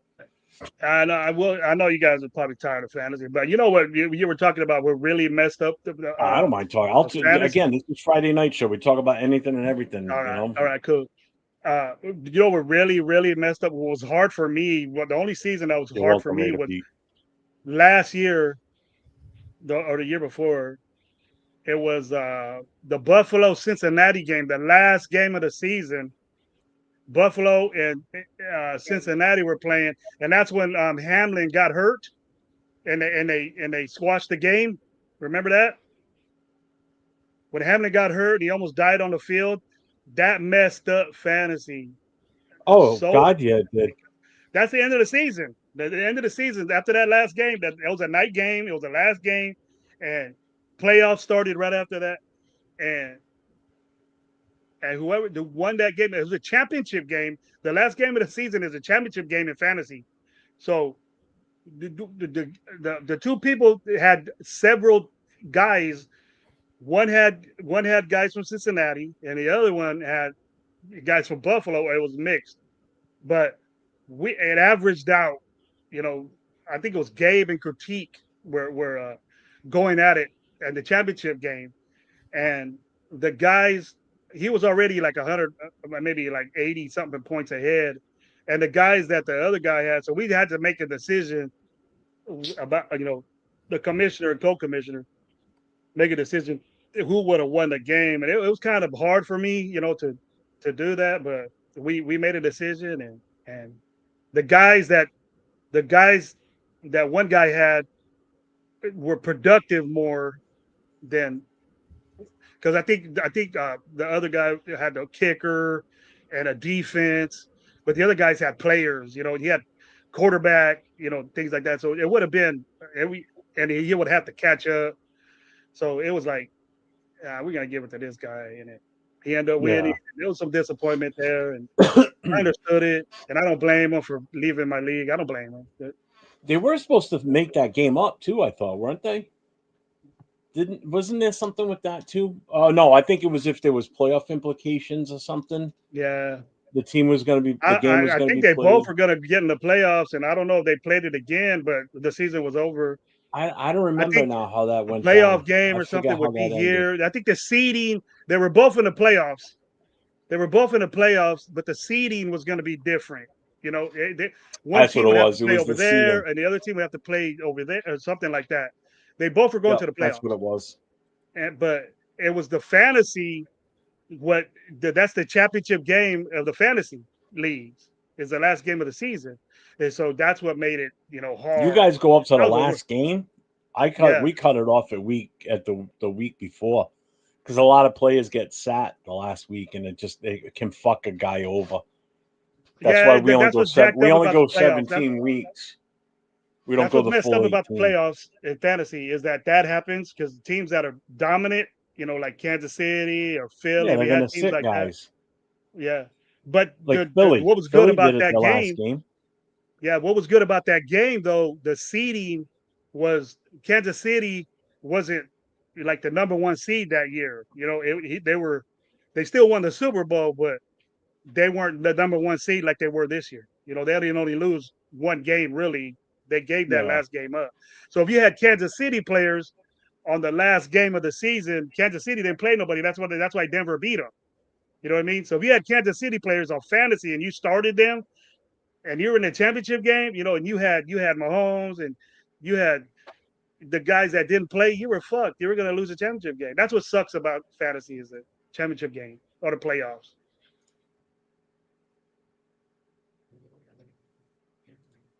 That was a hard one to take right there. I didn't like doing that. I didn't like making decisions like that, man. Somebody has to win, man. Somebody has to get that money. So. It's unfortunate. And I don't break it off. We kind of decided that, hey, winner takes all. We've been saying that. And so that's the way it goes. Now, second place gets a cut. We made a change the next season where second place and third place gets their money back, and the second place gets a little, 50% more, and then the other guy gets more. So we made it fair like that. Normally it was a winner take all, kick ass in fantasy and win. That's what it was. And I got a ring. Twan got a ring. I ain't gonna buy myself a ring, but I should. Twan had a whole show. He had a whole live showing everybody the ring that he got for fantasy. From opening the box, the delivery, everything. He showed it. He showed all of it. That's what he deserves it. He was the first champion on the Hollow Squad fantasy.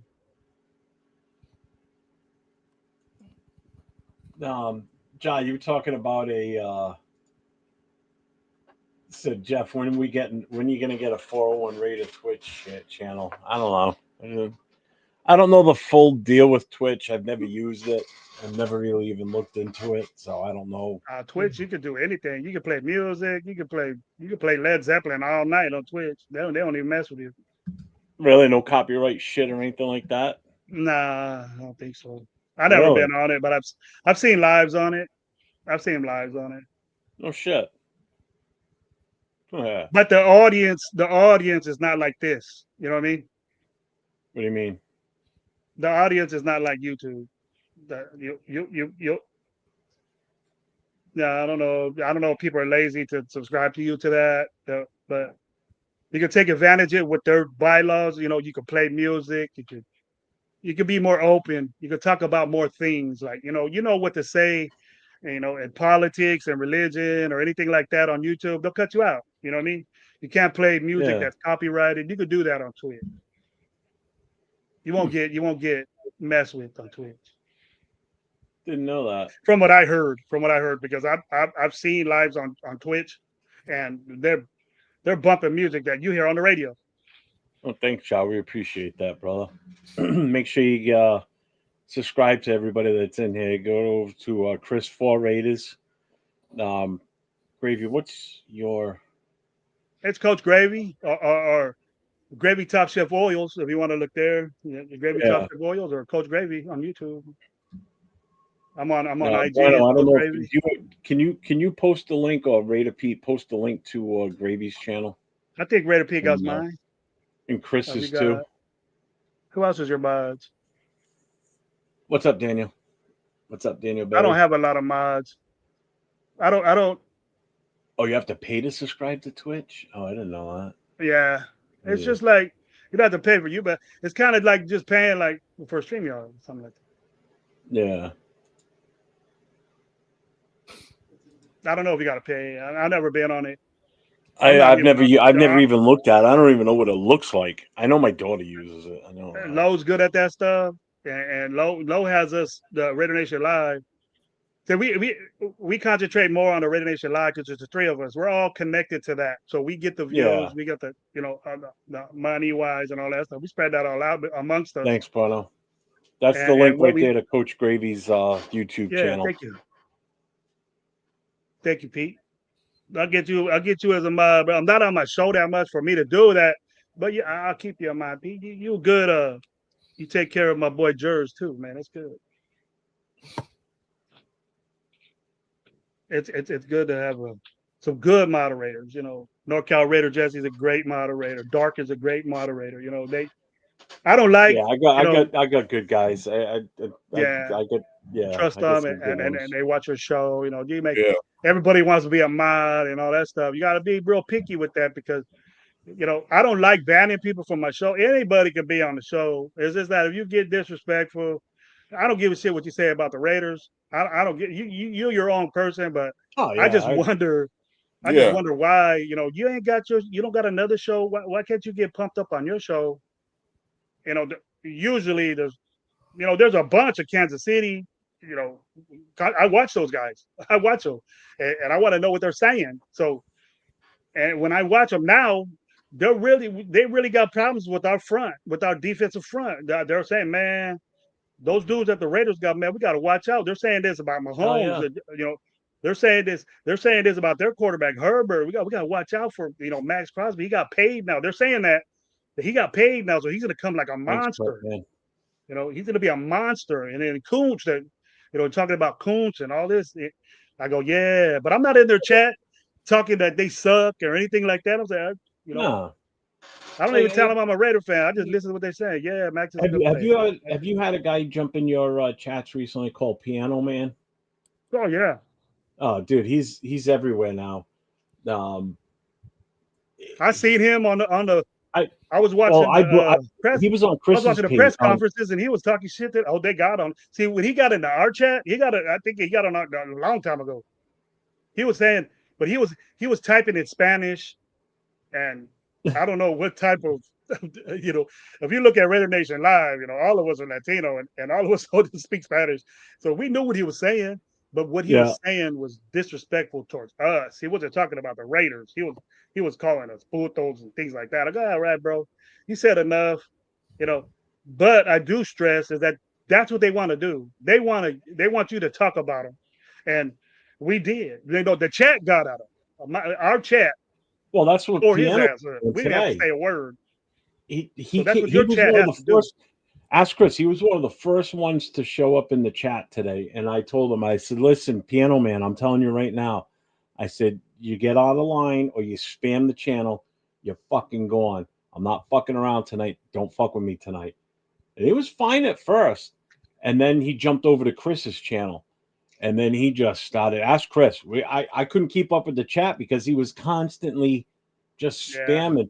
But it wasn't like he was saying the same word over and over. He was typing actual words and making sense.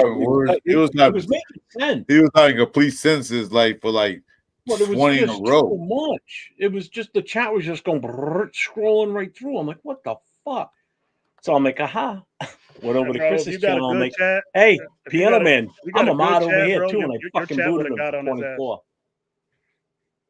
Your chat would have got him, and you got a good chat. Your chat is like ours, you know, the same people. Yeah, and it's like, hey, get on that dude. Let the chat get on this dude, and then you just talk football. Yep. Well, you guys, I'm gonna call it a bit of great conversation. I'm getting hungry as hell. I ain't eat dinner today. Hey, you old fuck. Yeah, I'm not old. I'm just hungry. There's a difference between hungry and old.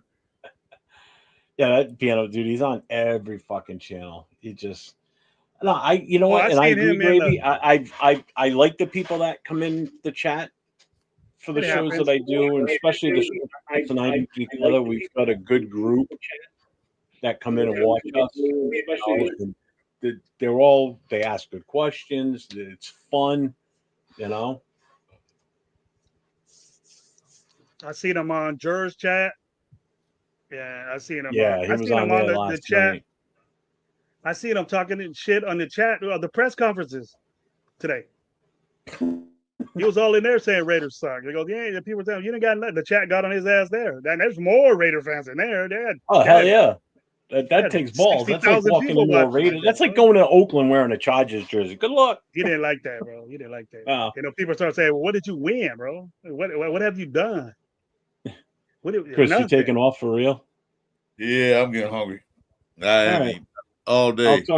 I'll talk to you tomorrow, Chris. All right. I'll make the show up for tomorrow night's show. Remember, we're doing offensive linemen. I'll send you what I've pulled up so far. What we're gonna discuss. It said Beyond Man's Wi-Fi Willie. Might be. You guys doing some homework today? You doing some homework, Chris? And I'm starving. I ain't eating all day. So. Oh, you eat. You gotta eat. I gotta you can do that food. later, bro. You can do that shit later, bro. And I haven't eaten things since 7 o'clock this morning. Come on, man. I just took an oxy, man. Come on. I feel good right now. Oh, shit, Gravy. You're killing me. You know I could get. You guys stay on for a long time. I love talking football. Bro. I love talking fantasy. You guys get on all kinds of shit today. Fantasy. Talk about Piano Man, giving him all this attention.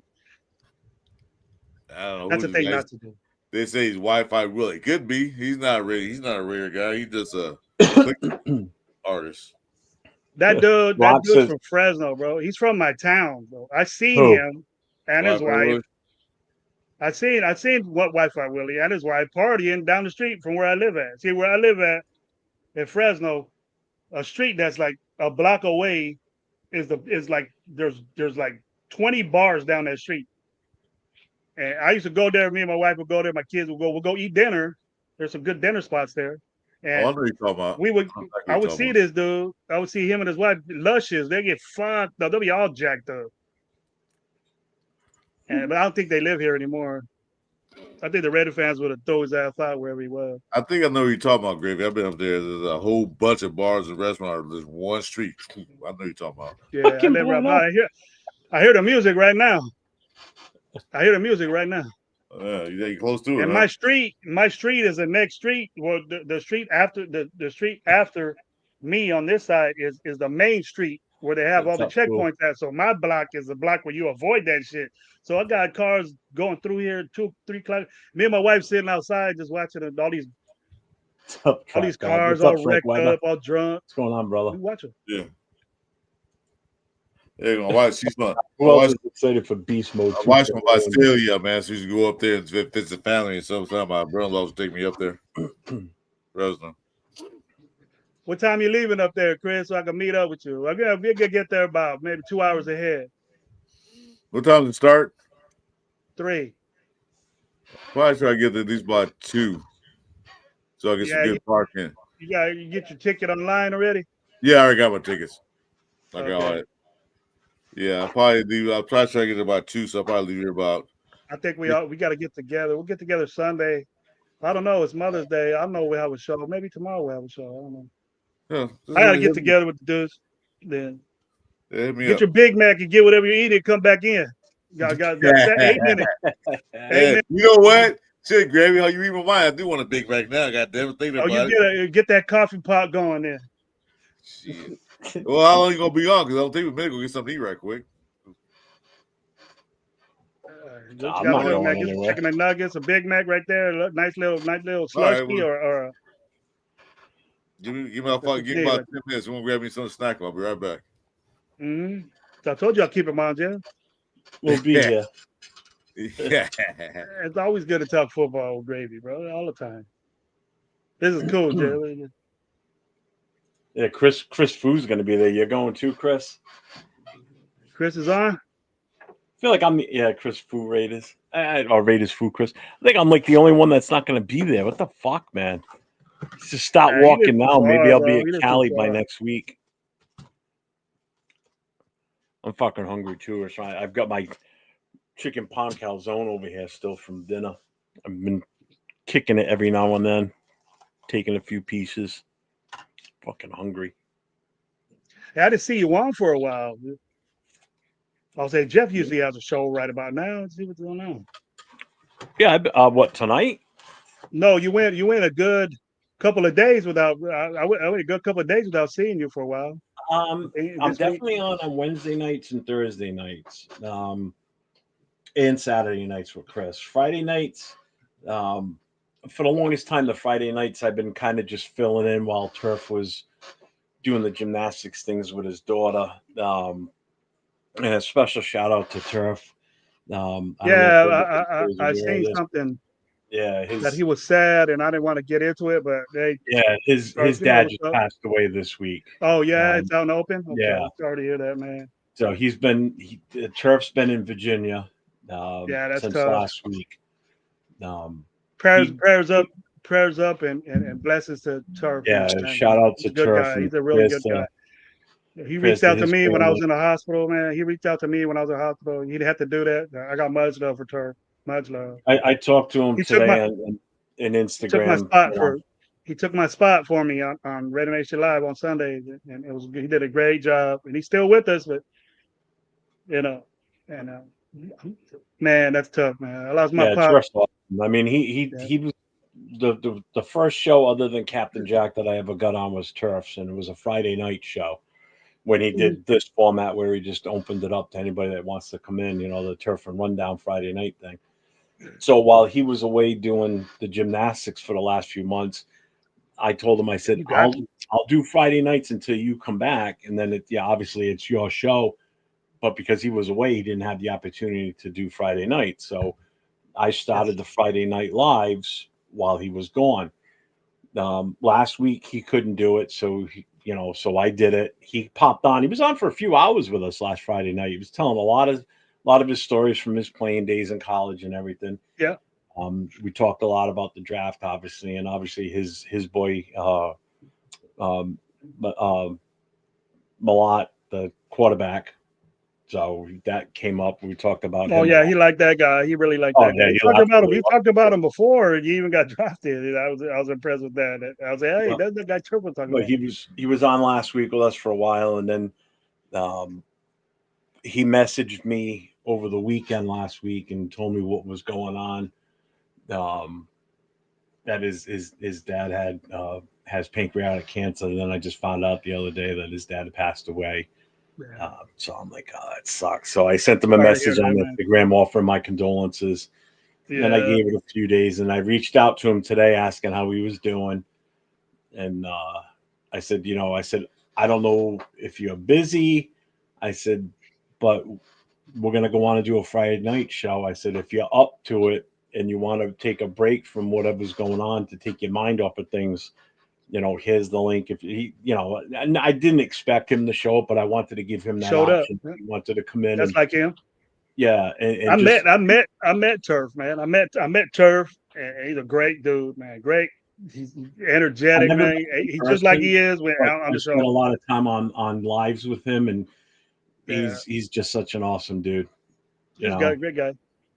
He's an East Coast guy too. He's originally from like I Hartford, was Connecticut. raised right. You know, I'm sure his dad. 2 He's a miles mimic down of the his road from father. me. Two Pretty hours. sure he's a mimic of his father, bro. And his father was proud of him. And Yeah. condolences to Turf, man. Big time, big time. Be thinking about him tonight. Hoping everything's all right. So And unfortunately, I mean, what he went through with his dad, I went through that with my father. I lost my father in 2010 to the same thing, you know. So, and I'm starting to get worried myself a little bit because my dad was 60 when he passed away. I'm going to be 55 next a week from this Tuesday. You know, so I'm only 5 years younger than what my dad was when he passed away. My dad was 60. I'm going to be 55. So it's like, you know, and my father had pancreatic cancer too. You know, he's been going 15 years now. You know, it's still him and I didn't have the best relationship towards the end, but we kind of repaired it a little bit.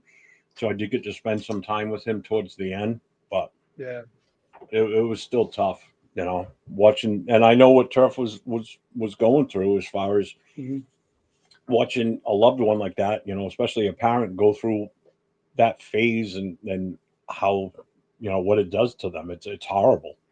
it's tough. It's just, my dad didn't die that way, you know.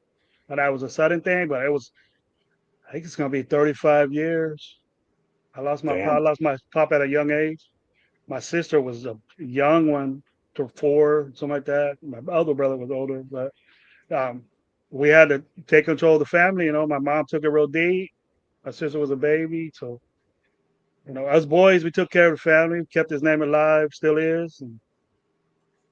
The rest of my chicken palm, bueno. You know, if I could be a half a man as my father was, man, I'll be all right.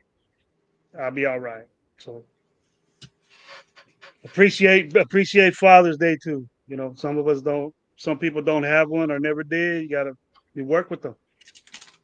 It's not Cheez-Its, but I got Good diet the there. Cheetos cheesy puffs. There's a lot of salt in it. You know, aren't you told not to have a sodium diet? And you're over there eating salty ass chicken and salty ass Cheetos. Who said that? They low sodium. I didn't hear that. Who said that? No, I don't know. But it's good to do it. I know the situation you're in, so it's all right to do that, Jim. It's all right to do that, Jim. I did it. The worst thing about that now that I could do now, you know, getting a transplant is that the thing that I missed the most about my diet then was I used to love pickles, bro. I used to eat pickles. I used to Really? drink You can't eat pickle them juice. now? I love pickles. I love it. And pickles are just full of sodium. And then when I cheated eating pickles, I would kind of get sick, you know.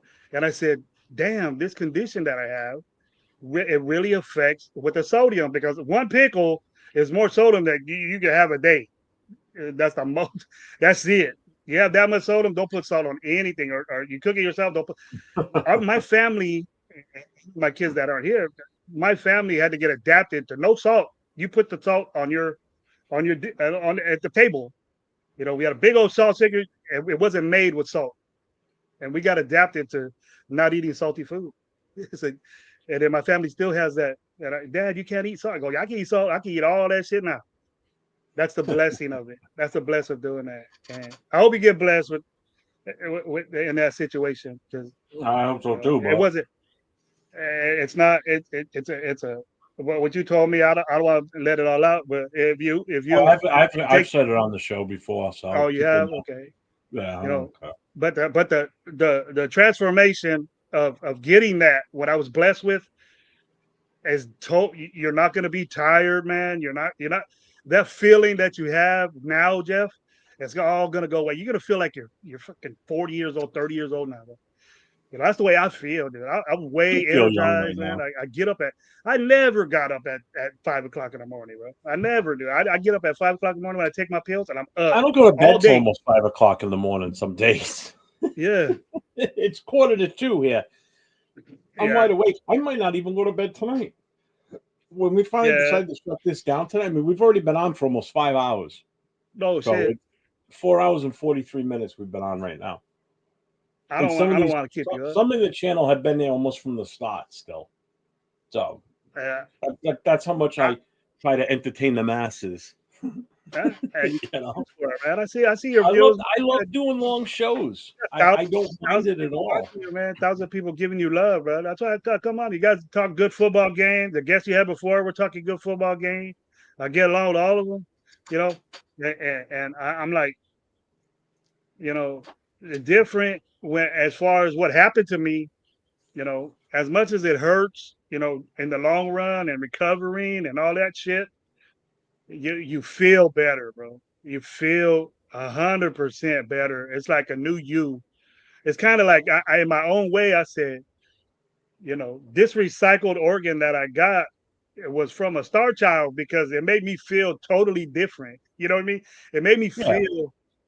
I don't know if you guys know what a star child is, but you can look it up and what it was. It's like the blessing was so, you know, affected me so much to where I went to the pre-op almost getting an organ 4 times and they turned you down. They turned you down.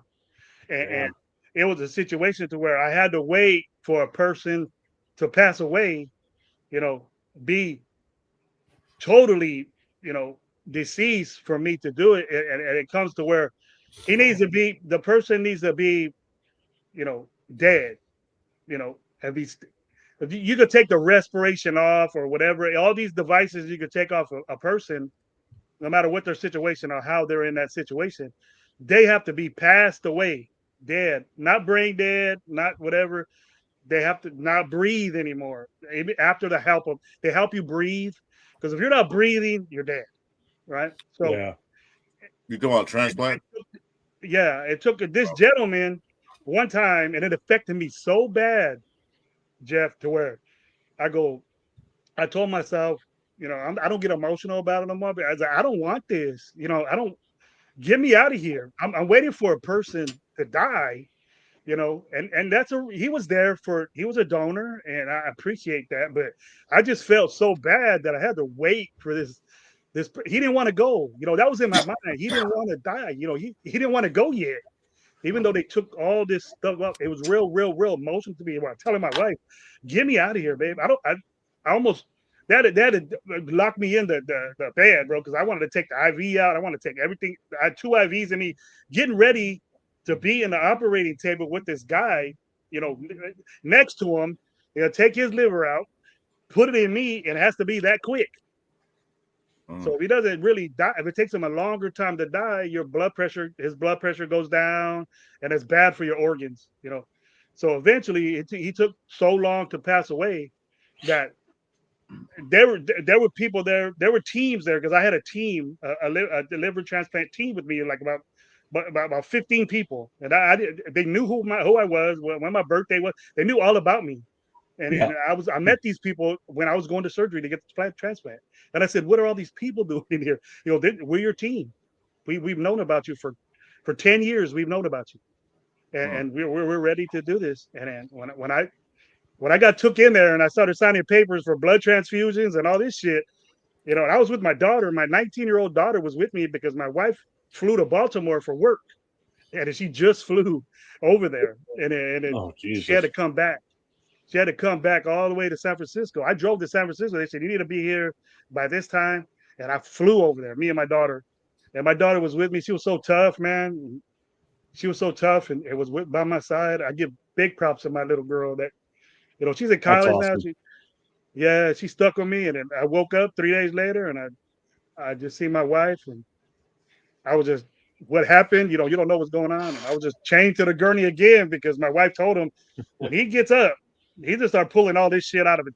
They had me on a respirator. They had me things on I had shit everywhere. And it was weird.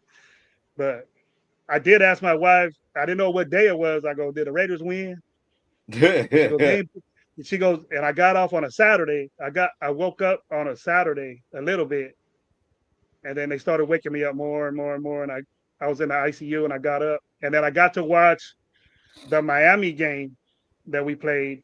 That was when I was in the ICU. I got to watch Raiders Miami. We lost that game. And then I went back to sleep for about another 4 days after that. They knocked me out. Give me the fentanyl. That's it.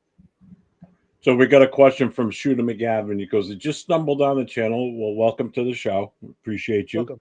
If you like what you hear and see here, make sure you hit the subscribe to everybody that's in here."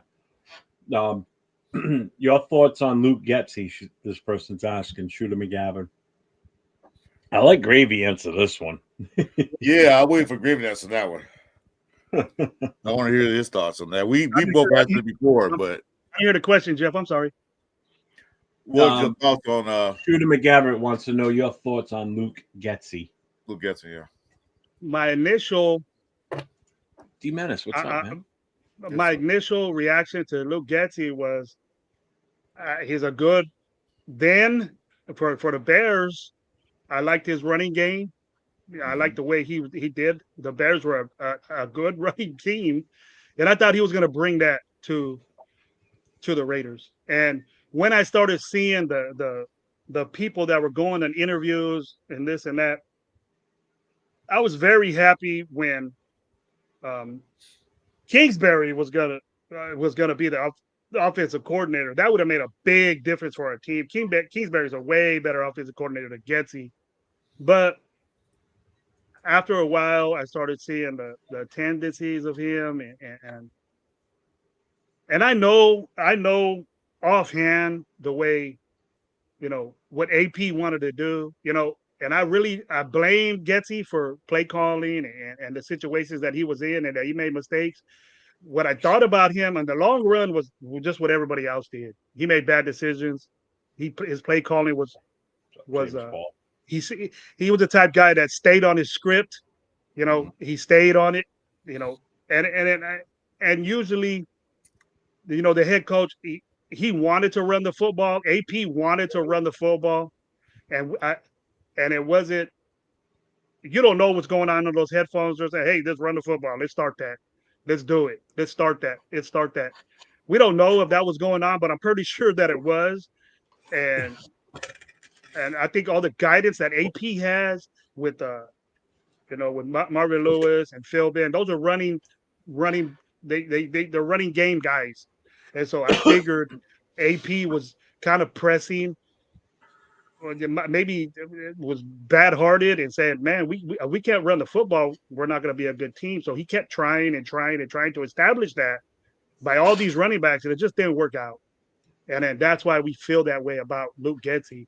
In the long run, I think he wasn't a good fit for us, but I rather would have took Kingsbury. I think now Chip Kelly is very imaginative, very creative.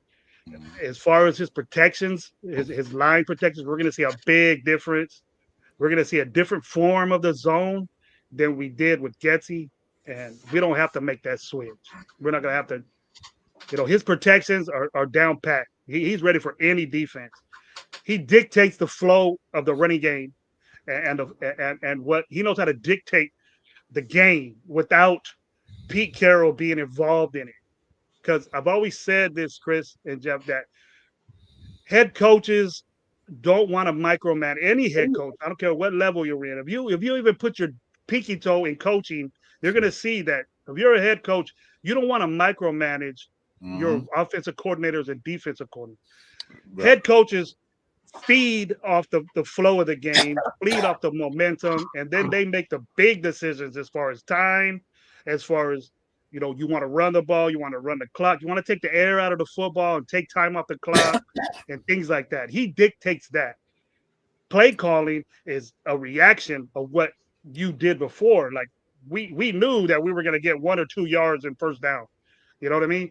So we're behind the chains already. We know that was going to be the average all season, 2 yards. Yes. No matter how much you try to run the football, if you're not doing it, and the way I process myself is that you keep doing it. But if it doesn't work out, then you got to lean to the passing game.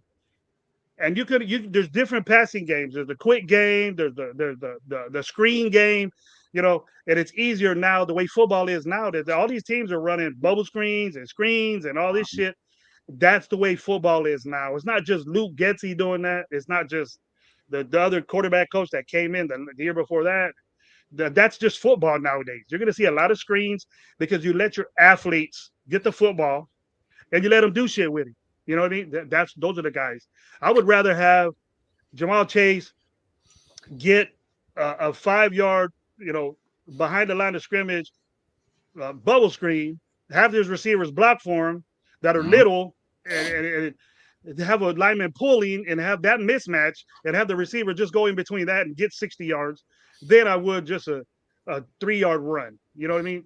And that's why we have the zone now. That's why we have athletic linemen and things like that. It's because football has evolved. And sometimes I think like the old schoolers, like we're old schoolers, Chris, and we like the way football was. But me being in the coaching atmosphere of it, and there's other people that don't know this, that you have to evolve. You have to change. You have to evolve, and you have to take change, and you have to be able to go with the guys that you have to check them out and give them the opportunities to do that. But we just weren't good at running the football, and it showed. And like you said, like I said a minute ago about micromanaging, and that was McDaniel's downfall. He wanted his fingerprints. He wanted on to everything, micromanage. defense, Some people don't like everything. That. And like you handcuff your coaches, they're not free to do something different because not Getsy, but McDaniel's will tell what's the name? Coach Graham, no, run this defense right now. And Graham said, no, this should be better, but no, run this defense and it doesn't work. Same thing with Getsy. Yeah. Getsy didn't have an alternate plan. He see the running game work, so he had to pass. He couldn't get creative with the running game. We didn't have no running backs really. Samir White could have been a good running back if we had the right blocking scheme for him, but it didn't work out. They didn't change it up. Yeah. It was too late. There's a lot of people that knock, running backs that are today is now that football evolved so much is that we're not running the type offense. Chip Kelly's offense is not like Kingsbury's offense. Kingsbury is an air raid guy. That's totally different than West Coast offense or an RPO offense or when you say, hey, we're going to run zone read, we're going to run RPO game and things like that, is that really the diversion is that you could throw the ball or you can run with your quarterback, one or the other, or you could swing past it, or you could do things that are behind the line of scrimmage. There's more behind the line of scrimmage plays now, and let your players do the work and get extra yards, or you could just leash it out, like these quarterbacks do. Or you got a quarterback that can make plays like Mahomes. He can make a play. Like he holds onto the ball for 6-7 seconds. Usually that's bad, but he makes things happen with his movement, with his sidearm throws and things like that. We never had that. So Dixon's right too with what he says up here too. Bo Jackson would have returned with today's modern medicine. I'll tell you right now, if that happened now, like if this was him now playing and that happened, number one, he never would have walked off the field. They wouldn't have let him. That would have been stopped right there. Because back then, it was the toughness thing, and everybody wants to get. They never would have let him walk off the field. No. That's what did more damage, was him getting up and walking off the field too. Because they didn't know how bad that it injury, was Jeff, is usually career ending. Usually that injury it's just the. But the thing is, they didn't realize how bad it was at that moment. Yeah, his hip popped out, and the vein that's there, your aorta vein that's right there, in between your groin that goes through your hip. That got pinched, and then when it does that, you get a blood clot problem that could be seriously affect. That's why it can happen again. Once your hip pops out, it's always gonna do it. It's always gonna do it, just like your shoulder. People walk around that could pop their shoulder out of socket and it won't hurt them anymore. You know what I mean? But you don't have a main artery that pumps blood to your whole body in your shoulder.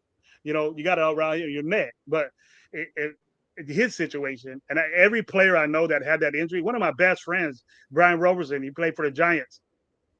He got that injury and it took him out of football. If you get that injury today, the medicine, the rehab, it's hard to do. It's very hard to do. So That's one of the few career-ending injuries that's still around that people get that, but they're so conditioned now to where, and you can't hit people like that anymore. You can't do that tackle anymore when you grab them by the back and pull them. You got his hip pulled out of his socket. Yeah, I remember that play. Yeah, I remember that play I was saying, too. get up, Bo. I was saying, get up, Bo.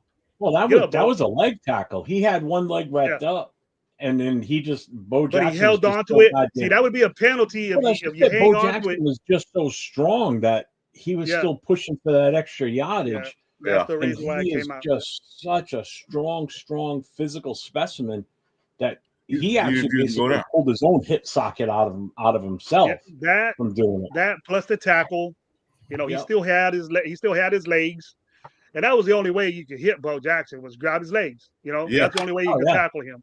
You couldn't tackle him up top. Ask Bosworth; he'll tell you all about it. He pulled his leg, and then plus him trying to get extra yards, and the play ended up to be out of bounds, but he was hurt then, and he turned around and he said it popped back in, because I seen that documentary on it, and several times he said he turned around and it popped back into place.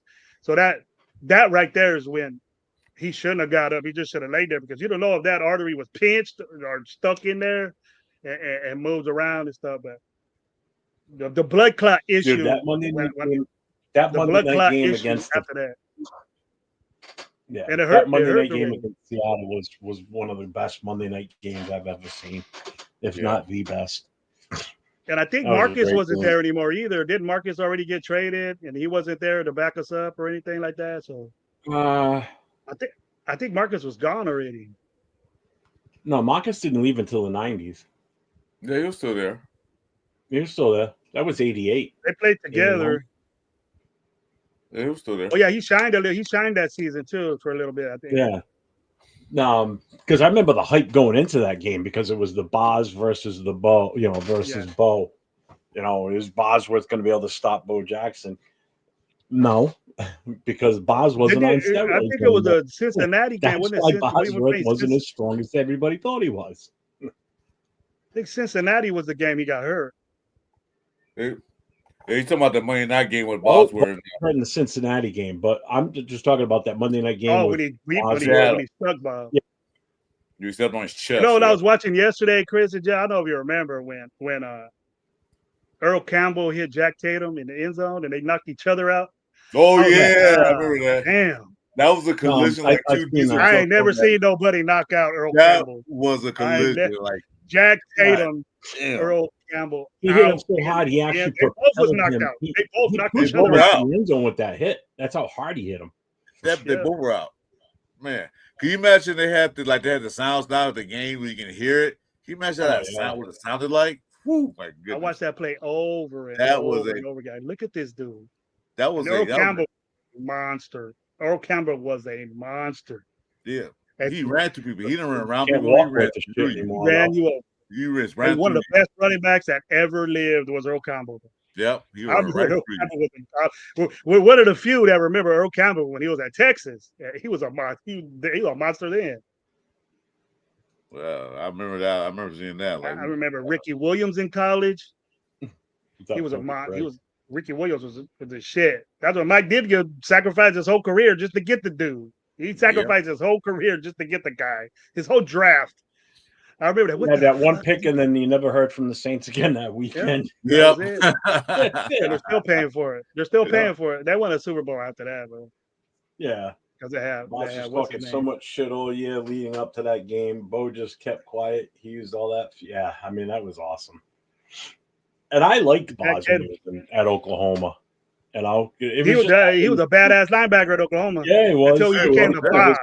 It was all the juice. It was all the juice. As soon as he stopped doing the steroids, he wasn't the same player. He had a lot of shoulder injuries. Even Barry Switzer said, he goes, "You were good until you got on that shit." He told him straight up. They were in an interview together. As soon as you got on that shit, you became the Boz. I didn't like the Boz. I liked it, Brian Bosworth. I didn't like the Boz. As soon as it became the Boz, started doing all this shit to your hair, getting all big and shit. Everybody knew. Everybody knew he was doing steroids, and he went to the pros and got his ass knocked out. Yep. Didn't survive. But he was a good linebacker in Oklahoma. Oklahoma, he was awesome, man. He was like one of the best. Those games of Oklahoma and Nebraska with Tommy Frazier and all those guys. Tommy Frazier was a topaz go back. Those type games right there, man, in college football, when they were doing the wishbone, they were doing the option, Tommy Frazier running all over the place. This was before Michael Vick and all these people. Tommy Frazier was dope in college. Dude, I'm not a Titans fan, but I wouldn't even. You don't disrespect Ian McNair, man. You're gonna call Cam Ward the new Ian McNair? Oh man, you can't do that. No, you can't do that. Fucking poor guy, fucking dead, man. He was fucking murdered, and you're gonna. Nah, he's probably saying that because he went to the. I don't care where he went. He's with the Titans. Nah, I wouldn't say that yet, bro. See, that's another 2.0 that don't belong. That's another 2.0 that don't belong. You can't care. Man had never had an NFL snap yet. You don't know what he's gonna do in the NFL, so you can't compare him yet. Maybe in college. I'm pulling for him. I'm pulling for him. He's the number one pick in the draft. I'm pulling for him. I'm pulling for I'm even pulling for Shedeur Sanders. He has to take that opportunity, and he got an opportunity, but you got to take it and run with it, man. I know somebody in chat said that Dylan Gabriel is actually throwing better than him at the training camp. I guess somebody said early in the chat. So who? Somebody, I can't remember. I saw it in the chat. Somebody said that Dylan Gabriel is actually throwing better than Shedeur Sanders. His ball's coming out better, cleaner, faster than Shedeur Sanders was. I thought that. Was that good? Dylan Gabriel's a better athlete than Shedeur Sanders. Oh yeah. Barton, the only problem is just short, but he make up for it. Mm-hmm. I expected this, but not this much from Shedeur Sanders. I expected him to drop. I didn't think it was going to drop. I didn't think he was going to drop out of the first round, to be honest. I didn't either. But it just shows you, when he made it to the second round, and then I'm like, oh shit, that means we can still end up grabbing him. Damn it. Full Chris. And then I was like, Full Chris is going to Bakersfield, I guess. Full Chris is going to Bakersfield, you said? Yeah.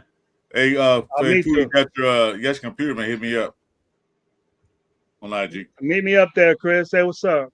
I'll say we'll kick it. Talk ball. Yeah, hit me up, Chris, when you get there. We'll meet up. Yeah. Damn it, I'm not going.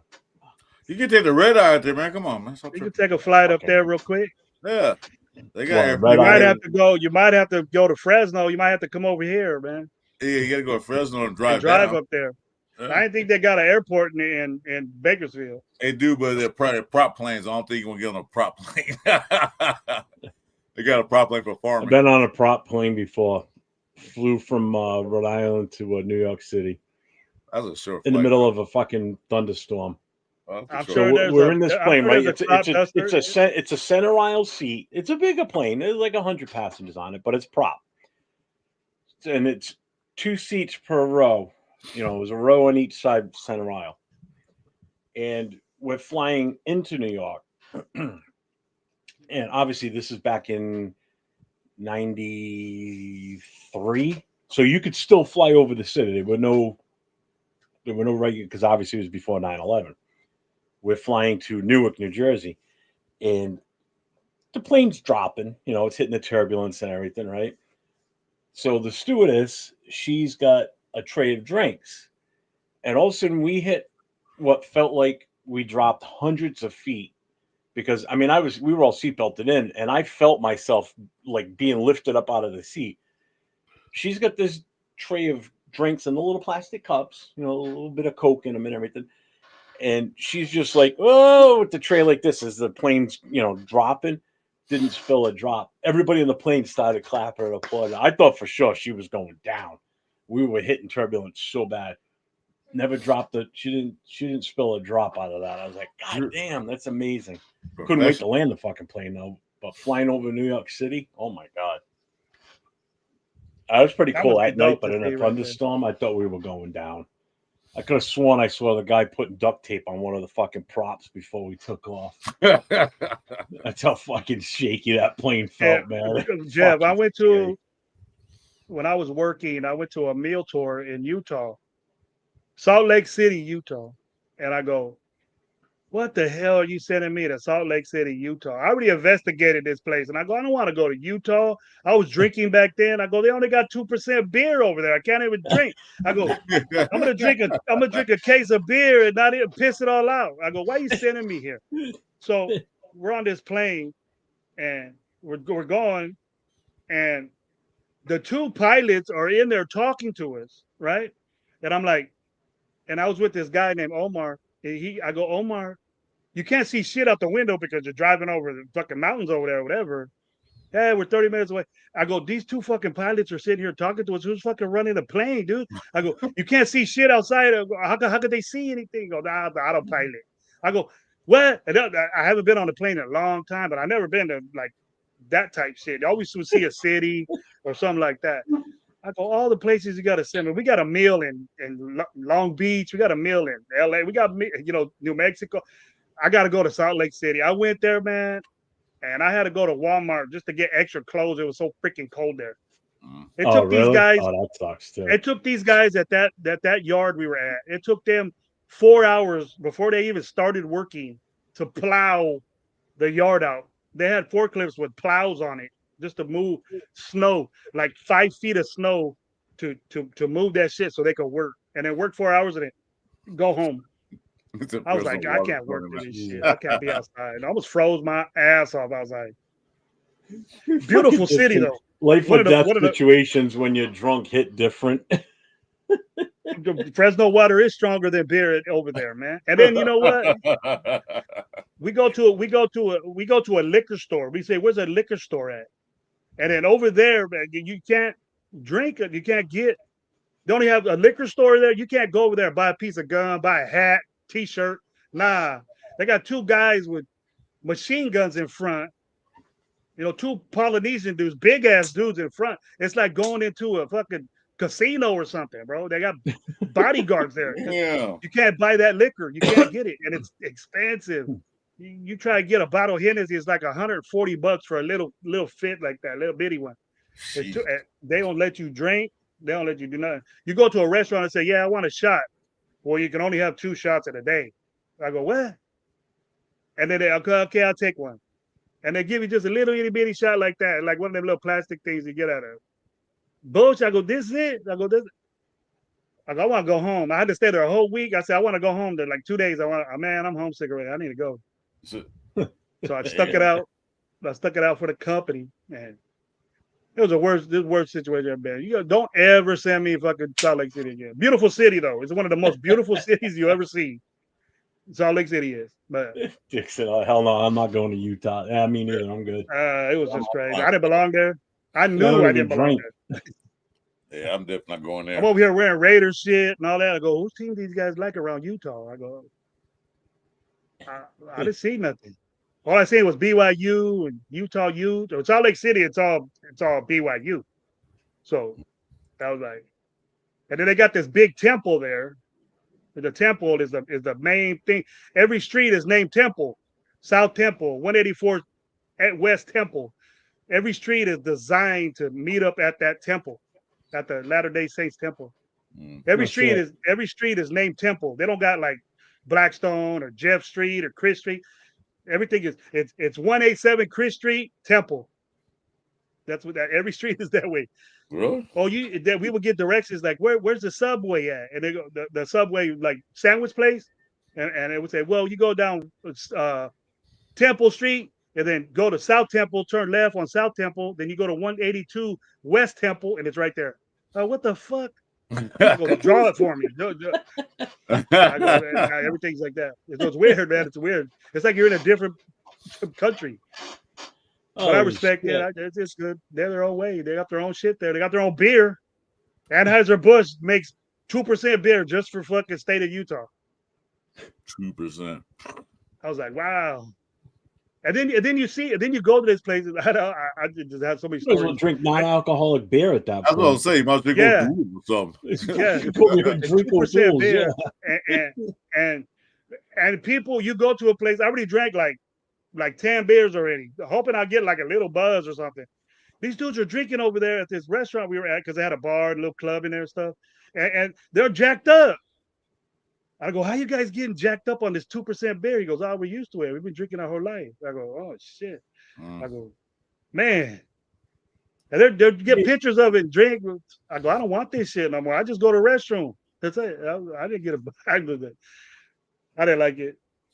The only thing that made me happy is that we went to Utah Jazz. Did they not have like Golden hot State liquor there? They don't have any hot liquor at all. They do, but you only can have two shots, 2 shots, an amount of like 4 hours. How do they keep track of that? How they pour it for you. They pour it for you, and you got to stay right here at the bar and drink it. Okay, so you drink the shots, and then you go to another bar. If you can find a bar. Oh, okay. There's a question. Actually, I mean, they're not allowed to really do that. They're not allowed to drink alcohol. They're not allowed to. That's just if they're Mormon, or they're in that faith, they're not supposed to do that. No wonder nobody visits fucking Salt Lake. Yeah, there's a lot of people there. A grip of people. So can you bring your own shit into the city? You could go to another state and bring it over, or you could go to one of those liquor stores and pay X. You could buy like Fresno beer over there and like regular beer, but you're gonna pay like $40 for a 6-pack. Jesus Christ! Really? A bottle of Hennessy over there, or a top-notch liquor, even like a vodka that you would buy in Fresno or where you guys live at. It would be vodka. Like it would be like a handle of Tito's. Yeah, you buy a Tito's, it'll be like $40 more than you would buy it at your spot. And then they have these little things on their liquor bottles. This liquor bottle got a gauge on there that has just the amount you can have, and then you can only have 2 in 4 hours. Oh, so they're pre-measured. All right, so the bottles have the measuring pourers on them. No, every liquor bottle there has a measuring thing, and it's less liquor. They don't make it a full shot. It's just a little bitty plastic cup. They don't have shot glasses. Maybe they do now, but they don't have shot glasses. It's like a little cup that you would put ketchup in. Like if you went to McDonald's and they give you a little ketchup tube or whatever, I know what you're talking about. With Tito's in it, and you got to drink that, and then they watch you drink it, and then they say, "Well, this is your first one." Dang. They give you your tab, and they put a little knot.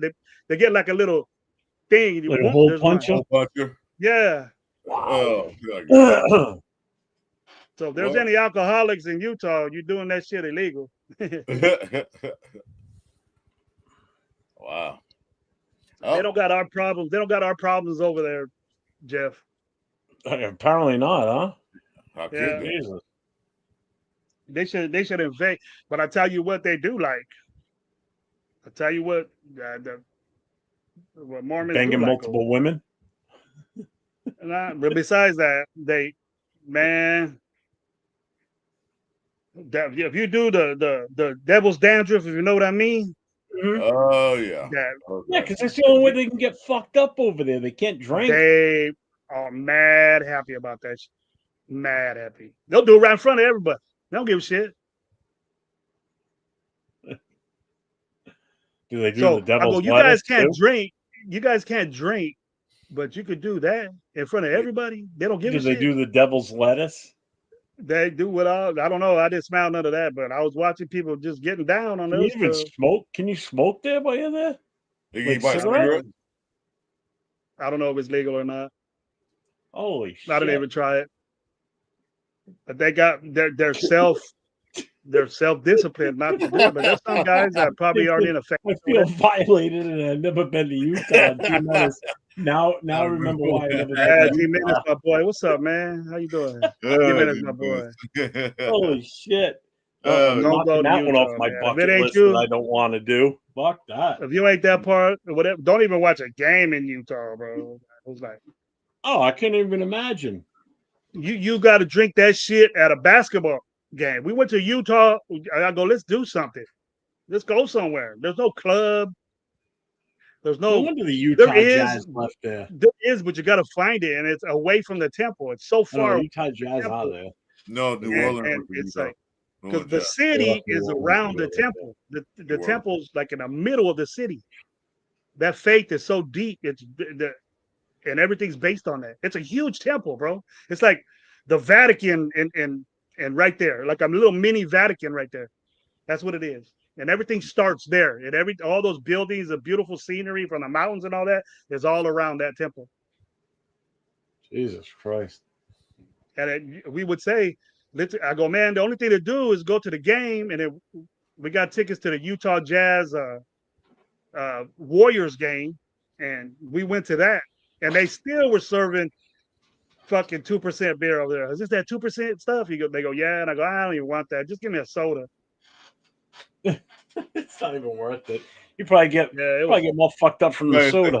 I was you'll get drunk off Coca-Cola before you drunk off the beer, man. Yeah, I got more buzzing. I pissed all over that state. I'll tell you that. I pissed all over that state. She has asked us a question. What do you guys think about rookie Thornton? He's going to be good. Thornton, wide receiver that we got from Tennessee.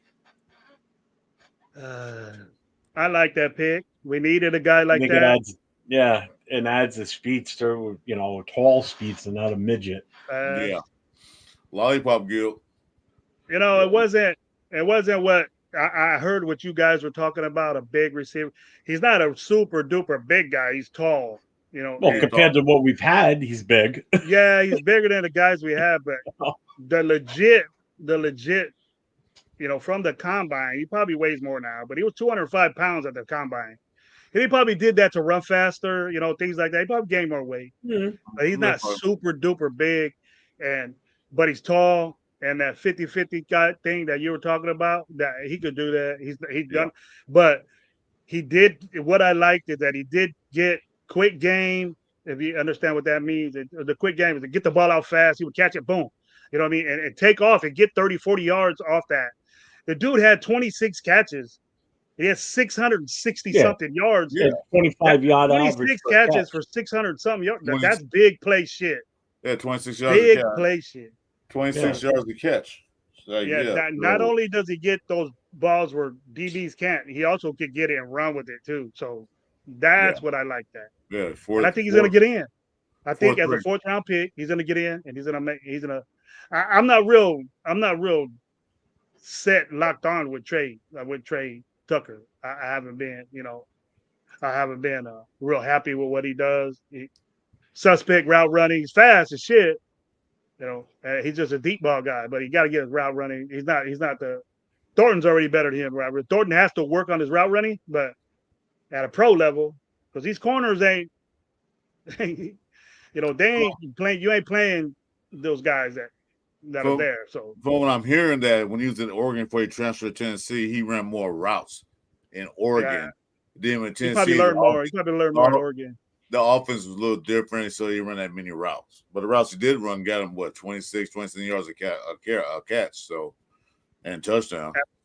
And what you got to look at too, Chris, is that if you watch that football, I'm real interested on Josh Heupel. Josh Heupel is the head coach there, and Josh Heupel was a quarterback at Tennessee. So what Josh Heupel does is that very, very quarterback friendly offense. You know what I mean? Kind of like what Jackson Dart came from with Lane Kiffin. Right. He dictates where the ball goes, and his best receiver was Thornton. So Thornton only got the ball 26 times. If that is getting him the ball, 26 catches, damn, and he got that many yards off that. I'm impressed. Yeah. Right from the get, I'm impressed with that, because I know Trey Tucker can't do that. And so if he goes in there and takes Trey Tucker's job, I wouldn't be surprised. Well, Trey Tucker he's on short route. He's fast as hell, but when it comes to DBs that are 6 feet and over, he has a problem with them because he can't out-jump him. He can't get that 50-50 ball. This guy can't. So, and plus, the Reds signed that guy Collins. He's 6'6". I don't know what to do with him. You hear about him? That's 6'6" wide receiver they signed? Collins? I don't know, but the thing is that I look at the guys that are drafted and that are gonna get the ball, and it stood out to me that he only caught the ball that much and got that many yards. Just imagine if he would have got the ball, 50 times. That dude would have broke records. You know what I mean? So I know Heupel's offense, and it's a quick game type offense, and he got the ball, 10 to 15 yards. and he blew the top off it and got 60. Yeah. You know, it wasn't only just getting the 50-50 ball. You got to do, you know, that too. You got to be precise in route running because if you just do a vert, they're gonna know it and they're gonna put a safety on top to cover you. Yeah. But if you could do stuff, you know, that's what Devontae was so good at. From the first get, he had you beat, and then if he's good at that, being a wideout, then you can win those deep balls. He get those DBs off balance and going a different way, turn their backs, and then you could jump and get it. I'm cool with that. Yep. But I'm more impressed of getting the ball mid range and getting yards after that. That's what Dash is good at. Well, see, He's hard to tackle. Yeah, they got like 3 yak monsters now. They got him. Beck is a yak monster, and then you know, Bowers is. So these guys catch the ball. They don't just catch the ball and go down. They catch the ball trying to get like 5, 10, 15. If you drink enough, you become a yak monster. And you're a yak monster. What it does is that it takes a lot of those guys are successful at what they do. You know, we're talking 2 rookies now, Bash and Thornton. They're 2 rookies. And if they come out and get into the game and get a lot of reps and OTAs and mandatory stuff, and they start getting good, you're not going to see Trey Tucker. You're not going to. I don't think you're so. not going to see these other guys. They're going to take over, and I'm more lenient. I'm more lenient with Tucker with Thornton than I am Bash. Bash was such a high pick that you throw him at slot, he's going to make it different. Yeah, I think he's going to make it different. Yeah, and then we have somewhat of Janty somewhat gets going, then that's just takes the pressure off Geno. That's going to take the pressure off Bowers, and he's going to have Pickens. He's going to have the Pickens to throw to each one of these guys or just fucking hand it off and let the guy go to work, man. We never had that. No. We weren't confident in handing the ball off to any of these guys and saying, we're going to establish something. We didn't dominate a game in that way. And that's how you take over a game, man. Taking time off the clock, keeping that good at, and believe it or not, guys, we got some damn good quarterbacks in our division. Love Robert Pena. You know, even with Knicks, you know, Knicks is with a good coach, a creative coach, and he knows what he's doing. And it's going to be tough. That division is going to be tough, but we can't go 0-6 in that division. We got to win games. It was so bad that it's 3rd down and 3. 3rd down and 3 don't necessarily have to be a passing down. If we had a good running back, they probably could get it. But 3rd down and 3, that was a running down. That was a passing down for us. That's how bad it was. We couldn't run the ball. You know. Now passing down was. We tried it. You know, we got sick of it. We got sick of it. We're too predictable. We're too predictable. You know, every team does that though. Every team runs the ball. Usually, the percentage of 1st down plays. If you really look at it, at it deep, the 1st down plays on every team was probably most likely a run, you know, and you have to establish that yardage from the get-go. It's going to dictate your drive from the get. You get 5 yards, boom, you're ahead of the chains already. And then it's going to make 3rd down even easier. And the good teams, that's what they do. You know, you want to be 3rd and 1 or 3rd and 2. You don't want to be 3rd and 8, 3rd and 7. It's harder. No. Too much pressure on your quarterback. The less pressure you have on your quarterback, I'm fucking freezing tonight, man. It is so fucking cold. I got a space heater blowing on me. I'm so fucking cold. I'm hot. Raph is back. Hi, Raph. Oh, hello there. Can you guys hear me good with the microphone? Because I know the last time the microphone that I got for the camera, it's... You're good, Raph. You're good. Yeah, we hear you, Trader. You sound perfect. You're not perfect. You sound perfect. Okay. Oh, Chris. Yeah. That was special. Great. Oh, man. But Trader, you know what? You back, Trader? Yeah, see? I gotta go. We'll be back later. Then I look over at Nabs, man. Send me the link so I can come in. I'm like, you motherfucker. Fucking Trader. Oh, he did that? You went to Lab Man's Live? And yeah. Yeah, he's still on now, too. He's still on. No, sometimes he'll be in 2 lives at once.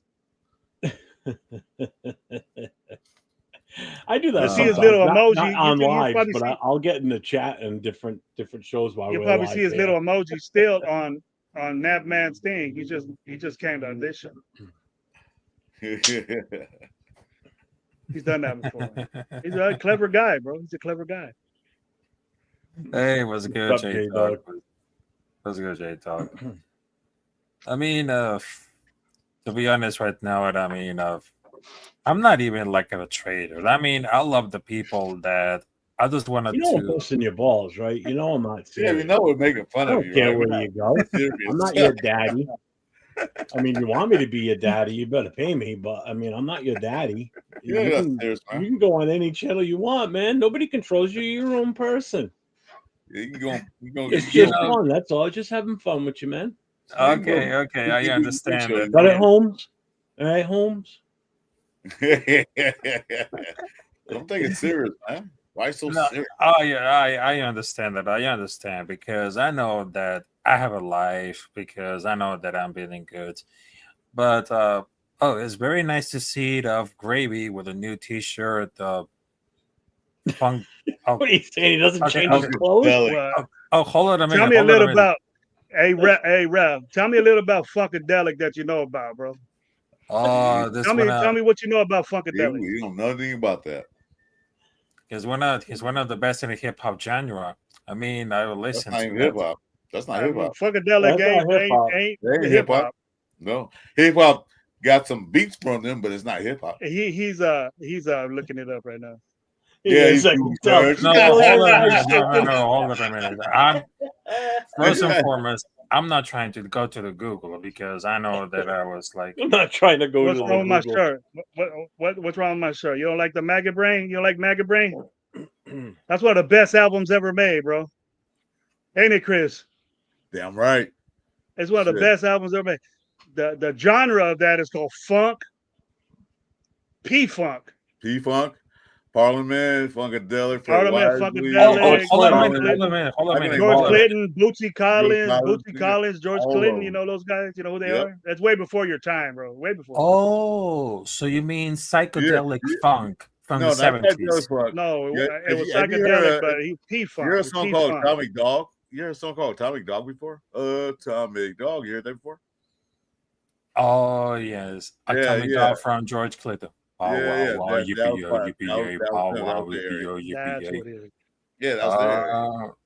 No, you got a problem with my shirt, bro? You like? I'm old, No, man. no. I used to listen to Funkadelic. You got a problem with my shirt? What Oh, kind of shirt you wearing? What you got on right there? What you got on? You T-shirt? bought an ACDC shirt. Oh, no. It's We Raider. Raiders. There you know, go. That's Okay. dope. That's dope. I like that. Well dressed man. Yeah, I Listen know to that. it.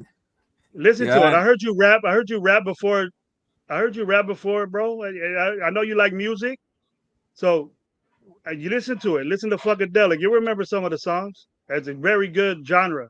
It's old school. And The you hear some, 70s and 80s. you hear some songs. 90s. You hear some song. You say, "I heard that song before." Yeah, because some of the rap hip hop guys sampled that song for their track. I think George Clinton's Parliament, Funkadelic, because there was two. There was Parliament and Funkadelic. Funkadelic, yeah. But George Clinton was one of those. You gotta see their videos, man. They just have a big old spaceship come down. Remember those concerts? I was at Chris, one. the big old spaceship. I was at the El Coliseum. I was at the El Coliseum when they had the Funkadelic All Stars. That was crazy. And the platform boots are like about 15 inches tall. I was like, what the hell? Take about 2 hits of acid, man, and go to a P-Funk concert. It's on, bro. Man, you talking about some smoke in the air, boy, all kinds of smoke in the air, man. You feel good, yeah. Dude, the rap nowadays is that it's like mumble rap bullshit. Rap to me is the fucking back in the 80s with like Houdini, Run DMC, shit like that.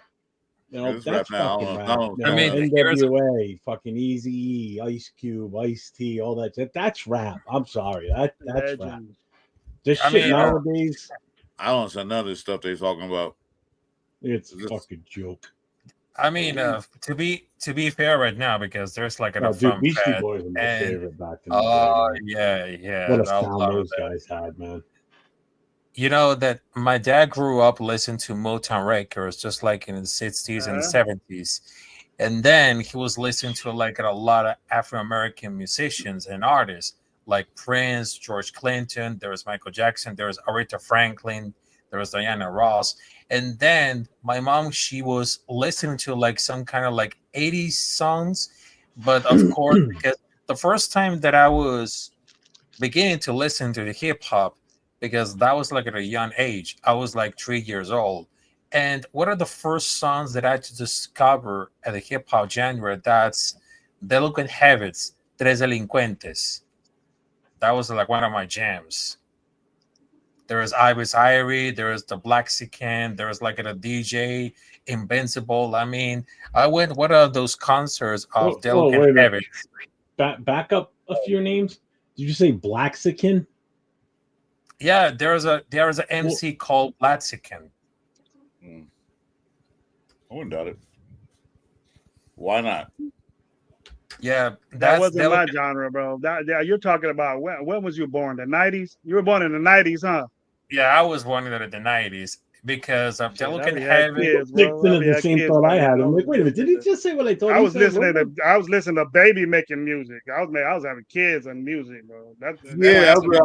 I listened to Sade and stuff like that, man. That was Baby music. Smooth. Fuck you! You were listening to Barry White. That's what you were listening to. No, I was singing Barry White. I wasn't listening to him. Barry White, if you don't have Barry White on your Rolodex and your iPhone, you jacked up. You missed the boat, bro. If you don't have Barry White on your iPhone, man, to play that shit, you missed the boat. Sure, you're right. Oh man, ain't nobody could blow like that dude, bro. He used to make chicks fucking fall down on the ground. Oh, throw their pants on stage. Yep. Check that guy out. Check out some Earth, Wind, and Fire. Play Love's Holiday. Be making babies. You be having babies over here about Love's Holiday. Man. And then while you're at it, listen to Manili Villi. You talking that shit? I was still. That's an awesome band. Vanilli came out. Milli Vanilli's the 80s. They was good, but there was not real people singing it. But the music, I know. That's why I'm saying it. The music was good, but not them. They weren't even the vocalists. They got fucking nailed for it too. They lost their Emmys and everything, or the Grammys, or whatever the fuck it was. The Grammys. Man, homeboy said Marvin Gaye, man. That was the best dude, man. Marvin Gaye. Marvin Gaye was the hit. They make dudes like that. They don't make bands like that. You can't go to a place and listen to a 15-quart band, bro. Dude playing the sax, bass, clarinet. Yeah, you got a whole band. Playing the drums, You don't have that no more, man. No. That used to be music. Raps in South Carolina. I like these dudes that make these beats now. I'm hip. I like these dudes that make beats now, but I don't understand a goddamn word they're saying. You don't understand what people are saying. They were saying, you had dudes in a microphone saying, I love you. I want to have babies with you. And that's exactly what we did. That's exactly what we did. We go out there, man, get your girl all dressed up hot, listen to some Earth, Wind, and Fire or Teddy Pendergrass or some shit like that. It's on, bro. You're guaranteed baby making. You're guaranteed to have a kid if you went to an Earth, Wind, and Fire, Teddy Pendergrass, Luther Vandross concert. Guaranteed baby the next day. Guaranteed pregnant. I was my first Earth, Wind, and Fire when I was younger, the first one, and I never seen so many people on that damn stage. You had to build an extra stage for all the band members. It was so many people playing instruments and banding. And I've been to all those concerts, Teddy Pendergrass, the Vandross, all that stuff. That was music. That's how you can enjoy the music. You know what I do every night when I'm ready to fall asleep? I put my earbud in, and I'll go to sleep with it and play music all night. But I'll put it on. I'll use my Pandora, and I'll put it on I got a 70s station that I listen to. Yeah. And what it does, it brings me back to when I was a kid. Because I mean, I'm a child of the 70s. I was born in 1970. So all those songs through the 70s, like the Jim Croce era, Chicago, all those great bands that America, Kansas, all those great singer-songwriter songs, I fall asleep to that. And a lot of that just reminds me of being a kid again, riding in the back seat of my parents' car with no seatbelts, no car seats, riding around in the back seat, and that's the music that was playing at the time. Was that stuff from the 70s? That backseat like a damn near couch in your house right now. Them things are big. Yeah, man. Gordon Lightfoot's I another had- big one from I that. had Paul McCartney and Wings. 73 Riviera boat tail. And I remember we used to go to shows like that, man. That backseat was fucking that bigger than a whole room. That backseat was so big. Yeah, well, Lou Rawls, that's a good one too. Lou Rawls. Yeah. hell yeah. Those actually Oh, back I then. love the Beatles. I have, you know, it's funny too because people ask me like, "What's your favorite musician or favorite band?" I can't sit there and say I have a favorite because I listen to such a huge, different, wide open genre of music. I can go as far back as 50s and 60s, and that was mainly because when I grew up, my dad had a lot of hot rods, and we used to go to a lot of car shows and car hops and all that shit. So whenever we would go to those, he always had that music playing in his hot rods, and then plus whenever we got to where we were going, that's the music that was playing. Then growing up in the 70s, listening to those singer-songwriter songs, you know, like Carly Simon and, you know, that whole era. Like I just named all those other bands, James Taylor, shit like that, Billy Joel. And then into the 80s, it was, I can listen to like Led Zeppelin. I can listen to AC/DC. Rush, I absolutely hate. Somebody asked me who's the band I hate the most. It's Rush. I fucking hate Rush. I think they're a shitty ass band. I think they suck. But and then I'll listen to like the rap stuff that started in the 80s. And then I'll get into more of like, I like some of the grunge stuff through the years. And then I'll get into the heavier bands that I like. I listen to such a weird group of music genres, like Primus. I love Primus. I'll listen to Primus, and the next thing you know, I'm switching over to the Frank Sinatra station and listening to the crooners type songs, you know. And the next thing you know, I'll jump forward and I'll be listening to this band out of Japan called Hue, which they're like a Japanese heavy metal band. I don't know if you've ever heard of them, but they're awesome. Their sound is awesome. I'll listen to that. I'll put it on the Irish station, and I'll listen to fucking around St. Patty's Day. I'll listen to Irish folk songs. I'll listen to stuff that's all bagpipes. Bagpipes have a special place in my heart because of the fire service after all those years. I'll listen to anything. The only thing I won't listen to is any of the new shit. Like these new songs, I can't get into them. These new musicians, I can't stand none of that shit. I can't do it. It's not music. It's fabricated. It's fabricated music. It's not real music. It's fabricated through computer digital it's all shit. that auto-tune bullshit too. Yeah, no, I don't want to listen to that crap. I want to hear real singers. I want to hear real instruments. Because, like I said, I used to be a musician. I just played in a band, orchestra, jazz band, all that stuff.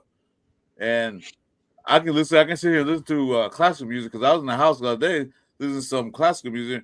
My daughter said, "Dad, what the hell are you listening to?" She said, "Hell, but what are you listening to? Music." I'm listening to classical music because I can hear all the instruments being played. There's like 34 people playing music. That's what I like to hear, music. Real music. If anybody in the chat, if you look up Hue and look up Wolf, like a wolf, Totem, and just listen to that song. You tell me that song doesn't get you fucking worked up. It's a fucking great song. It's that Japanese metal band. They're fucking awesome. I love them. The sound is just band, baby. I've never heard it before. You're talking about the 80s, Jeff. You know what I remember, and I was a different dude back then. I was way different. And I was a really, really big Stevie Ray Vaughan listener back then. I love Stevie Ray was one of my faves. I do just amazing on how he could get. I could listen to him all day.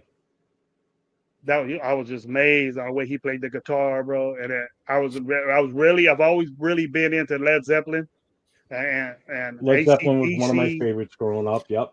Mine was AC/DC. Mine was Van Halen. Sorry to say.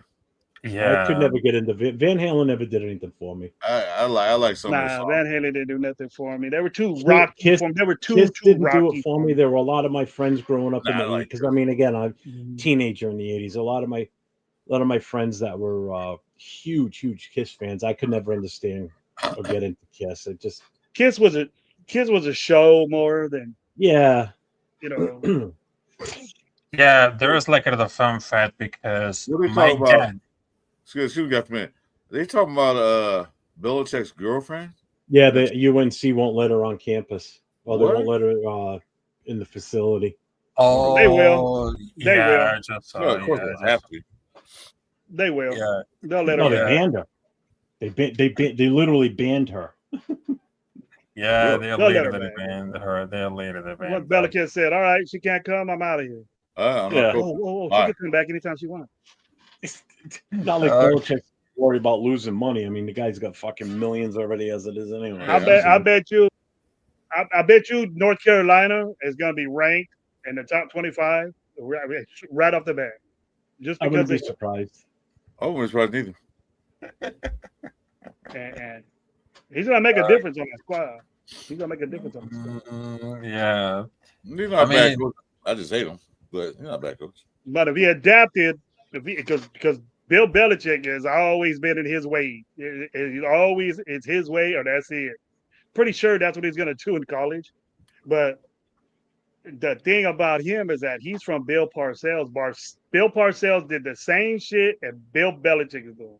If you guys know the difference, those Giants teams and those New England, they ran the same shit that they're doing now. Bill Parcells was still coaching, he'll be doing the same shit that Bill Belichick is doing. He came up with that EP offense. He brought it from the 40s. It brought it to the NFL. New England's the only team that runs. I don't know if McDaniels is going to get into times and run something different. No. But the offense is. I was excited about the offense when we got McDaniels, because even with Tom Brady made it better. We could say that Tom Brady was the master of that offense. He took that same offense and put it in Bruce Arians' offense, which is totally different, and ran the EP offense in Tampa Bay. And it was weird seeing Tampa Bay like that, but it worked. Yeah, it worked, didn't it? Yeah, it definitely worked. Definitely. It didn't work for it. If he would have stayed longer, it possibly. Hey, Derek Carr had one of his best seasons, and so did Devontae. You know, we said this offense sucked so bad, we didn't like it, but Devontae had his best year, and so did Derek Carr. Derek Carr threw for almost 5,000 yards that year, and then we got rid of him the next year. See, I never get into Ozzy Osbourne, And but Josh Jacobs had 1,600 yards. I did like Black Sabbath. I still have their Paranoid album, the original album. I have the original Sgt. Pepper's album. Oh, yeah. Yeah, I remember because my dad, he introduced me to listen to like 70s and 80s rock. And to be honest right now, just like 3 years ago, that was in September. And I was there at the Red Hot Chili Peppers concert, and the vibe was really awesome because that was on the North Carolina. Because when I would just see Red Hot Chili Peppers in concert, that was just like, man, that's one of my favorite bands. Because at that point, because in my phone, I just had like thousands of songs on my playlist. Because one day I listened to Red Hot Chili Peppers, and then I just switched it out for like Frank Sinatra, because I love every kind of the music, including like the Spanish music. You went to the Rat Pack right after that. Yeah, even I love like every kind of the music, and I mean Spanish music is very different because I grew up listening to like a lot of bands, not only for the pop, but also I don't like for the band rock. Boston. Did you listen to Menudo? Oh, Menudo, just like one of my mom's favorite group. That was like in the 80s. That's what I asked. I thought you said Led Zeppelin. I thought you said Led Zeppelin. Led Zeppelin was the 60s. Led Zeppelin was popping around in the late 60s into the 70s. When disco was out, Led Zeppelin was popping that fucking badass music. Yeah, Robert Pena. I'm not a fan of the band Boston. Yeah. Los Tigres del Norte, they're coming to Fresno, man. They're gonna be in Fresno, I think, this weekend or next weekend. Yeah.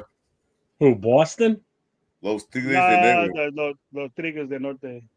Los Tigres del Norte. Yeah, I remember that band because, to be honest, right now, I mean, they're from incredible because, like I said it before, I mean, I love every kind of the music, but Spanish music, it became so much important because in Mexico, they have like some of the genres called mariachi.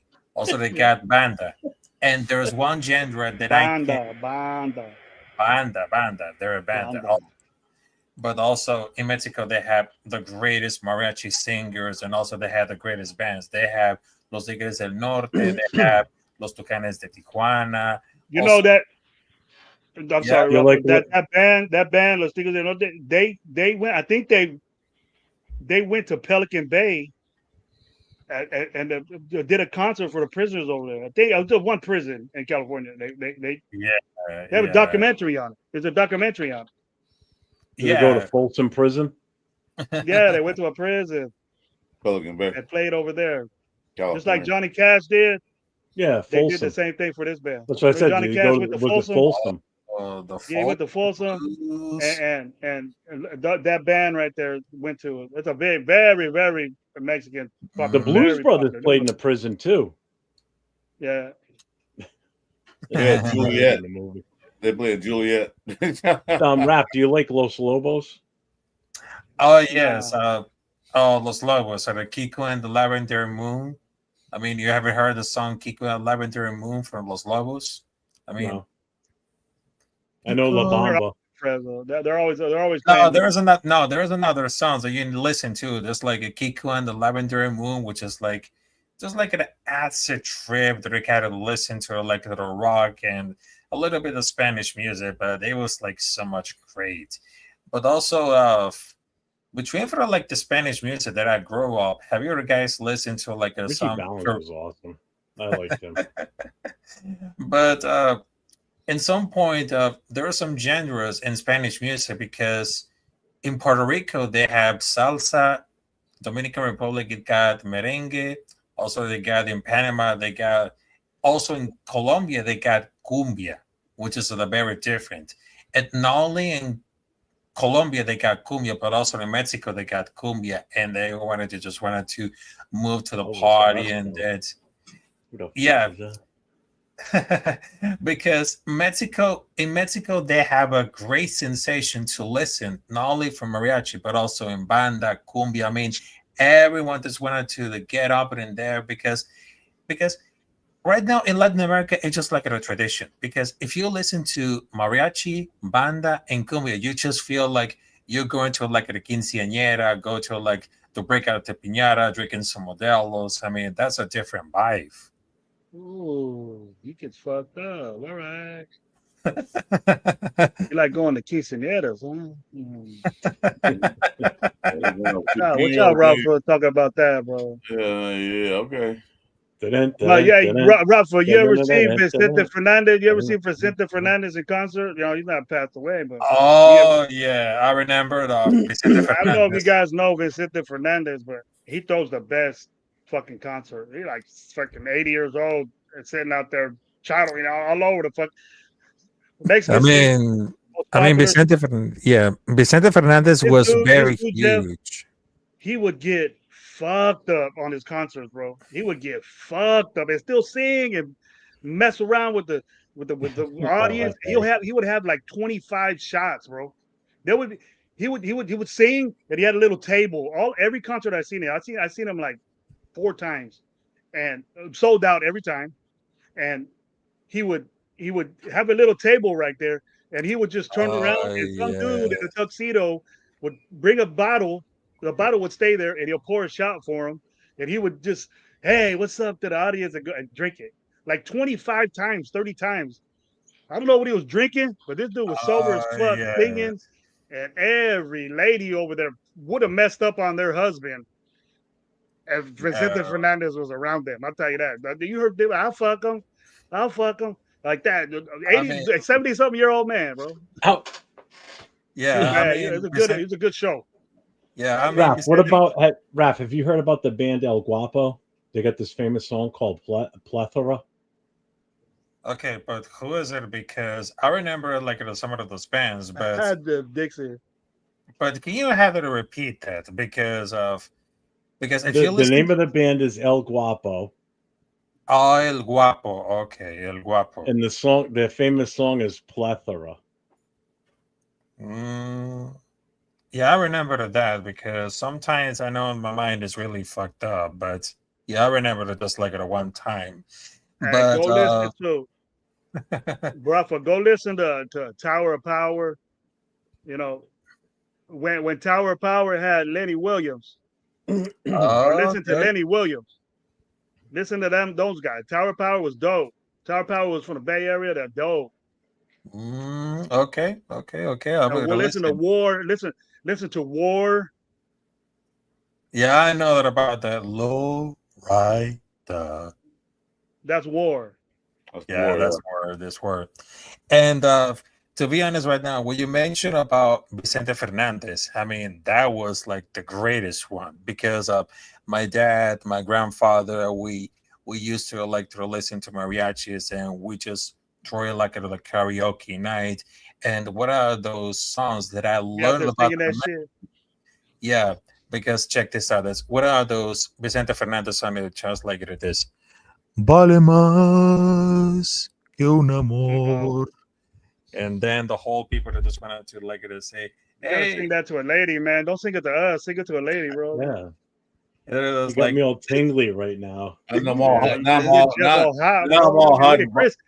all hot and bothered over here like this, bro. You're over here like that. Woo, don't do that to me. You did, man. Look what you did. Go over there to Nav Man. Go over there to Nav Bang and see Vicente Fernandez over there and see what they do. Yeah, go sing Blue Wire in there. You got to go back to there. You're still on their show, man. You got to go back. I think he's off. Hey, just so you know, Rafa, that band El Guapo, their song is called Three Amigos. Their album is called Three Amigos. Okay, I'm gonna check this out. Your chat's talking about football. They're probably going, "What the fuck you guys talking?" I know we're talking. This is far not like they said Brady was his mentor and all that shit. Like, all right, talk about Tom Brady. This is probably not like Tom Brady to me. So it's Three Amigos. He said he wasn't involved in El his draft. Guapo is the singer, and the song is called Plethora. So you want to look that up. You'll like it. Do it right now. Sing it, Ruffle. Don't do that. I'm already. Oh shit! Sing Lowrider by War right now. Yeah. Not just Lowrider. Just sing. Oh, this is what I'd like to say. Sing Cisco Kid. Let me hear you sing Cisco Kid. Rapper, they say, take a little trip with me. Take a little trip. Take a little trip, but don't a little trip. Take a little trip with me, low rider. Because I know that I have the lowest voice. Yeah, you're messing up my vibe. I don't like War no more, bro. I don't like War no more because he sang that shit. But hold on a minute. I mean, when you say Three Amigos, Dixon, I don't know. You listening to the singing coming out of here? That might be more depressing than talking about the Bears. Oh, right. But hold on a minute. You say El Guapo, Three Amigos.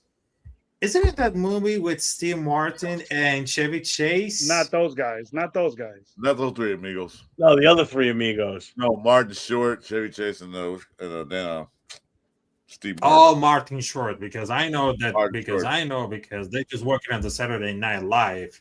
Martin Short, Steve Martin, Chevy Chase. Oh shit!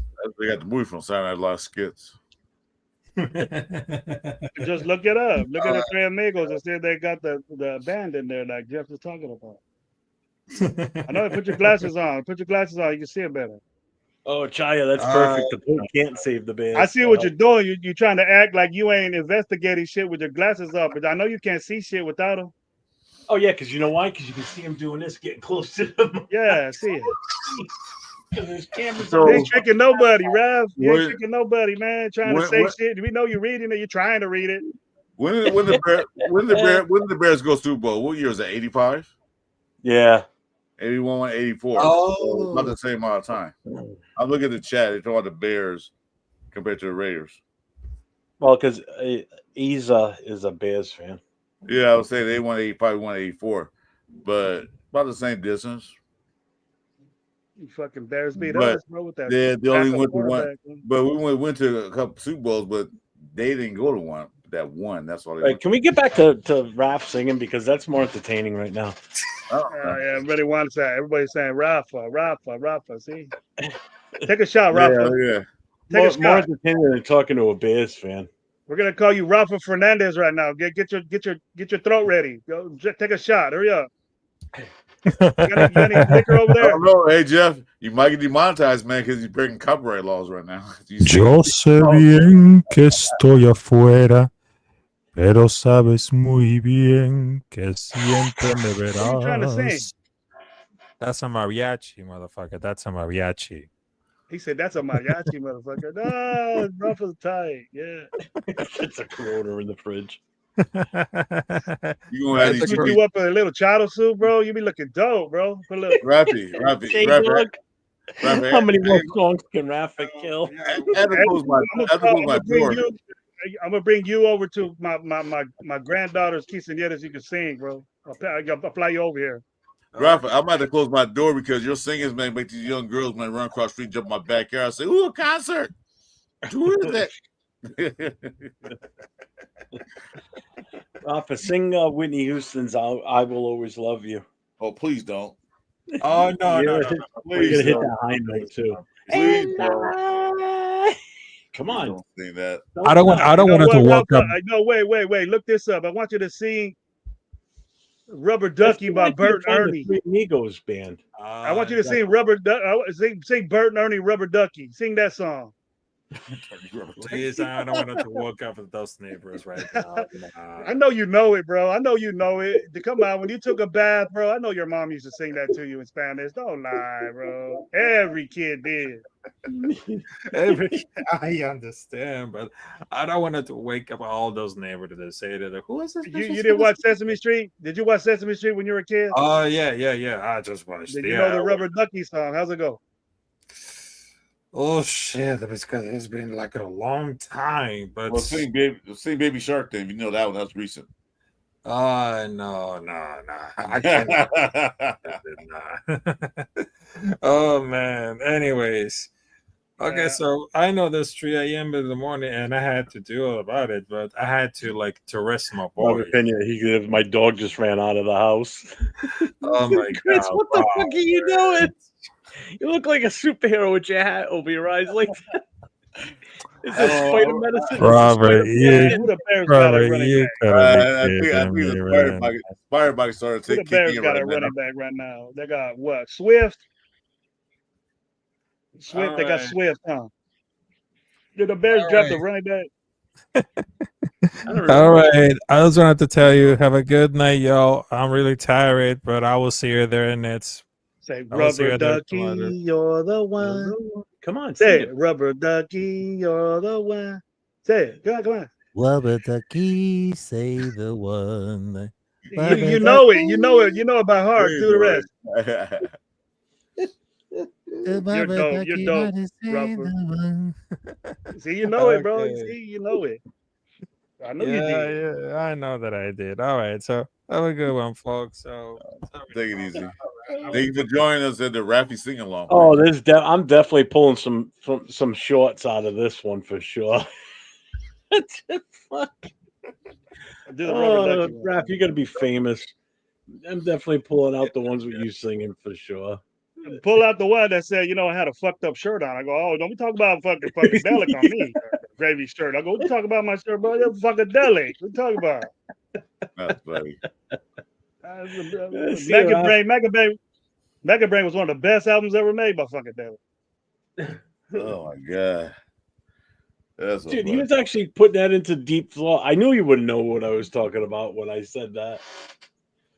When I said it's El Guapo, Plethora, and the Three Amigos. You got it right away. I thought you said Migos. Rafa don't know nothing about the Migos. He might know about the Migos, but well, he did because he was searching for it. Who's this IZ guy? What the?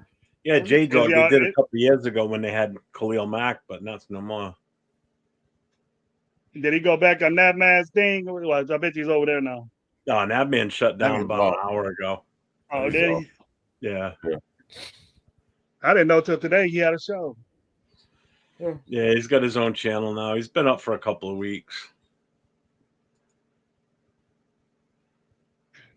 But I guess this week he decided, I'm going to do a Friday night show. Yeah. Yeah, I talked to him earlier. Why we do Friday night shows? Why you doing it? Whatever. Yeah, I'm fine with it.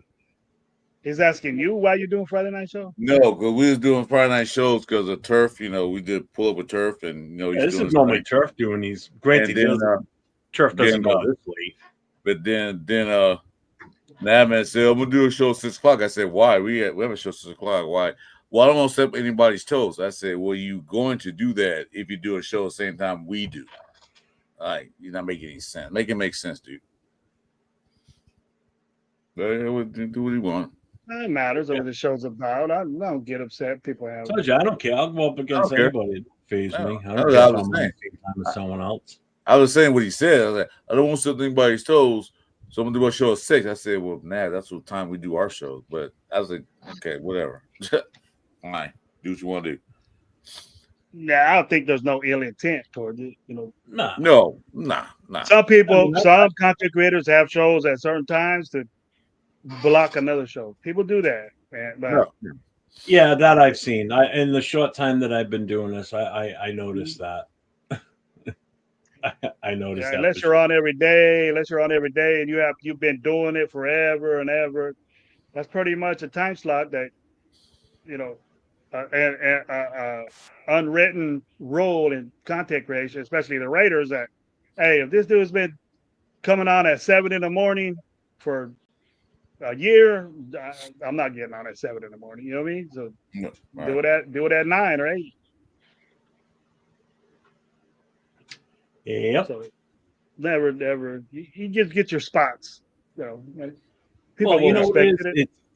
It's like Wednesday nights when we first started. Wednesday nights was Nate and myself doing the Raiders Coast to Coast, and then when Leo wanted to do the Raider Connection with myself, Nate, and Jay from Just Raiders Baby, he said, "What do you think about Wednesdays?" I'm like, "Nate and I are fine with it. We'll just move our show to Thursday night. We don't have a problem with that."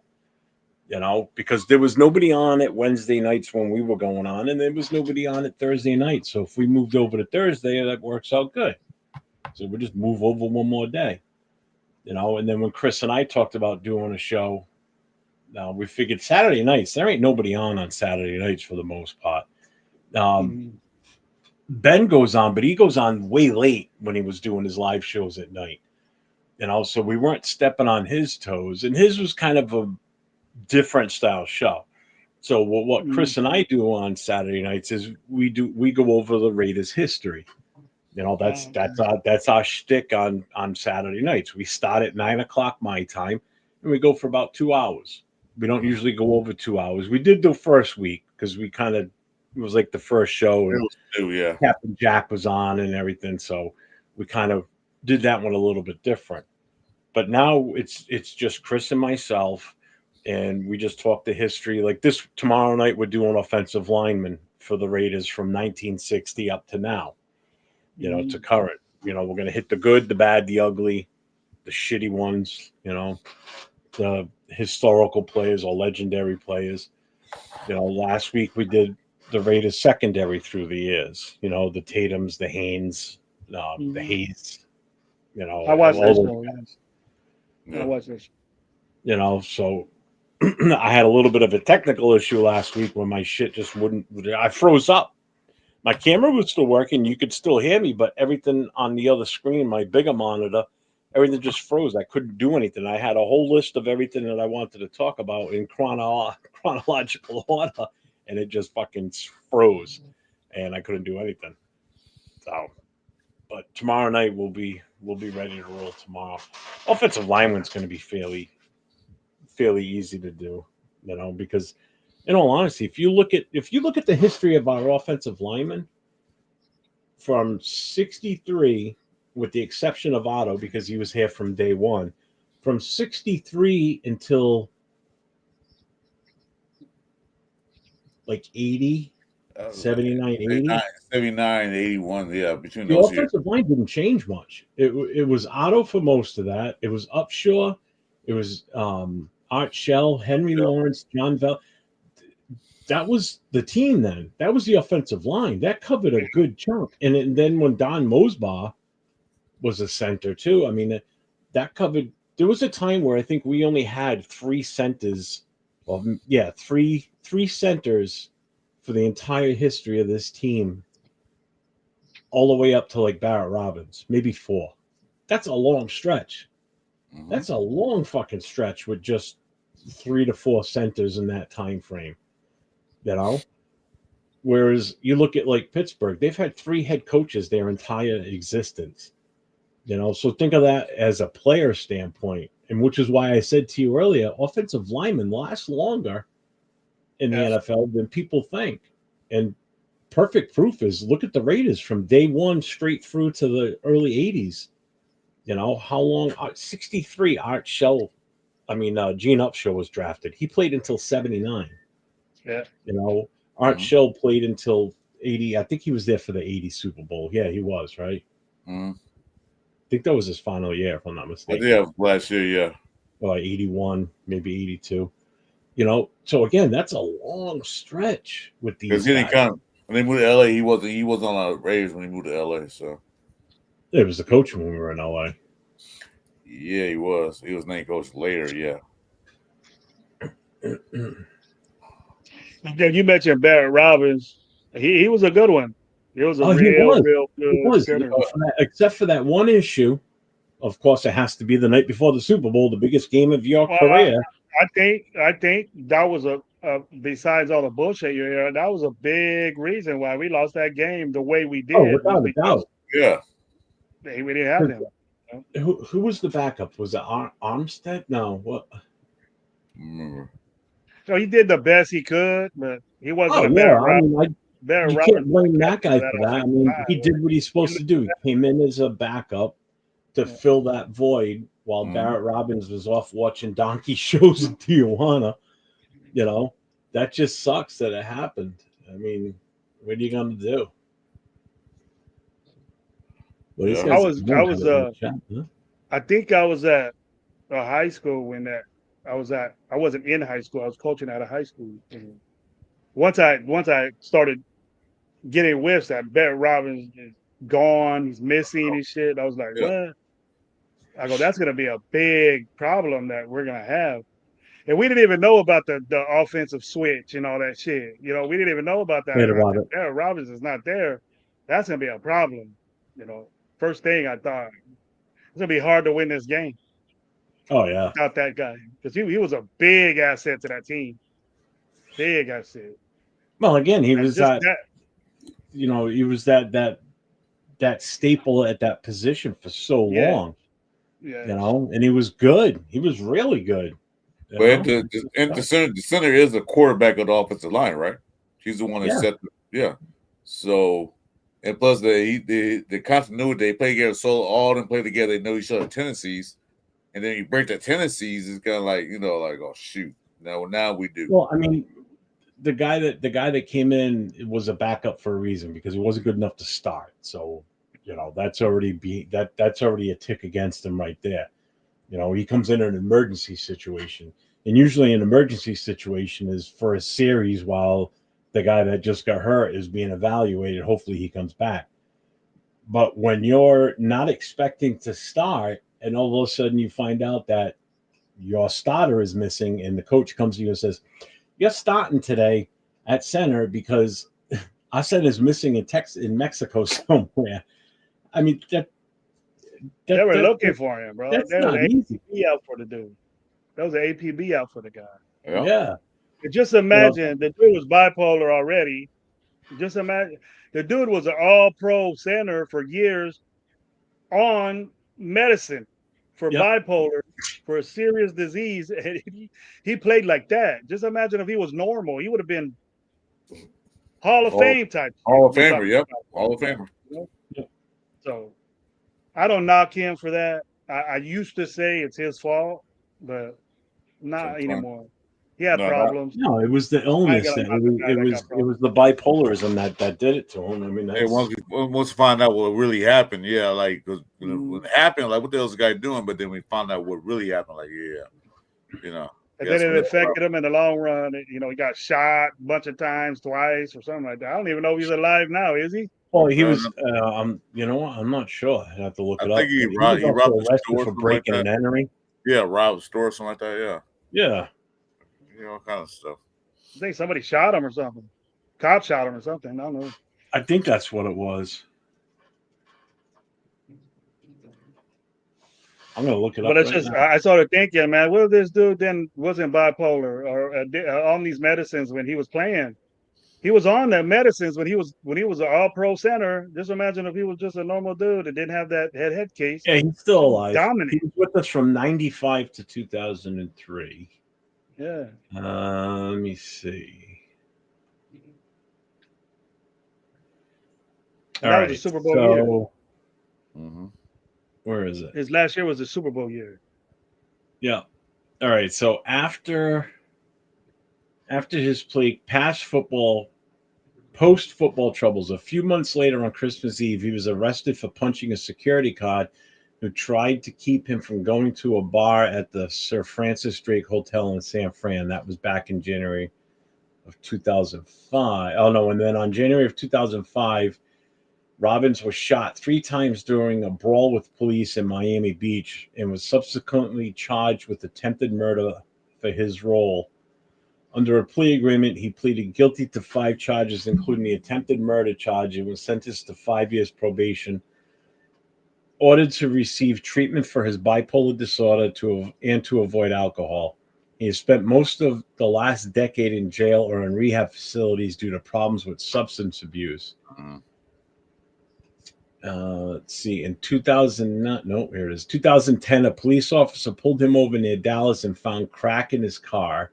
Whoa. On March 25th of 2011, he was sentenced to 5 years in a Florida prison for a drug-related probation violation, released in September of 2012.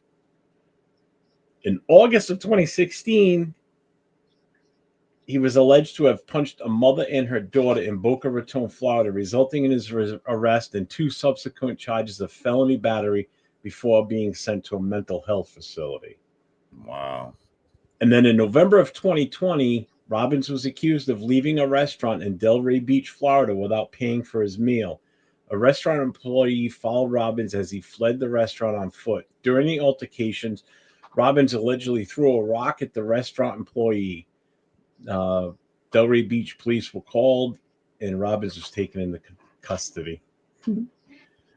So, yeah, his life went downhill real quick. Spiral. Yeah, he's had a rough life. The right help, or he didn't get the right help, or he didn't want it. So, yeah. Facts. Poor dude, man. I didn't know he was out. I knew he got shot. Adam Treyu, that's who it was. Adam Treyu was the replacement. Adam Treyu, I remember him. Yeah. But he was a good one, man. When he was on his pills, he was a good damn. He was good. Damn center. Oh, then Rodney Hudson came in later. He did all right. He did pretty good. No, Rodney Hudson did great. He did great for us. I still say how stupid they let him walk, man. What the hell y'all doing? He was getting up there. And we were in a transition. So, but he played for the Cardinals and changed that dynamic around completely. Yeah, it was good. You know, it's funny because I'm looking at this now too. So get this, right? So he missed the Super Bowl. Okay, Adam Treyu started. So Robbins regained his starting job the next year in the 2023 NFL season with the same line mates, a disastrous 4-12 season for the team. However, his name and those of several of his teammates were found on the list of clients from Balco that had given performance-enhancing drugs to Marion Jones and others. The Raiders released him in summer of 2004 after he tested positive for the Clear, a steroid known to have come from the Balco lab. And then True replaced him then also as the starting center. So Adam True replaced him twice, once before the Super Bowl and once as the starter of the team when he was released. I didn't know that about him. I forgot that he actually came back. I thought that was the end of him. I thought that was it. I never really read into it before. That's the first time I've read that much into it about him. So, yeah, Paul Basketball. Taking that steroids, bro. Start doing that Barry Bonds shit. Yep. He was on that shit and didn't play good. Yep. That shit didn't work for him. Nah. Hudson couldn't stand car. I didn't hear anything about that, but you doing that shit and you're bipolar? Damn. Yeah, I know. Crack. What a fucking that no wonder he went off the deep end, right? He wasn't taking care of himself. He was just on his Nah. own. They just left him on his own. Smoking Mhm. crack. Yeah, that's Or he didn't, that's or right he there. didn't want help, bro. He said, "I'm good. He probably just lied, lived a whole different life."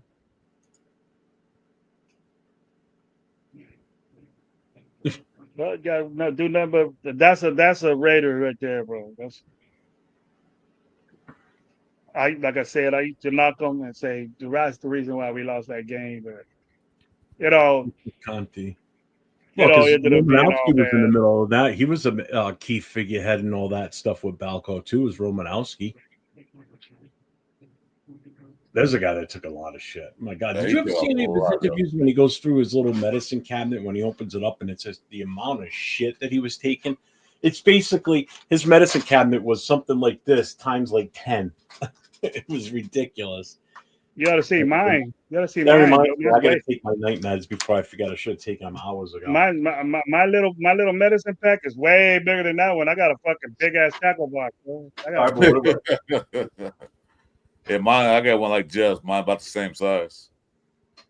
Gotta take not mine. way Too. bigger. well, I needed this one because it's got the day. That and mine's the exactly like night. that. Well, Yeah, it's day because- and night. Well, and the main reason I have nights and days is because of my heart attack that I had in 2017. So I'm on heart meds for that to keep the stent open, and I have to take those morning and night. And then everything that I'm going through for the cirrhosis for my liver, it's also day and night stuff. Because the biggest one that I have to take that I have to worry about and make sure I don't skip is the Zyflaxin, because it helps keep the ammonia levels right. Because if my ammonia levels go too high, I get disoriented. I have severe memory loss issues. Like I can't remember anything. So before I started all this stuff, all these meds, my memory was shit. You know. Did they give you lactulose for that? You took lactulose? Yep. That's not good, bro. When you feel like that, encephalopathy, you can't. Oh, it Don't was let bad. that happen to you, bro. No, I'm good now. I have been for a while. My levels are where they should be, but they still fluctuate, obviously. Yeah. Once you feel like that, man, you got to go straight to the hospital or take Oh, yeah. lactulose, whatever they tell you. But What's up, everyone? What's going on, man? Yeah, that guy. He said that the 49ers ran the Raiders out the Bay. I said, well, last time I checked, 49ers don't play in Bay either. They play in Santa Clara. Yeah, they don't even play in.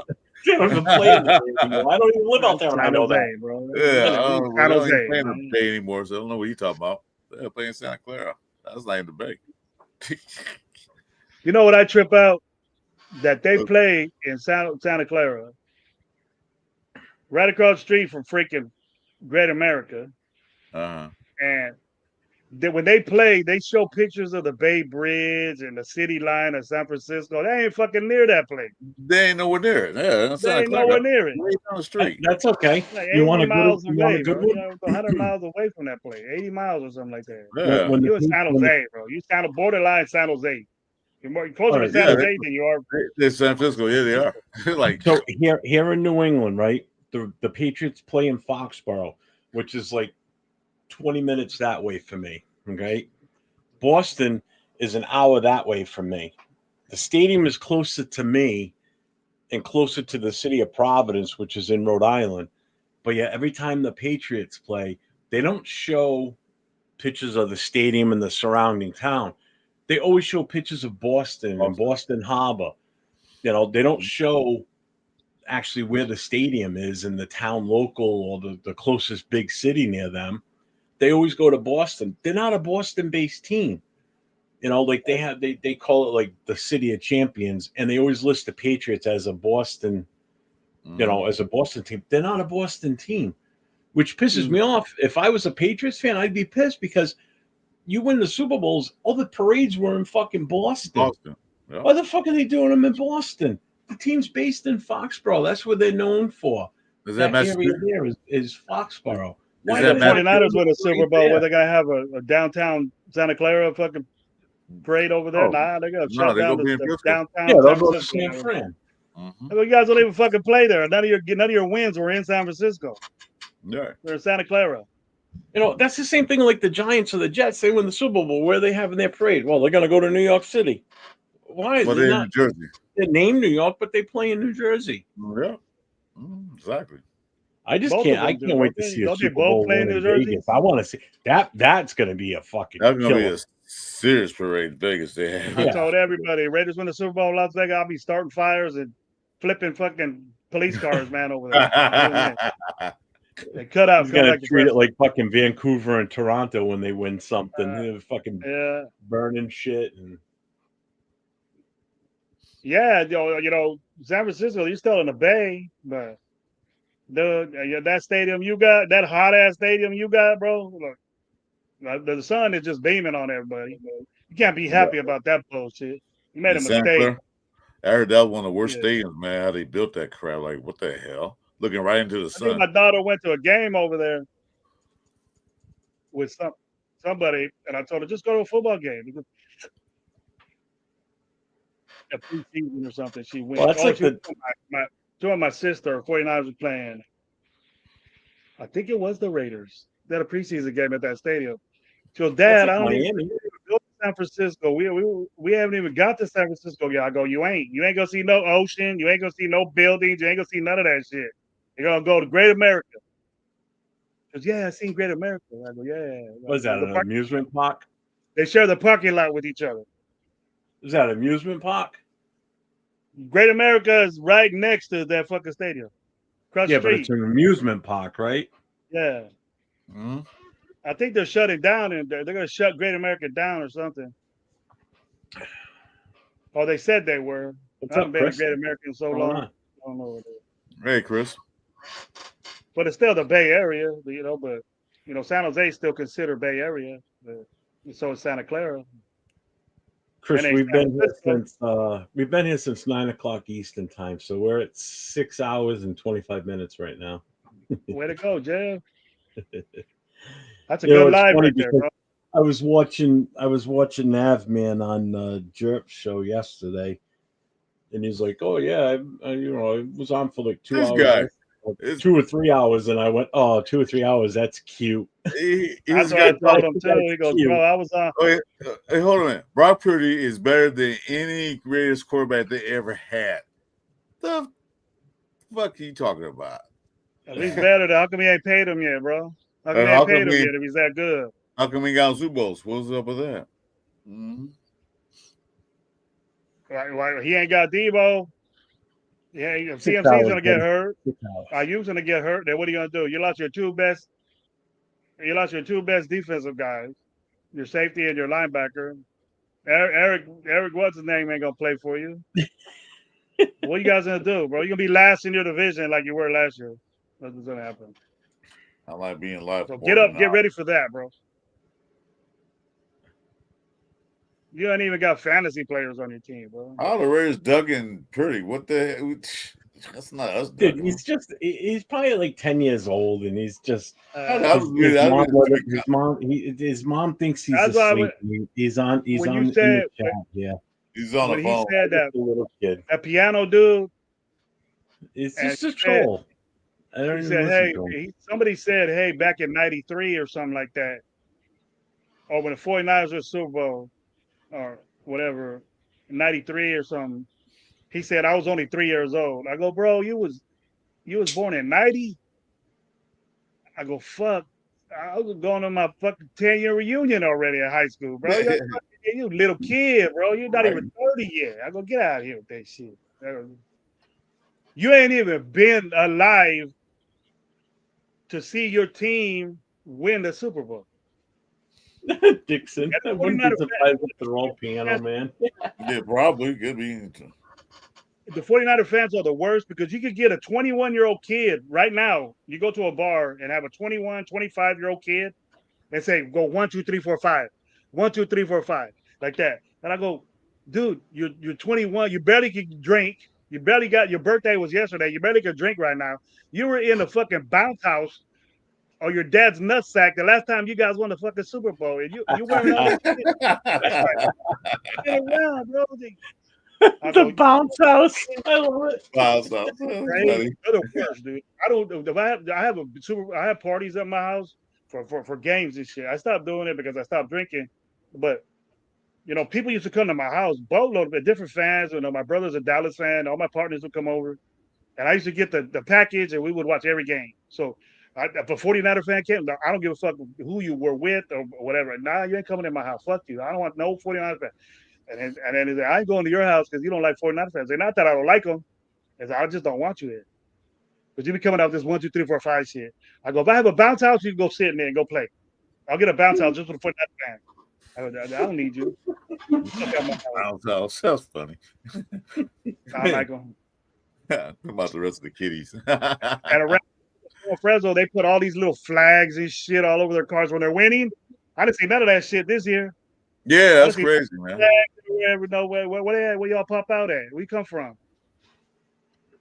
Putting all that shit on now. Yeah, that's like around here in New England. As soon as the season's over for the Patriots, you don't see any people. You don't see anyone around here wearing Patriots gear.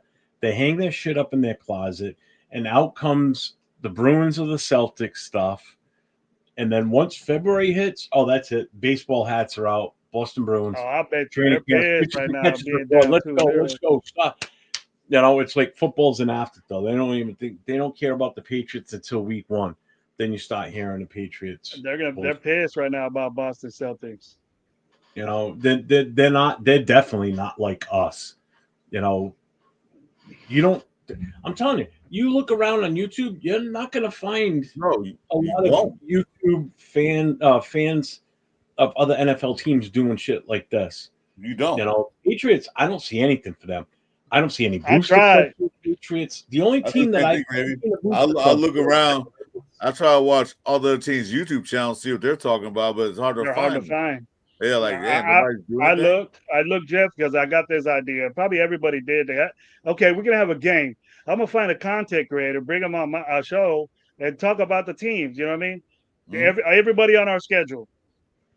You try to find a Saints content creator, you ain't gonna find them. You try to find, you know, a Carolina, you might find one, but he has 10,000 subscribers and he won't even fuck with you, or you know, something like that. You know, it would be like that, and they won't respond to you. But it was out of the 17 games we had, I would say maybe 6 had content creators that were even.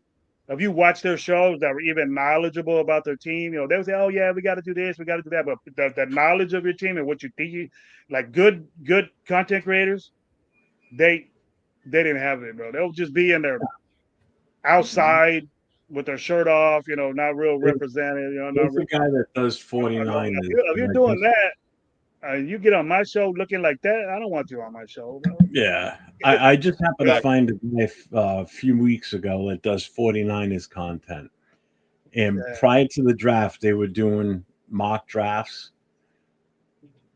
But they were like, 1 week I'm watching it for a few minutes just to see how they're talking and what they're bringing up. And number one, they're talking nonsense. They're talking about making picks that they don't even fucking have. Yeah. You know, like picking at this number. I want to trade. You don't even have that pick. What are you doing? But then I check back again. I come back another day and see that, you know, I get the notification that they were live because I was just intrigued. I wanted to see where this was going. They'd stretched that mock draft out over a number of different episodes. So when it was the pick that they were making, they were doing one episode on that one pick. Like contemplating who to take for this. This guy's available. That and going through almost each and every. And I'm watching this and I'm like, no wonder you got no fucking subscribers. Who the fuck wants to watch this? This is worse than watching fucking paint dry. Yeah. It's not even entertaining. Really? It's not even educational. Like you're not even learning anything about the player. I'm like, what the fuck? I wanted to get on the show and say something, but I'm like, you know what? I'm not even going to waste my time. So they'll make one pick in one day, and then the next day they would spend one show talking about, like, say they had the 15th pick. They would talk about what they were going to do with that 15th pick. who is available, who would be a good fit, and just beat the shit out of that discussion. Well, It's that's like, boring. okay, there's a difference between being thorough, and then there's a difference between being extremely obnoxious and anal about something. And that's Yeah, what a this lot of was. them This are. was But just it's hard to ridiculous. Yeah. find good It's ones. like, look at you look at your team, what position do we need the most? Okay, we're picking number 15. This is what's available. Which one of these first few guys fits that need? Okay, let's look at this guy. All right, this makes sense. This makes the best sense. Boom, done. Move on to the next pick. Same show. Right. You drag that out. What the fuck? No wonder, like I said, no wonder they got no Boring. subscribers. I'm It's falling like, asleep listening to you talk about it. I'm not even a 49ers fan, and I was getting pissed watching this thing. I was like, what the fuck? If somebody in the Raiders content creative world was doing that, No, they get you booed off bet the your ass stage. I'd be in the chat saying, dude, what do you, or I'd be messaging them on Instagram if I could, be like, what are you doing? You're Yeah, never going to grow at this rate. Nobody wants to follow this. It's just so drab. My God. and a lot of them realize that YouTube, hypnotized by the YouTube money, and they I just want people that know football. They're passionate about their team as much as I am. I'm passionate about the Raiders. You guys see it when I speak and whatever. Oh But my I God, wanted yeah. somebody like that. It was very hard to get people like that. You get a Joe Blow that knows what he's talking about. That's cool. But if you say, it's easy to find a Pittsburgh content creator that's good. It's easy. Dallas, it's easy. Rams, it's easy. But you get like to the nitty gritty teams, like Carolina or you know, you know, there's crazy ones all over the place. But it was tough, man. It was a really good idea to get a guy like that. But whoever can do that either knows a lot of people or in a circle like that. But it's cool. Captain Jack does it with his show with the four guys. That's good right there. Just with the division, you could do that. Oh, the Wild Wild West show. Yeah. Yeah, you could. That's the one that Jack covers for him. Yeah, I I tried watched. watching that one before. Like I go on there to watch it because I like to support Jack when he's on there. And I'll tell you what, the show that really turned me off was the one leading up to the Super Bowl. Because the guy that was the Chiefs fan, he just wouldn't shut up. That's all he was talking about. I mean, Well, granted, you got to give him that. He was excited. You know what I mean? Yeah, I I'm sure get he wasn't that. excited afterwards. No, Did he you didn't watch even. the I don't show? even know he wasn't there the following week. He wasn't there. They did the show I after, watched he the show. wasn't there. I watched the show. He wasn't there. No, he wasn't there that night. He was so Did you watch the show when you guys know a guy that rose with Josh the GOAT? You know him? Yeah, Josh. yeah, that's horrible. Did you watch the show when he was on that show? When they invited him to go on the show? No. He tore up that Kansas City fan, bro. Because the Kansas City fan, first of all, you mess with him. You know what I mean? And Josh, I don't know what Josh said, but he turned him out, bro. He had all them Chiefs. He had those Charger dude and the Broncos dude laughing at that Kansas City guy. Josh did, and Josh is like that, man. He speaks his mind. Fuck you talking about? He's a very smart guy. I dig Josh. Well, it's funny Condolences to Josh. because a few weeks ago, Jack asked me. He goes, hey, I can't make the show this night for the Wild Wild West. Do you want to fill in for me? I said, Jack, I love you, brother. I said, but I can't be on that show. He goes, why not? I said, because I will get in trouble. I said, because I will say something that will cause issues. I know I will, because I can't sit there like Jack can and just listen to them just droll on about the shit they talk about, because it annoys the fuck out of me. I just couldn't do it. Get me on that show. I'll turn them dudes out. I told him, no, yeah, but that's just it though. If I go on there, I'm gonna say something that is gonna cause issues, and I just don't want to. I don't want to put myself or put Captain Jack show in that PG or something. I said, all right, Jack, I respect Cat for that. I respect Jack Kenner for that. I know how the show rolls. I know how it is. Those guys they don't really. Yeah. But that Like Kansas City dude, as much reasons as he has to talk shit, You know, I'll give them that. For the longest time, they couldn't get a Chiefs fan to stay on the show because there's only 5 Chiefs fans in existence, so it's tough for them to find a Chiefs fan to be on that show. But the guy that was the Kansas City fan, the week leading up to the Super Bowl, it's like, okay, you got your 15 minutes up front. Okay, now shut up so someone else can talk about what they think is going to happen this weekend. That's when I was getting in, turn them out. And that's when I just like that. That's it for me with this show. And then I wanted to come back the following week to watch it to see what he had to say. You wasn't on there. I watched it too. Jack said, "Watch the show." Bro. When he wasn't there, I think it was a puppet thing that Josh got on him. It was a puppet, and he said something about, "What do you think you get all this attention?" And he goes, "I got your fucking quarterback and your team talking about me, and you a Chiefs fan. Hey, what's up?" Like that, and then that guy goes. And then he says something like that. He goes, "Just because they don't pay attention to you, your team is paying attention to me, and I'm a Raider fan. What's up with that?" And that dude just was quiet, and all the other dudes was laughing at that guy. They go poof like that. That was funny. I would do the same shit. I said, "Hey man, I got the right to talk. I got the right to talk about my team, and I do it. But you don't. We've all done it. Yeah, you can't do that. Yeah." You know, and again, I know I would have been an issue. I would have had to have. They would have either thrown me out of that studio or I would have left on my own because I don't like those guys. Richie Rich, I can probably tolerate because I've been on the show with him before when I was on Captain Jack's. He called it. He dialed in at one point. I could handle the other guy. I can handle a Broncos fan. Chiefs fan, to me, the Chiefs fans are just like Patriots fans. I fucking hate them with a passion. Just fucking hate them. Hate them. They're obnoxious.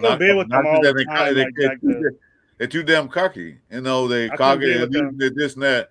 As soon as they lose a game, it's like a Charger fan. They're cocky. They talk this, but as soon as they lose that game, playoff game, whatever, you don't hear shit from them. Me, if you lose a playoff game or a game like that, I'm gonna get back on here and I'm gonna talk about why we lost, how we lost, and why we should have won. Yeah, it's like suck it up, dude. You lost the Super Bowl. This was the third one in a row you went to. At least you didn't pull the Buffalo Bills and go to 4 and didn't win one of them. Minnesota too. Yeah, them too. No, I would give him that 4 in a row. Minnesota wasn't. I would give him that. I would give him that. You won some Super Bowls, all right? That's cool. Yeah.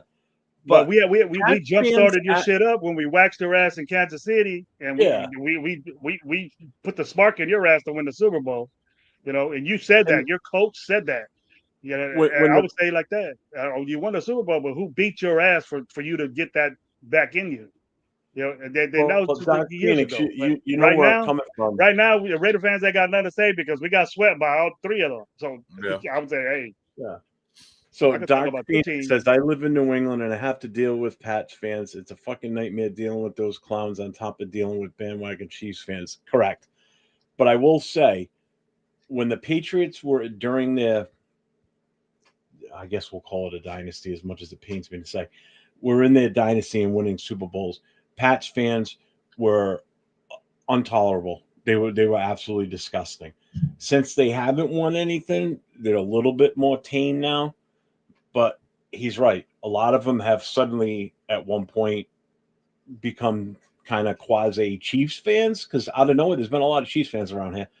And the other thing, too, is when Brady left New England and went to Tampa, the amount of Tampa fans that showed up out of nowhere, too. And a lot of them are like, oh, because I like Tom Brady, so I'm following him to Tampa. Okay. If Ken Stabler, when he left the Raiders and went to, I didn't follow him.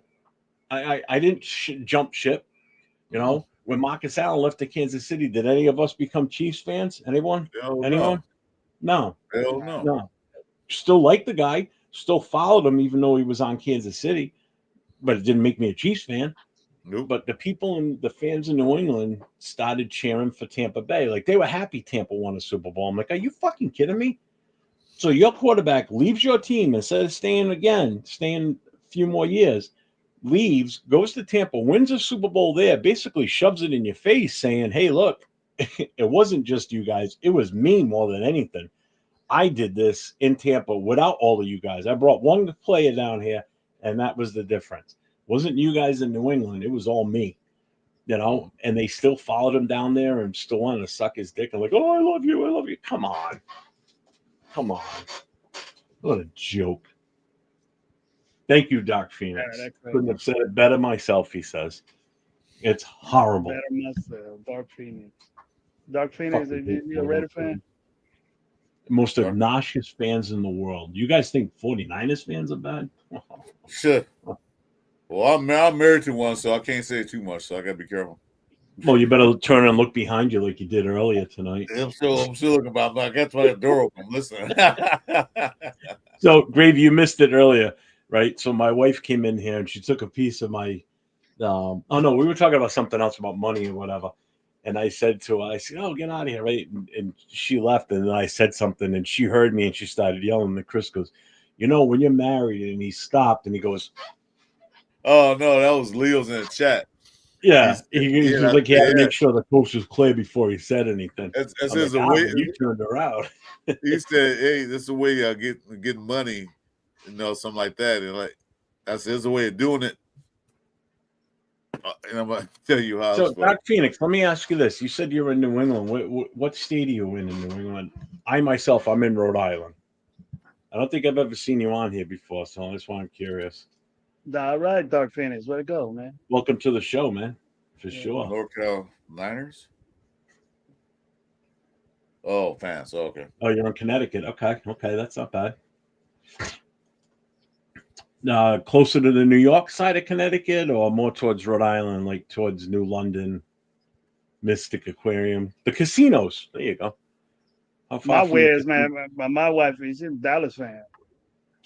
Your wife's a Dallas fan? I told her, I said, we ain't a long time ago. We ain't getting married unless we become a Raider fan.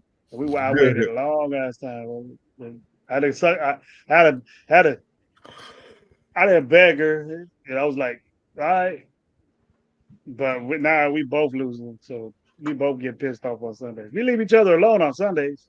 Jesus in the living room, and I'm in my bucket over here. Oh, okay. So I pretty much, I got an idea where you are then in Connecticut. All right. So you're like closer to the New York side then, if you're down by New Haven.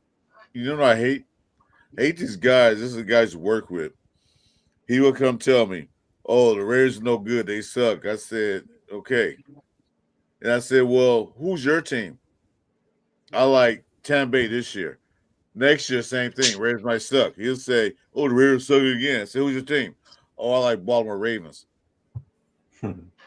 Don't tell me my team suck when you don't even have a team. Each year you pick a team that's winning.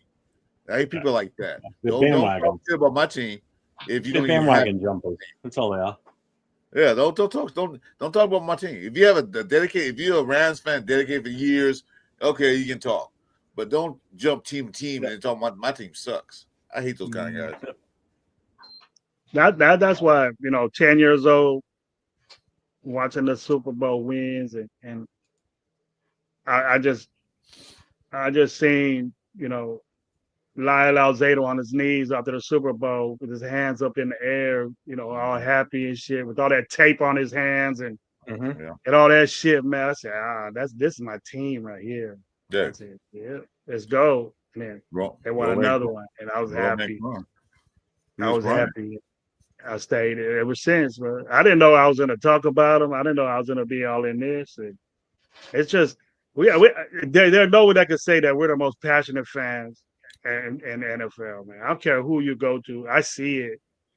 Ain't no other team got more passionate fans than us, Well, hell, look how many content creators there are doing the Raiders. How many? There's a lot of them compared to other teams. There's a lot. Yeah, compared to other more teams. than any other team, I'll tell you that. Yeah. Hey, exactly. Dark Phoenix, I'm going to post a link in the chat here.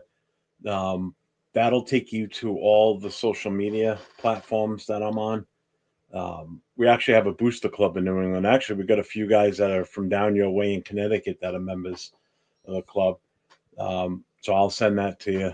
If you click on that, that'll take you to our club website, Facebook, all that stuff.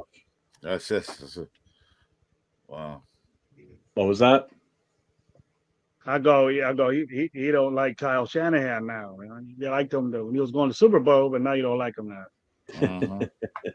What's wrong Fair with weather that? fan. Fair weather fan.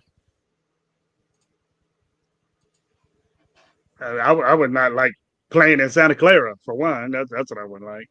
Yeah. Claiming 49ers, San Francisco 49ers when you play in Santa Clara. That's just weird.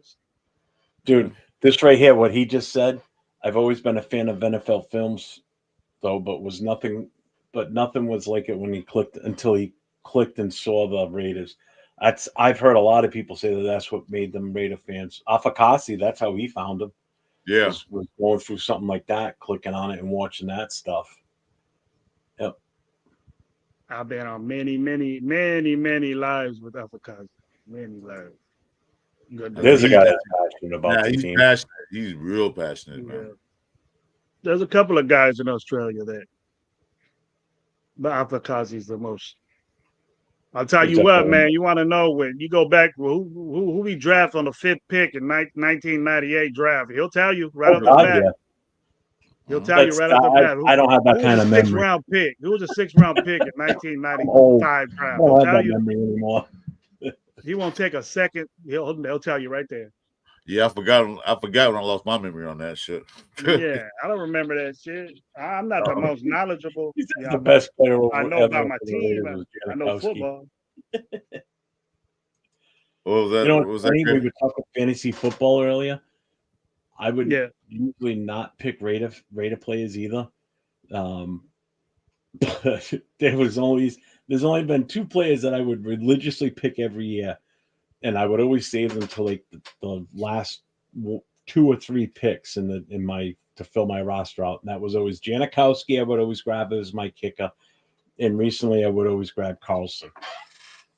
So those are the only 2 Raider players I would religiously draft. That's why I would never drafted a quarterback from the Raiders ever. I would get Janikowski. Or Carlson. I would get Carlson as my special team guy. I've always had them. I've had either one of them through the years. Occasionally, I may have to switch it up and go. I would get Josh Jacobs. I would pick Josh Jacobs. Not high. I never picked him. Damn, really? Pick that chair. I was 5 years old, and I picked a Raiders Hutch uniform from a Sears catalog. Wow, Sears catalog. Just not even the fact that you picked the uniform, picked the picture out at age 5, but the fact that it's a Sears catalog. Hey, how old we are here. Oh, God, man. We get excited when we hear Sears catalog.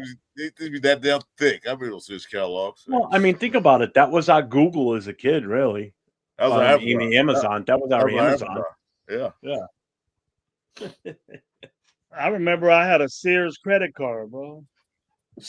Oh, I'm going for a smoke. I'll be right back. You could buy anything at Sears. Everything. You buy everything at Sears besides the car itself. But you can buy the car. They had Craftsman tools over there. That's why I used to get all my tools at Sears. That's what got my garage. Lifetime warranty right there. I either got them from the truck or I got them at Sears. That's why I got my garage. You said go my garage is Craftsman. Maybe a couple of small stuff, but mostly Craftsman. I grew up on that. That's my stepdad's go. My stepdad's go. Used to go like it used to be a Sears downstream where we lived at, on the old Sears in LA. Every other weekend we was there. Every weekend going right to it was Sears and Roebuck. Sears and Roebuck. You go there and get tools, lawnmowers, you get anything. Let's say, oh shit, my chain broke my lawnmower. Right to Sears, you got another one. And Montgomery Wards too. Yeah, I remember those. And Mervin's. Remember Mervin's? Yep, my aunt worked there. Mervin's, Montgomery Wards, J.C. Penney's, all those stores like just disappeared. My mom used to take me to. My mom she didn't know what to do with me. She used to take me to work with her, man, at Montgomery Wards in Fresno. Downtown, that's where it was at. And I used to hide in the she couldn't find me and shit, and I would hide from my mom when I was little. I used to hide underneath where they used to have all the clothes, and underneath those little racks, I used to The hide in there. round things, the round racks. Yeah, I Yeah, used to you hide put it underneath over. and she couldn't find me. Where you at? Man, I used to be running around everywhere. That's when you used to be able to take your kids to work. Yeah, because exactly. I remember those days. My mom, she used to work at a social service. I used to go work with her all the time. Like some days, you're like school was out, instead of get a babysitter, I would go to work, sit in their office, man, sit there all day, get some good food from the lunch trucks. You remember those lunch trucks that had the catering trucks that had the old flip up doors? It was a pickup truck that had flip up doors. That's some good food out them things. That was Montgomery Wars. My mom was young. I remember my mom being hella young. I was young too.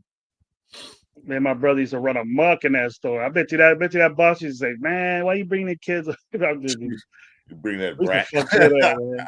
There'd be hangers and shit, clothes everywhere. We used to fuck, and then we used to go to the toys, man. We used to fuck that up. We used to, oh, I want this, I want that. Hey, Rebel, what's Play up, with Rebel? it. What's up, We'll Rebel? be having little wars and shit with the cars and all that, little races. We take them out the box and start playing with them. Sears Never Robo. got busted. We never got busted, and no one told us shit. Sears was the first place you can order like Kellogg. Yeah, the Sears Robo been around since like the almost 1800s. They've been around for years. You can order stuff. That But now, catalog was bigger when I than a was damn young, phone book. when I was young, me and my cousin, we used to get Sears catalog and sneak it in, and then try to look in the when the women's clothes are, look at the brassieres. The women wearing brassieres, like, Yeah. hey, we got That busted. was Like, what are you guys the doing? little Playboys back in the day. That Yeah, Playboy back in the little day. boys, we like want to see the girdles and stuff Uh-huh. we used to wear. The little models with the chonies on. That Yeah, like, oh yeah, look at that. Second Chris. Hey, when you're a boy, man, you want to see, you gotta see. That's all we can see until we find the Playboy I bracelet. just go play, bro. I just, where the toys at? Let's go. Shoot. I just sucker my older brother. Come on, let's go move around a little bit. Nah, mom's gonna get mad. I don't care. Let's go. But then my brother used to get blamed for it because he was older. He used to say, "I know you told Mike to do it. I know you told him to do it." And I said, "Man, I never admitted it though." I go, "Yeah, he did." And he used to get in trouble all the time. Y'all still on Die Hard Savages, my brothers. Oh yeah, we are that. But I'm about to say goodnight in a minute. I'm getting sleepy. I already ate. What's up, Rebel? Yeah, I'm tired too. I got Jeff comes back. I'll probably bounce if he got to. I'll stick around with the guys until you go out. Yeah, when he comes back, I'll probably get out of here too. We're gonna show tomorrow night. What you got planned for this weekend? Huh? What you got planned for this weekend? Anything? Any shows? I don't know. I'm mostly, like I said, as we got our days. It's tough for us to get together. We do different shit. We got stuff to do, man. I'm the one that just hangs around. I do shit, but I manage my time wisely so I can get on shows and stuff. But, there you go. Some people, Gabe working, Low working. He's going to school and doing all this stuff, and that's good for him, man. You got to do that. So that too. Plus, ain't really talk about right now. It's just a little mini camp going on, and nothing really. There's always stuff to talk about. It's just who you're with, and if you entertain people, Yeah. Shows like this, you can touch every subject and get on different shit. That's good, We should do that back we should do that back a while ago, where we used to have what was it? With everybody that's on the shows, we used to have mental health days, and then people would talk about their little situations and get guidance from people. Reddit fans are like that. We would have different days when we talk about that. Or somebody's going through shit, we'll help them out. The creators used to be, all of us used to get together like that, and it was real cool back then. It was real nice to be with different people, but bad intentions get involved, and people start not realizing what they're hearing or saying, and Chill 13. Subscribe to all our channels, hit notifications, because like me and Jeff, sometimes we will pop in at the middle of the day on Wednesday. We have no set time. We have set shows for Saturdays and Friday nights, but with you just the notifications, and you never know. We just sometimes I just pop in. I might wake up tomorrow morning like nothing going on. I'm gonna do a show right quick. So this is notifications. There's no set time. Okay, I'm sorry. Go ahead. That's all I'm know. No, usually I schedule mine. I don't pop on like that. I'll pop on like and give you an hour. But, you know, sometimes you like what you're hearing. I'll get people in there and start talking ball. You know, if I got something on my mind I want to talk about, I'll get with it. Yeah. But usually the Radio Nation Live we're on Wednesdays and Sundays. So, but Sunday is Mother's Day, important day for me. So I don't know what's gonna happen. I'm sure it's an important day for Gabe and Lo. So yeah, that's a situation that we could probably take a day off. What's up, Rebel? I see you in there, buddy. Yeah. Like I said, my mother passed away a couple years ago, so you know I'm still thinking about her. But yeah, it's always an important day. Yeah, thanks, Joe. Subscribe to all of us. Thanks a lot. Appreciate it. Thank you. Appreciate it, brother.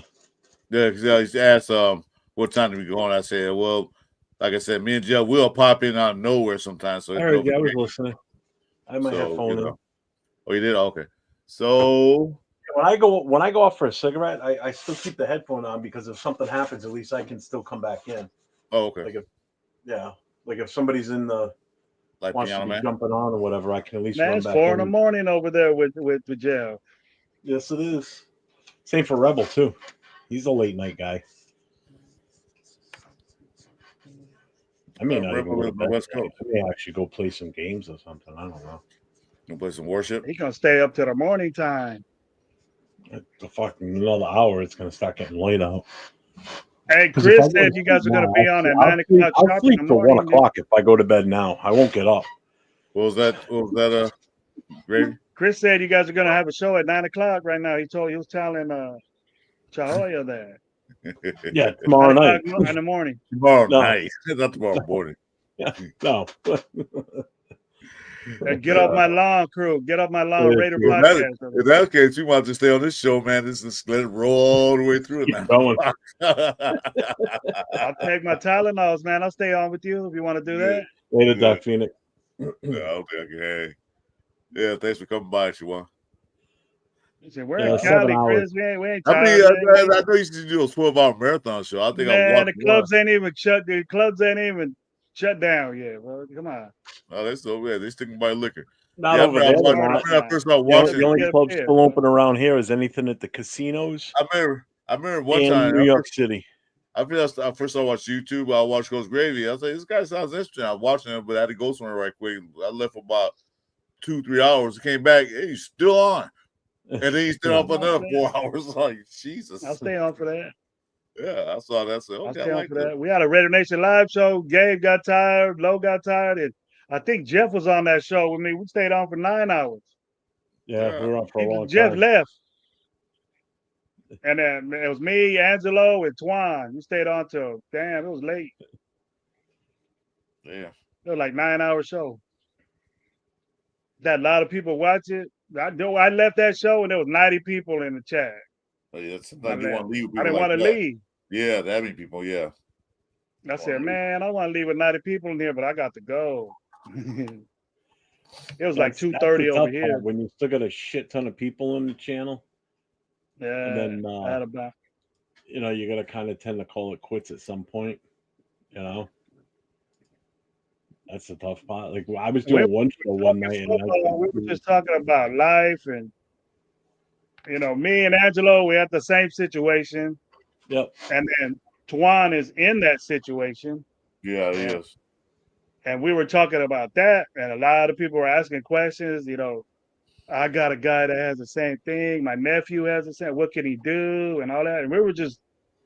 I said, man, this is different than football. Than people, there were a grip of people in there talking on my show. And at Low, we talked again. I go, dude, we stayed on for 9 hours after you guys, for 5 more hours after we got off. He said, nah. He goes, man, I was wondering. It was a good show, man. It was more deep. It was more deep on different situations than it was Well, Jeff, you were there. We were talking about it. It Yeah. was more different. Well, We were you know what it is too. I think like you got some of these younger guys that do these shows, the content shows. They're more purpose driven. Like they'll come on, they'll talk their Raiders talk, Mhm. and then they're done, and then that's it. But when you've got access to guys like Chris and myself when we do shows, and obviously you too, Gravy, because you know when you're older and you've been through more things in life, you've got more Mhm. experiences, you can relate to more people in the channel because the people that are in your chat have had similar situations or have had something that you're familiar with that Right. Yeah. Yeah. someone that's fairly young doesn't know No. what Yeah. like the Sears catalog. If you would have had like Nate in here with us right now, maybe Jay, not sure. They'll be talking shit about it. Rundown. Some of these younger guys, They wouldn't know. they wouldn't know what the Sears They wouldn't know what catalog it is. is. They You wouldn't know, even know. they may know of it, but They they might have won't heard of it. know. Yeah, they won't know the ins and outs of it like we did when we were kids. Like Ann and Hope, that's a famous department store in my area here. They're all closed down now. But do you know Walmart to this day? The reason Walmart is why they are Walmart is because of the Ann and Hope department store that was here in Rhode Island that started here. Because the Walton family came here, met with the owners from Ann and Hope, saw what they were doing as a store, and took that business model and turned it into Walmart. So when you think of Walmart, Walmart's concept started right here in Rhode Island from Ann and Hope department store, which pretty much all my family members on my mother's side of the family all worked at Ann and Hope at one point. And my grandmother was kind of like a bigwig there, so I used to have the run of that store, and it was in an old mill building. So just like you guys were talking about when you said your mother was working in a department store, my grandmother did, my great aunt, my mother worked there at one point, my aunt. I had like the run of the place. Like when I went in there as a kid, I would be all over the store. You know, the guys would come down from the warehouse to drop stuff off to like say my grandmother's department, and he'd be like, "Come on, Jeff." He'd pick me up, throw me in those. Remember those canvas 4-wheeled carts? He would put me in that and then push me through the store, bring me out into the warehouse. I'd be out in the warehouse, you know, and just seeing the stacks and stacks of the brand new toys that just came in. I was the first one in my area that ever had any of the new like GI Joe toys when they first came out and everything. I had them all before before they were even on the shelves, you know. So it was awesome. It was fun to be able to do that, you know, and it's those memories, you know. But I think that's the diversity of this show. When Chris and I do shows together, we don't just talk Raiders football. We'll talk Raiders football with the best of them, but we always tend to branch off into other things. And I think that's why this show has such popularity, especially late at night. We'll talk about anything and everything. Yeah, you know? we don't tell because these probably not like shows did. Because the one show we did, it took a serious right turn. Don't know how we got there, but it just turned to something completely non-football. We just start talking, and people in the chat will say something, and we'll comment, and we'll start talking about it. Yeah, That's how And you, those, that's how you and relate. those are the shows that you remember the couple of weeks most. ago, Those are the Gravy. shows that you remember the most. Yeah, Gravy. A couple of weeks ago, we week were ago. doing a show, The and we spent post-draft about half hour or so on just having me pronounce words because of my Boston East Coast accent. I was And watching people that were show. getting a kick out of it. You know, it kept everybody entertained. It was fun. It was a good time. Mhm. You know, it's shit like And that. you you're remember not gonna that. You get. know, You're you not gonna remember that. know. You won't remember a show that you talk Raiders draft, but you'll remember that show that you were, you know, because we do it all the time. And that's why when I told Chris you were smoking, I think it was like, well, I was saying that we used to have, you know, everybody that we know now that I respect in the content creator Raider Nation.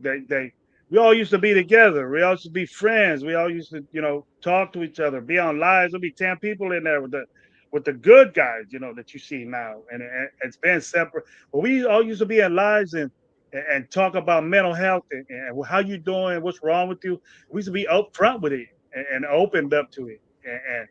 And if we would get you know, comments and advice that's in the thing, and there would be a bunch of people in there, hundreds of people, and we would be so new at this. We're saying, "Fuck, we got 75 people watching at midnight right now," you know, And then we was like, whoa, man, we didn't even talking Raiders. We had more people in those type shows than would be on Raider shows. And I think some people want to. A lot of people people watch the show because they watch for the Raider content. But then somebody will say something, then it will strike a nerve with them, like, oh yeah, can I? And then they're gonna start talking about it. So it carries on. All right, like bro, everybody, they're all human beings like we are, and we have life experiences. Some people want to hear life experiences that we had that they can relate to. Mm-hmm. The Funkadelic fan, Nick. Nick. Respect your shirt tonight. Nice maggot brain shirt. Not the shirt, man. It's an album that Funkadelic had. You gotta listen like that P-Funk, man. You used to get down when you was young, but you know, it's maggot brain. He's been around for a minute. Yeah, you know what I'm talking about. And I didn't know the rap just come up and say, I had a gravy shirt. I said, what's wrong with my shirt, bro? I know exactly what I saw. Like, I know exactly what you were. Like that. Certain bands, you don't talk disrespect, bro. You don't mess with the Funkadelic. You don't mess with EWF. You know, you don't mess with shit like that. You don't. What shirt is that?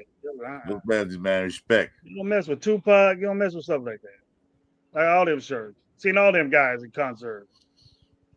Can the youngsters say that? No. Nope. Sure can't. Nope. I'm glad I'm the age I am because I got to see real music get played by real ass people. Band. Real bands out there. Not a keyboard. No. What was it? What you call it? What's that? A voiceover? What do you call it, Jeff? Talk boxes. Auto-tune. Yeah, thank you. The only one that could do that back in our days was Roger Troutman. That's the only one that could do that. Oh man, you talking about Zap? They're all trying to bite Roger Troutman. You talking about Zap? Oh my God, yes sir. So that Nick saw George Clinton back in 2015. Okay.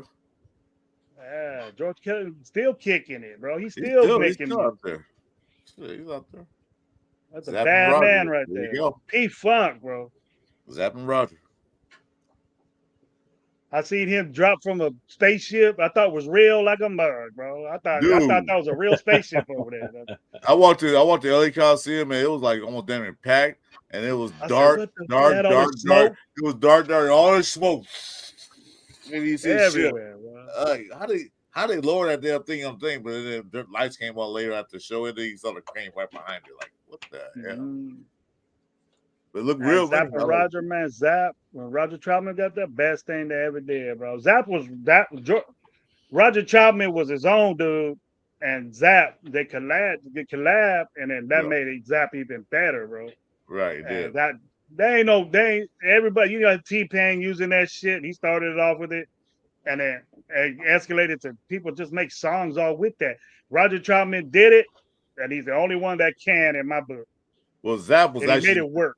Zap was the band, but Roger was the voice of the band. Yeah. So he made it work. So all this talk boxing, I call it the talk box because that's what Roger Troutman called it. It's my talk box right here. You just have a big old fucking big ass tube in his mouth talking in it, and that's what made that sound. Yeah. Hook up to a synthesizer. Yeah, he was killed. Yeah, he was killed by his brother. Man, got that more about. I don't think it was his brother who killed him. You talking about Peter Frampton? Peter Frampton was dope. Well, he did that too with that tube. He's the one that kind of did that, yeah. Yeah, Roger Troutman was the one that did it though. He made it work. Yeah, Roger's killed. I don't know. He made it work. Nick is 30. You into music then? You like Maggot Brain? You into music? Yeah, I appreciate that. Yeah, he knows his stuff. I listen to the stuff nowadays. You know, it's not impressive, but you gotta go back for me, man. I really don't listen to the radio anymore and listen to the old school mix or something like that. Or it's an old school channel. I have not listened to regular radio since Howard Stern made the announcement he was going to Sirius. As soon as he made the announcement he was going to Sirius XM or Sirius Radio, I went out and bought a Sirius Radio and never looked back. I won't listen to regular radio. I can't do it. I can't do it. And then once Pandora came out, I listened to Pandora. Oh, I have Spotify. I have a playlist. It's like 348 songs on it. and it's all like old school songs and everything else, real music. You know, nothing today. So you ask me, you hear that song by who? I don't know who that is. You know, so I have no idea what's the latest song right now. Like they do A these lot of Grammy songs shows. now. You want a Grammy for this song? I say I never heard that song before. Like There's a one lot of of songs now. right now, when I go to bed, I'll listen to the '70s station. Then one that I listen to a lot is the Five Finger Death Punch radio, which is all like heavy stuff, like Marilyn Manson, Violent Femme, shit like that.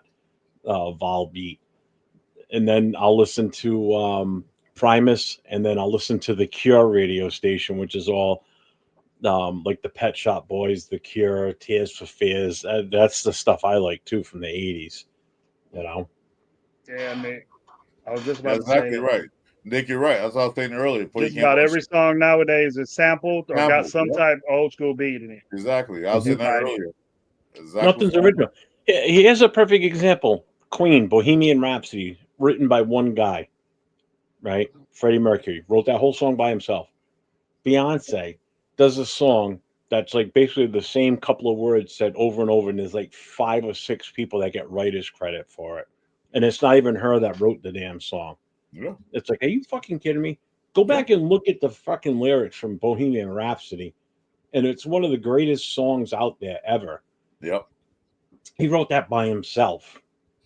And it takes how many people to write that song for her? Get the fuck out of here. And now all of a sudden she's a country music artist too on top of that. What a travesty. That's disgusting. Yeah. It fucking drives me nuts. Oh, she won a Grammy for her. Yeah, Cowboy Curtis. Oh yeah. Cowboy Carter or whatever the fuck she is. Cowboy Curtis. That was from Pee Wee's Playhouse.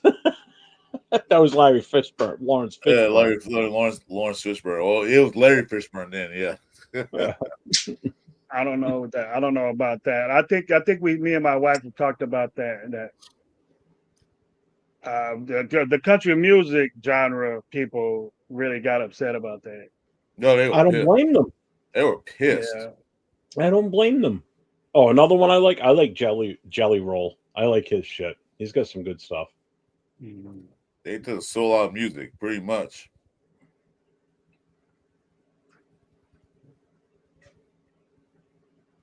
I don't understand how you can listen to older music and then enjoy modern music. I don't enjoy modern music. I don't enjoy it. I can't listen to this stuff. Hey, believe me, there's songs out there that I like.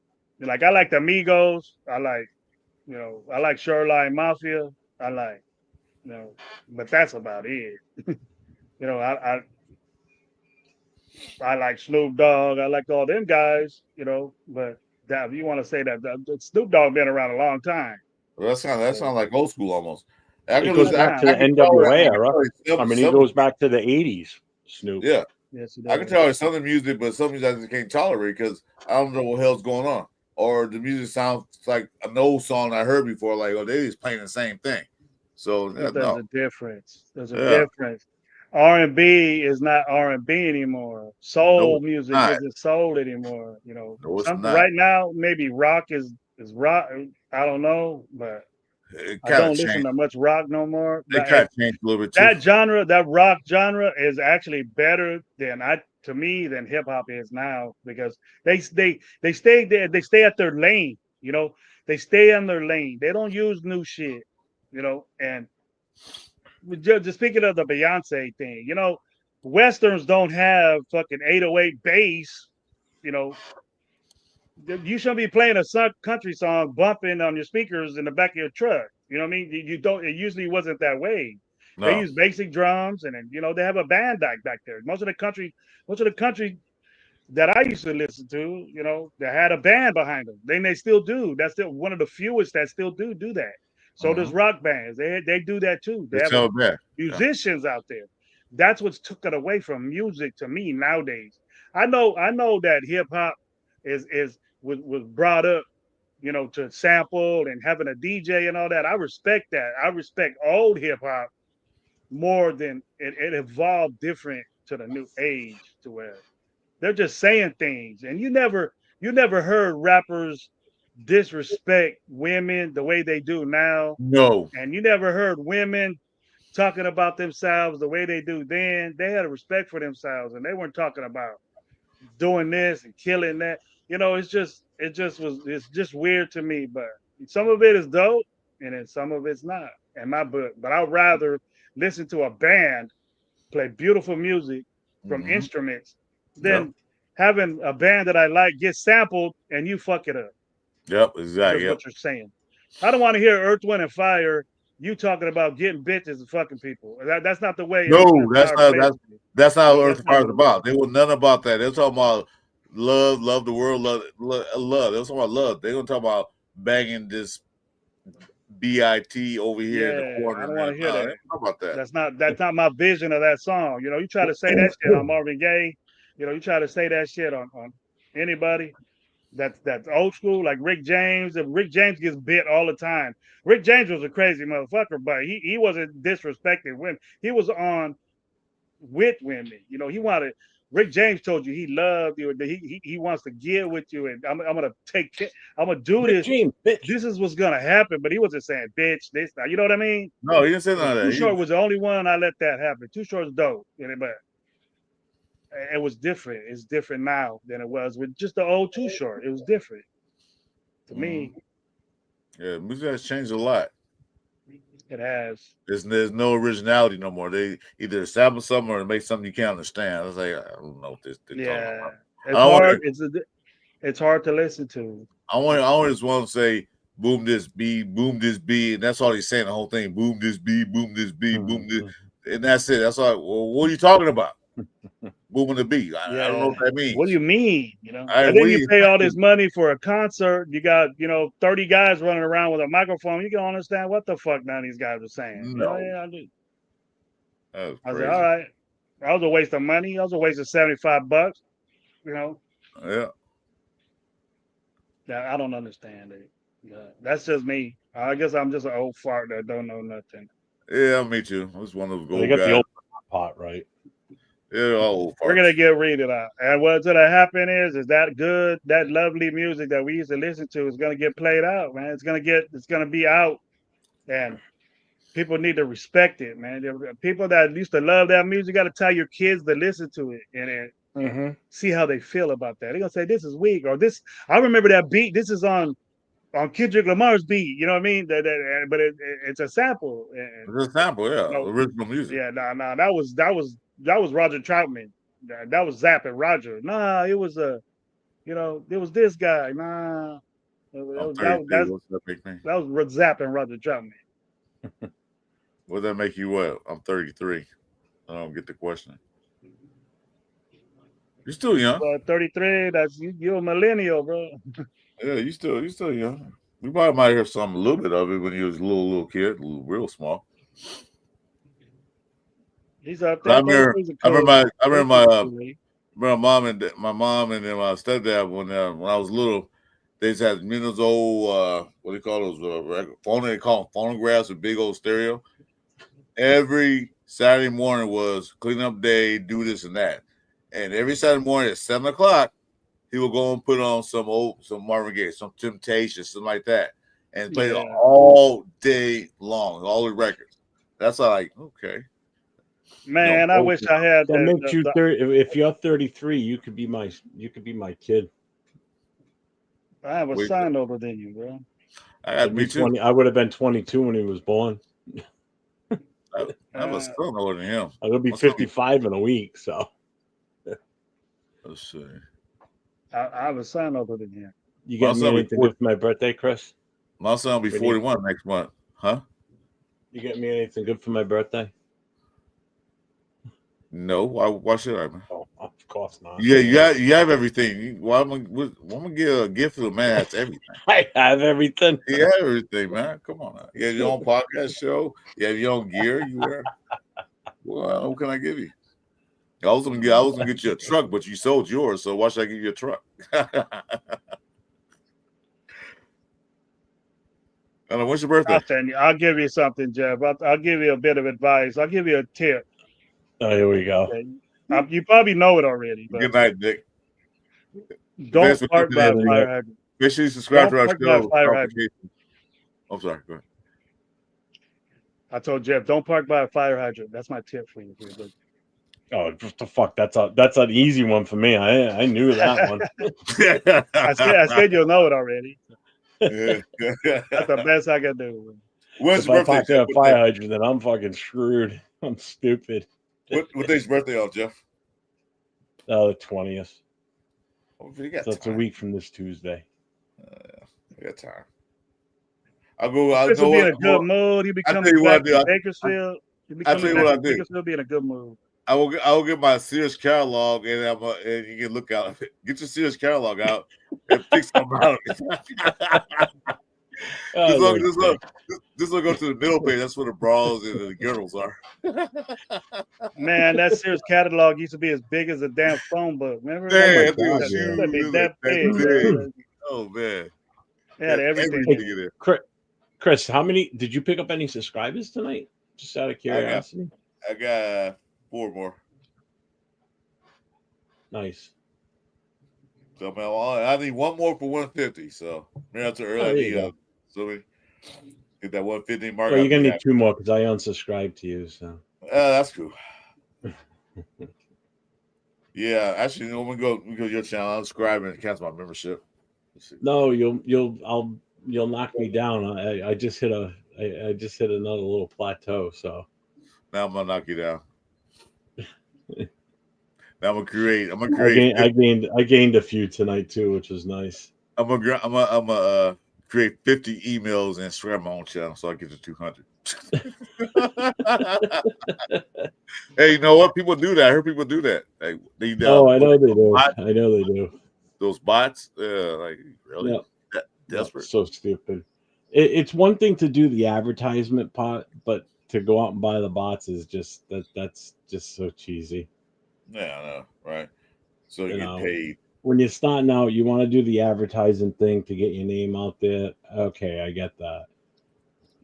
But to actually go out and purposely buy the bots like that's just so cheesy. And that's what I thought. Mitch Rens was doing. He was buying bots, man. I said, "What? How many butts on the seat? All of a sudden, he had like 10,000." I told you I did.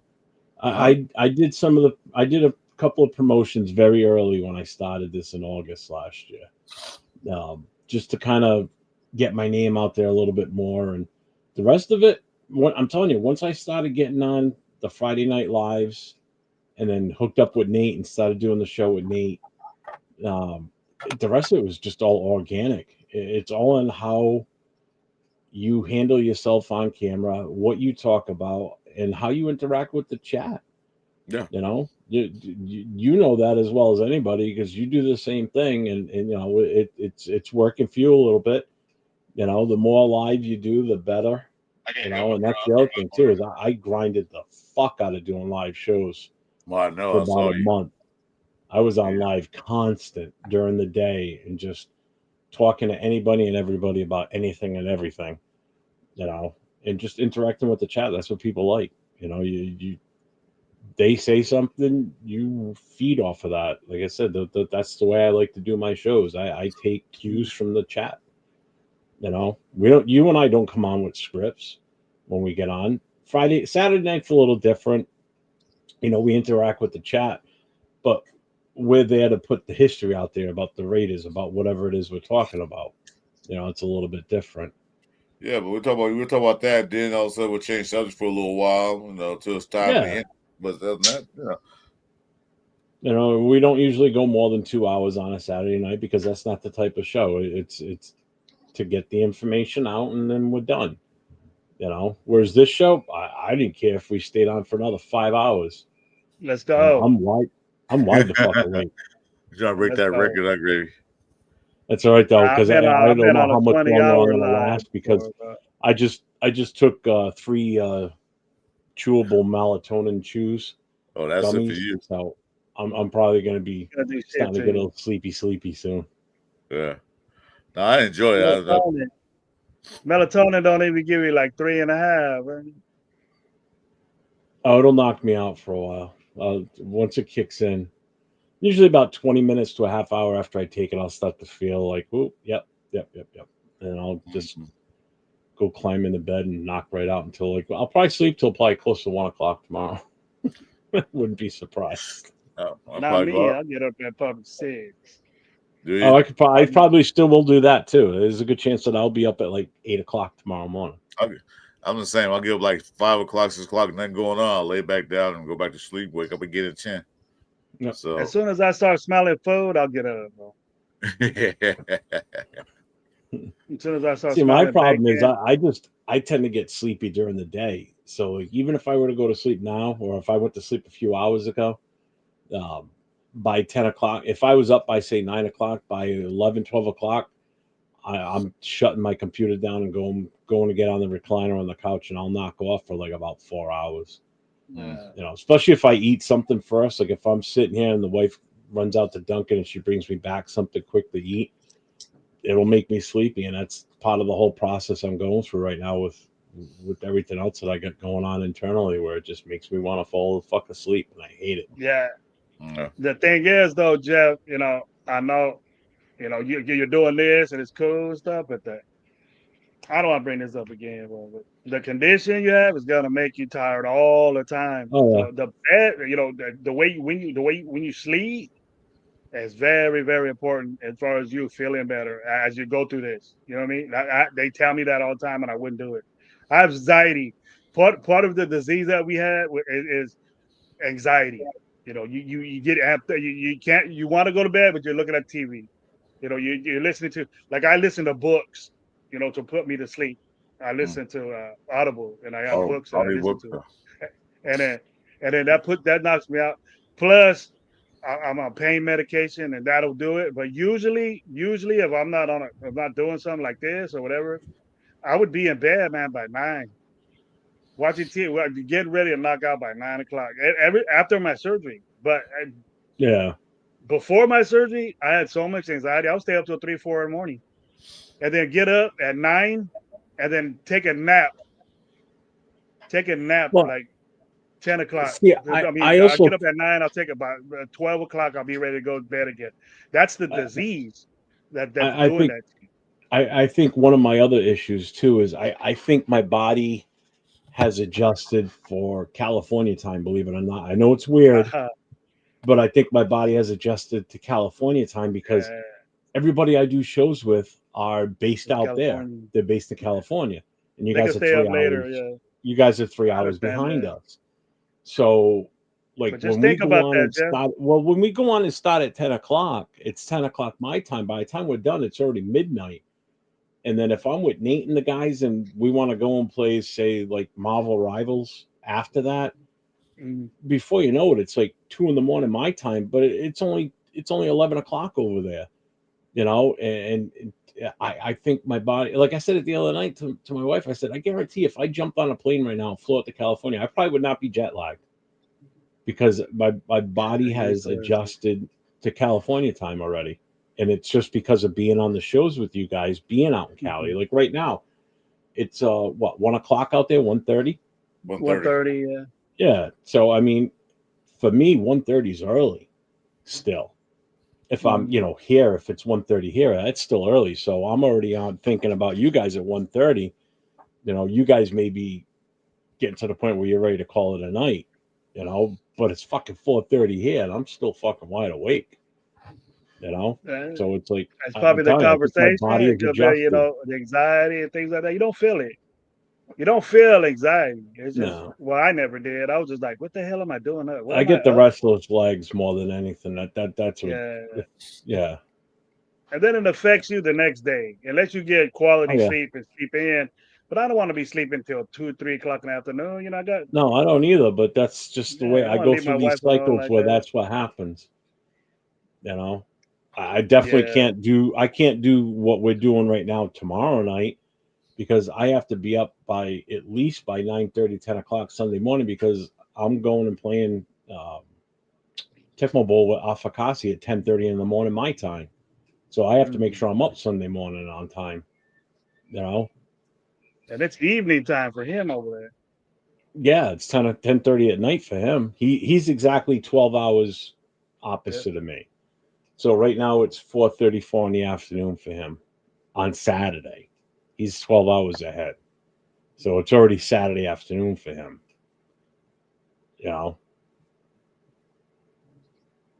Hey Jeff, you like that picture I sent you Where?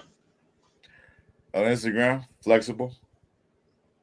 Oh yeah, I did. that I noticed that was an Allegiant also.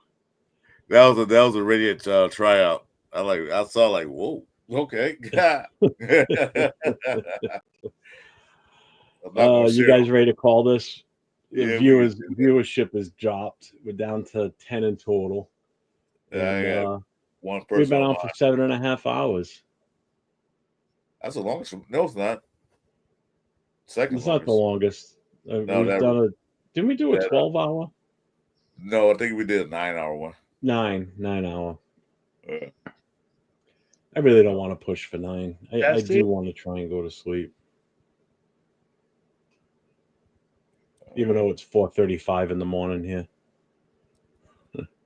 That's super late, man. Yeah. I think That's I'm super late right there. If I was from 4 You've o'clock in the been morning, listening. I feel like a radio show host right now. Got me already. It's 4:35 in the morning here. Do you know where the Thank you kids for are? listening to the Friday Night Live show. Hope you have enjoyed this time. Yeah. Yeah, I wish I could share this, man. I'm not gonna do it though. That's a great picture. I was like, whoa. Oh man. Joe Grave, you got anything coming up you want to plug? If we do live, get ready for Raider Nation Live on Sunday. Me, Gabe, and Lo. You know, What time you Raider what Nation time you Live. guys? Stuff to that. Usually it's at 6 in the evening on Sunday, but being that it's a wonderful Mother's Day, I don't know. I'm gonna do something with my mother during the day, so it won't be 6 o'clock. But I don't know what the other guys are gonna do. I talk to him mostly every day, so we could probably get with that. But Yeah, I know. pretty I'm much gonna. I leave them We're alone, let taking. them do their Yeah, thing. we're all Just going learn. out to eat Sunday afternoon, so I don't know what time I'll be home. Yeah, take my mom out. We take my If mom I'm out. home, I'll be watching. I'll be in the chat. Okay, that's cool, man. I'll watch you guys tomorrow for sure. I'll be in the chat. Talk Appreciate about it. the old. Oh, that's the old school show, right? The old Raiders. You guys are gonna talk Yeah, about the offensive yeah. line. Yeah. Raiders last call. Yeah, That's Yeah. great to have shows like that. That's great to have shows like that. it's fun too. I like it. You know, I mean, Talking about the old guys. Yeah, it's a good time. Yeah, it's some things I didn't realize. And the same thing with Jeff. He didn't like, damn, really. When you search it, like I didn't realize that. Yeah, I mean, You know? I'm learning stuff myself. To be honest with you, I mean, I I am don't too. claim to know everything about the Raiders, especially Raiders past, but you know, yeah. Back when I'm at it, reading, back then, I don't know if you guys ever met OG, and Jack, Captain Jack used to yeah, have a oldie show, old school show. They went to that subject. We talk about the 60s, the 70s and stuff. And Kenna would get on it. Jack Kenna would get on it. And that was a great show. I like watching that show. well, our first show And we then had Captain Jack on with us. Our first show. The first one. yeah, really? That's a good movie. Yep. That's a good Yeah, movie. we were on for a long time that night too, and he normally only does like 4 hours, 3 hours tops. He was on almost the entire thing. I think like 5 hours on that show. Yeah, he was here for like almost Great a full dude, 5 man. hours. We did that as a full pull-up show. It was our first one. And then after that, Chris and I talked about, it's just going to be us. And then if we have special guests on, like we had did we have Peggy on with us? Yeah, we did. We had Miss Peggy on actually, with us. Peggy was the first one because we did Al Davis. No, Captain was the first one. Peggy was on the second one because we did Al Davis. Oh, Al Davis. Okay. We just had the first one. We just brought Captain Jack on as a guest. We just talked Raiders, period. We didn't really cover the Raiders history. We started the week after doing the history part. We started with Al Davis. So we spent the entire show talking about just Al Davis. And she came on and she gave some of her personal encounters that she had with Al Davis himself. So that was a good show. That was fun.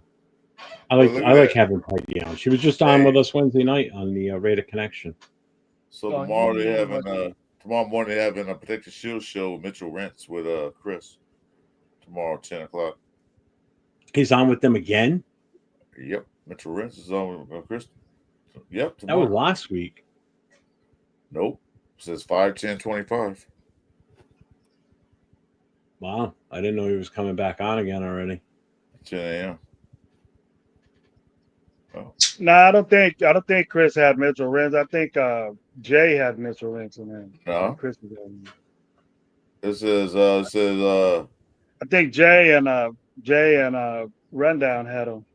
I don't know, look at it. It says protect the shield for 5/10/25. Rookie mini camp takeaways and breakdown with Mitch Rens. I'm looking All at it right, right so now. he's got Mitch. All right, so Chris. All right, it's Chris that has Chris. him on tomorrow. Okay, Yeah. okay. Yeah, Chris. Protect the shield. Chris is getting up there. He's trying to get around, huh? I think he had who? Oh no, that was the lunatic.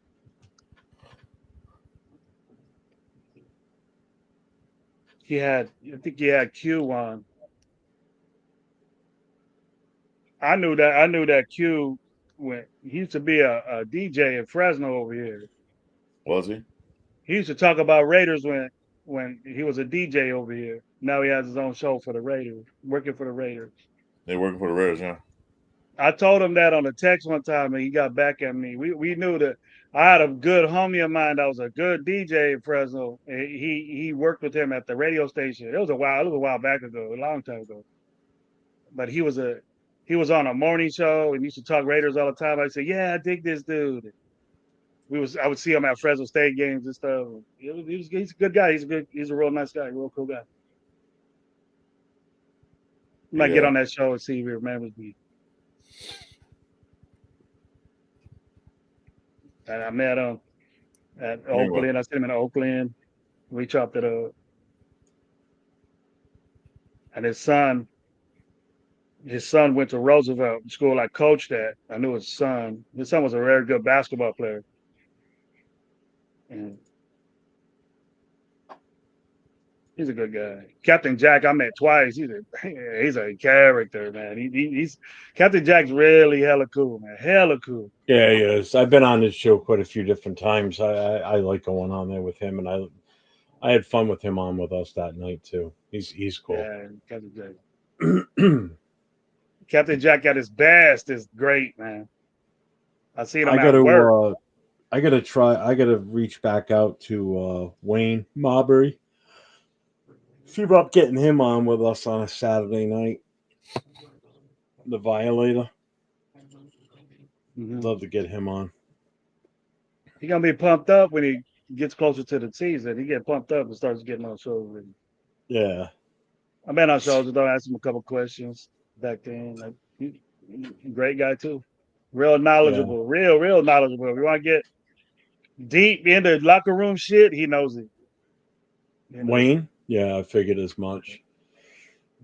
Yeah, I talk to him on Facebook all the time and Instagram. Him and I have a chat going back and forth. Yeah, he reaches out. He responds to you. You got questions for him. He responds. He does. We're good at I just haven't had it. I just haven't come out and asked him. I just need to do that. Maybe this weekend I'll reach out to him about it.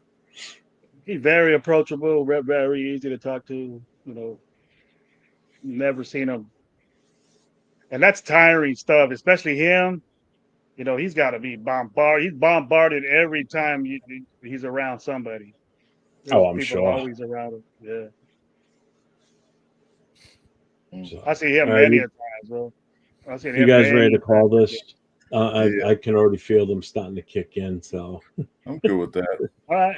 I'm getting that yawning feeling going. Yeah. All right, hey guys, great. This is one of the great shows, man. That it's great. This is a talk. I love it. This was a fun one. Gravy, I appreciate you spending all this time with us tonight. Always, bro. You know I like this. Thanks a lot, Gravy. I really appreciate that. I'll support you guys all the time, man. I don't have to worry about that. Appreciate it. If I don't see you on the show, talk to you then, I would definitely see you Saturday. I'm trying to get that. Got more to talk about on Saturday, bro. We can argue a little bit Saturday. I want to. Got to, man. That's our talking point. You gotta argue. I'm good at arguing. I'll tell you that. Oh yeah. You know, I got a degree in arguing. After one show, somebody asked me, "Gravy don't like you, Chris?" I said, "Why you say that?" Nah, I love Chris. He said, "No, we're just going back and forth. We had different opinions. We're going back and forth." What were we talking about? Was that time you said we got to get a big running back to get a third and first, third one? Nah, come on now. And then, I remember that stuff. Then I said something, and then I said, "I can't wait to see in Bakersfield." So you said, "So we can argue." And I said, exactly. As soon as I see you arguing about the same thing and you start laughing, I said, You're saving that? All right. We can talk about that when we're there. We can have a discussion about that when we're there. Yeah, man. Like, oh, man, shoot. That's what it wasn't that you were saying something crazy. I agree with you with that, but the situation the way we was talking to each other back and forth, the guy thought when the guy said it was a chat, yeah. He was like, "Oh my god, I think Gravy and Chris are fighting." I said, "No, we're just discussing things." The thing about me is that I'm gonna be honest with you to the fullest I can. I'm not a liar. Don't want that. If I think something different, then I'm gonna hit you up about it. I'm saying, hey man, you like Chris, what we were discussing. I go, then why we get Genty? We're gonna get another back in there at 31. That was my point. And I don't know how the chat reacted to it or whatever. Oh, they were. Their reaction was different because they didn't know. Some of them love confrontation and they get off to it on the chat, which is cool, which is I understand. But no, everybody got their opinion about things. I'll make my point, you make your point, and then that's what we meant the same thing, but it was just different views of. And I understood that, but I'm the type guy to say, "Hey, why do we do this? If you saying this?" And we agreed with each other. It wasn't nothing big, but we could talk about it in Bakersfield. I'm down for that. Yeah, I'm pretty sure everybody.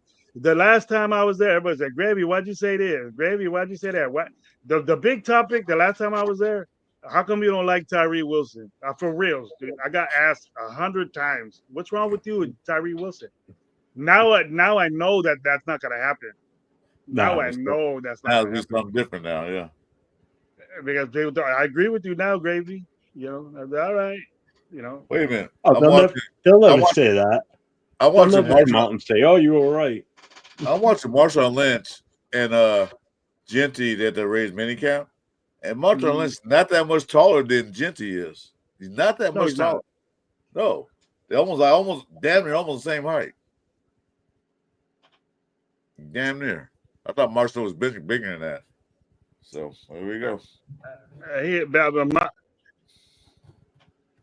Marshawn Lynch is a compared as comp to Anson Genty, but you know if Anson Genty could be half of the drive, and he has it as Marshawn Lynch, and Marshawn Lynch didn't run out of bounds, bro. No, he didn't. He didn't run out of bounds, bro. He gave you the lick, and that's what we need, bro. If he's gonna be like Marshawn Lynch, don't run out of bounds. Marshawn is like, if you're gonna tackle me, you're gonna feel it because I'm not going to. You're gonna get my hand in your face, and you're gonna come off me, one or the other. Yep. And you can get away with that.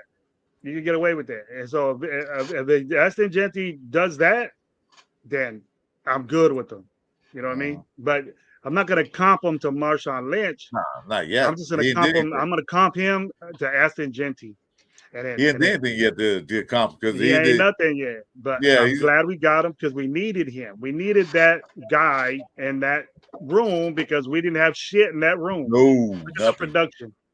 Look at the production. So now I'm not doubting the guy. It's just that the expectations of him is really, really bad.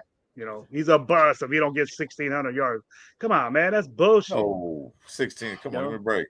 Yeah, they're saying 1,200. I go, you know what? If he scores 15 touchdowns and gets 800 yards, I'm good with it. Rookie year, I'm good with it. I'm happy with that. Production. Because we got 7 touchdowns running the ball last year. 7.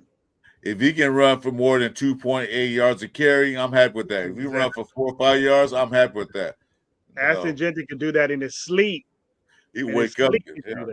Yeah, he wake up like shit. You better. So Jeff, good night. All right, Jeff. You always getting lower. Thank you very much for the invite, man. Let me know again, Jeff. Man. I'll be on, bro, with you. Oh, Jeff, no problem. Gravy anytime, man. Always welcome, dude. Chris, you have a wonderful morning. Jeff, you have a wonderful day in a little bit. Have a wonderful morning also. And you guys be well. Man. Say what's up to your mother, bro. Say what's up. Oh, yeah. Don't forget, everybody. Happy Mother's Day this Sunday. Reach out to your moms. Good night, everybody. See you tomorrow night at 9 o'clock. Good night.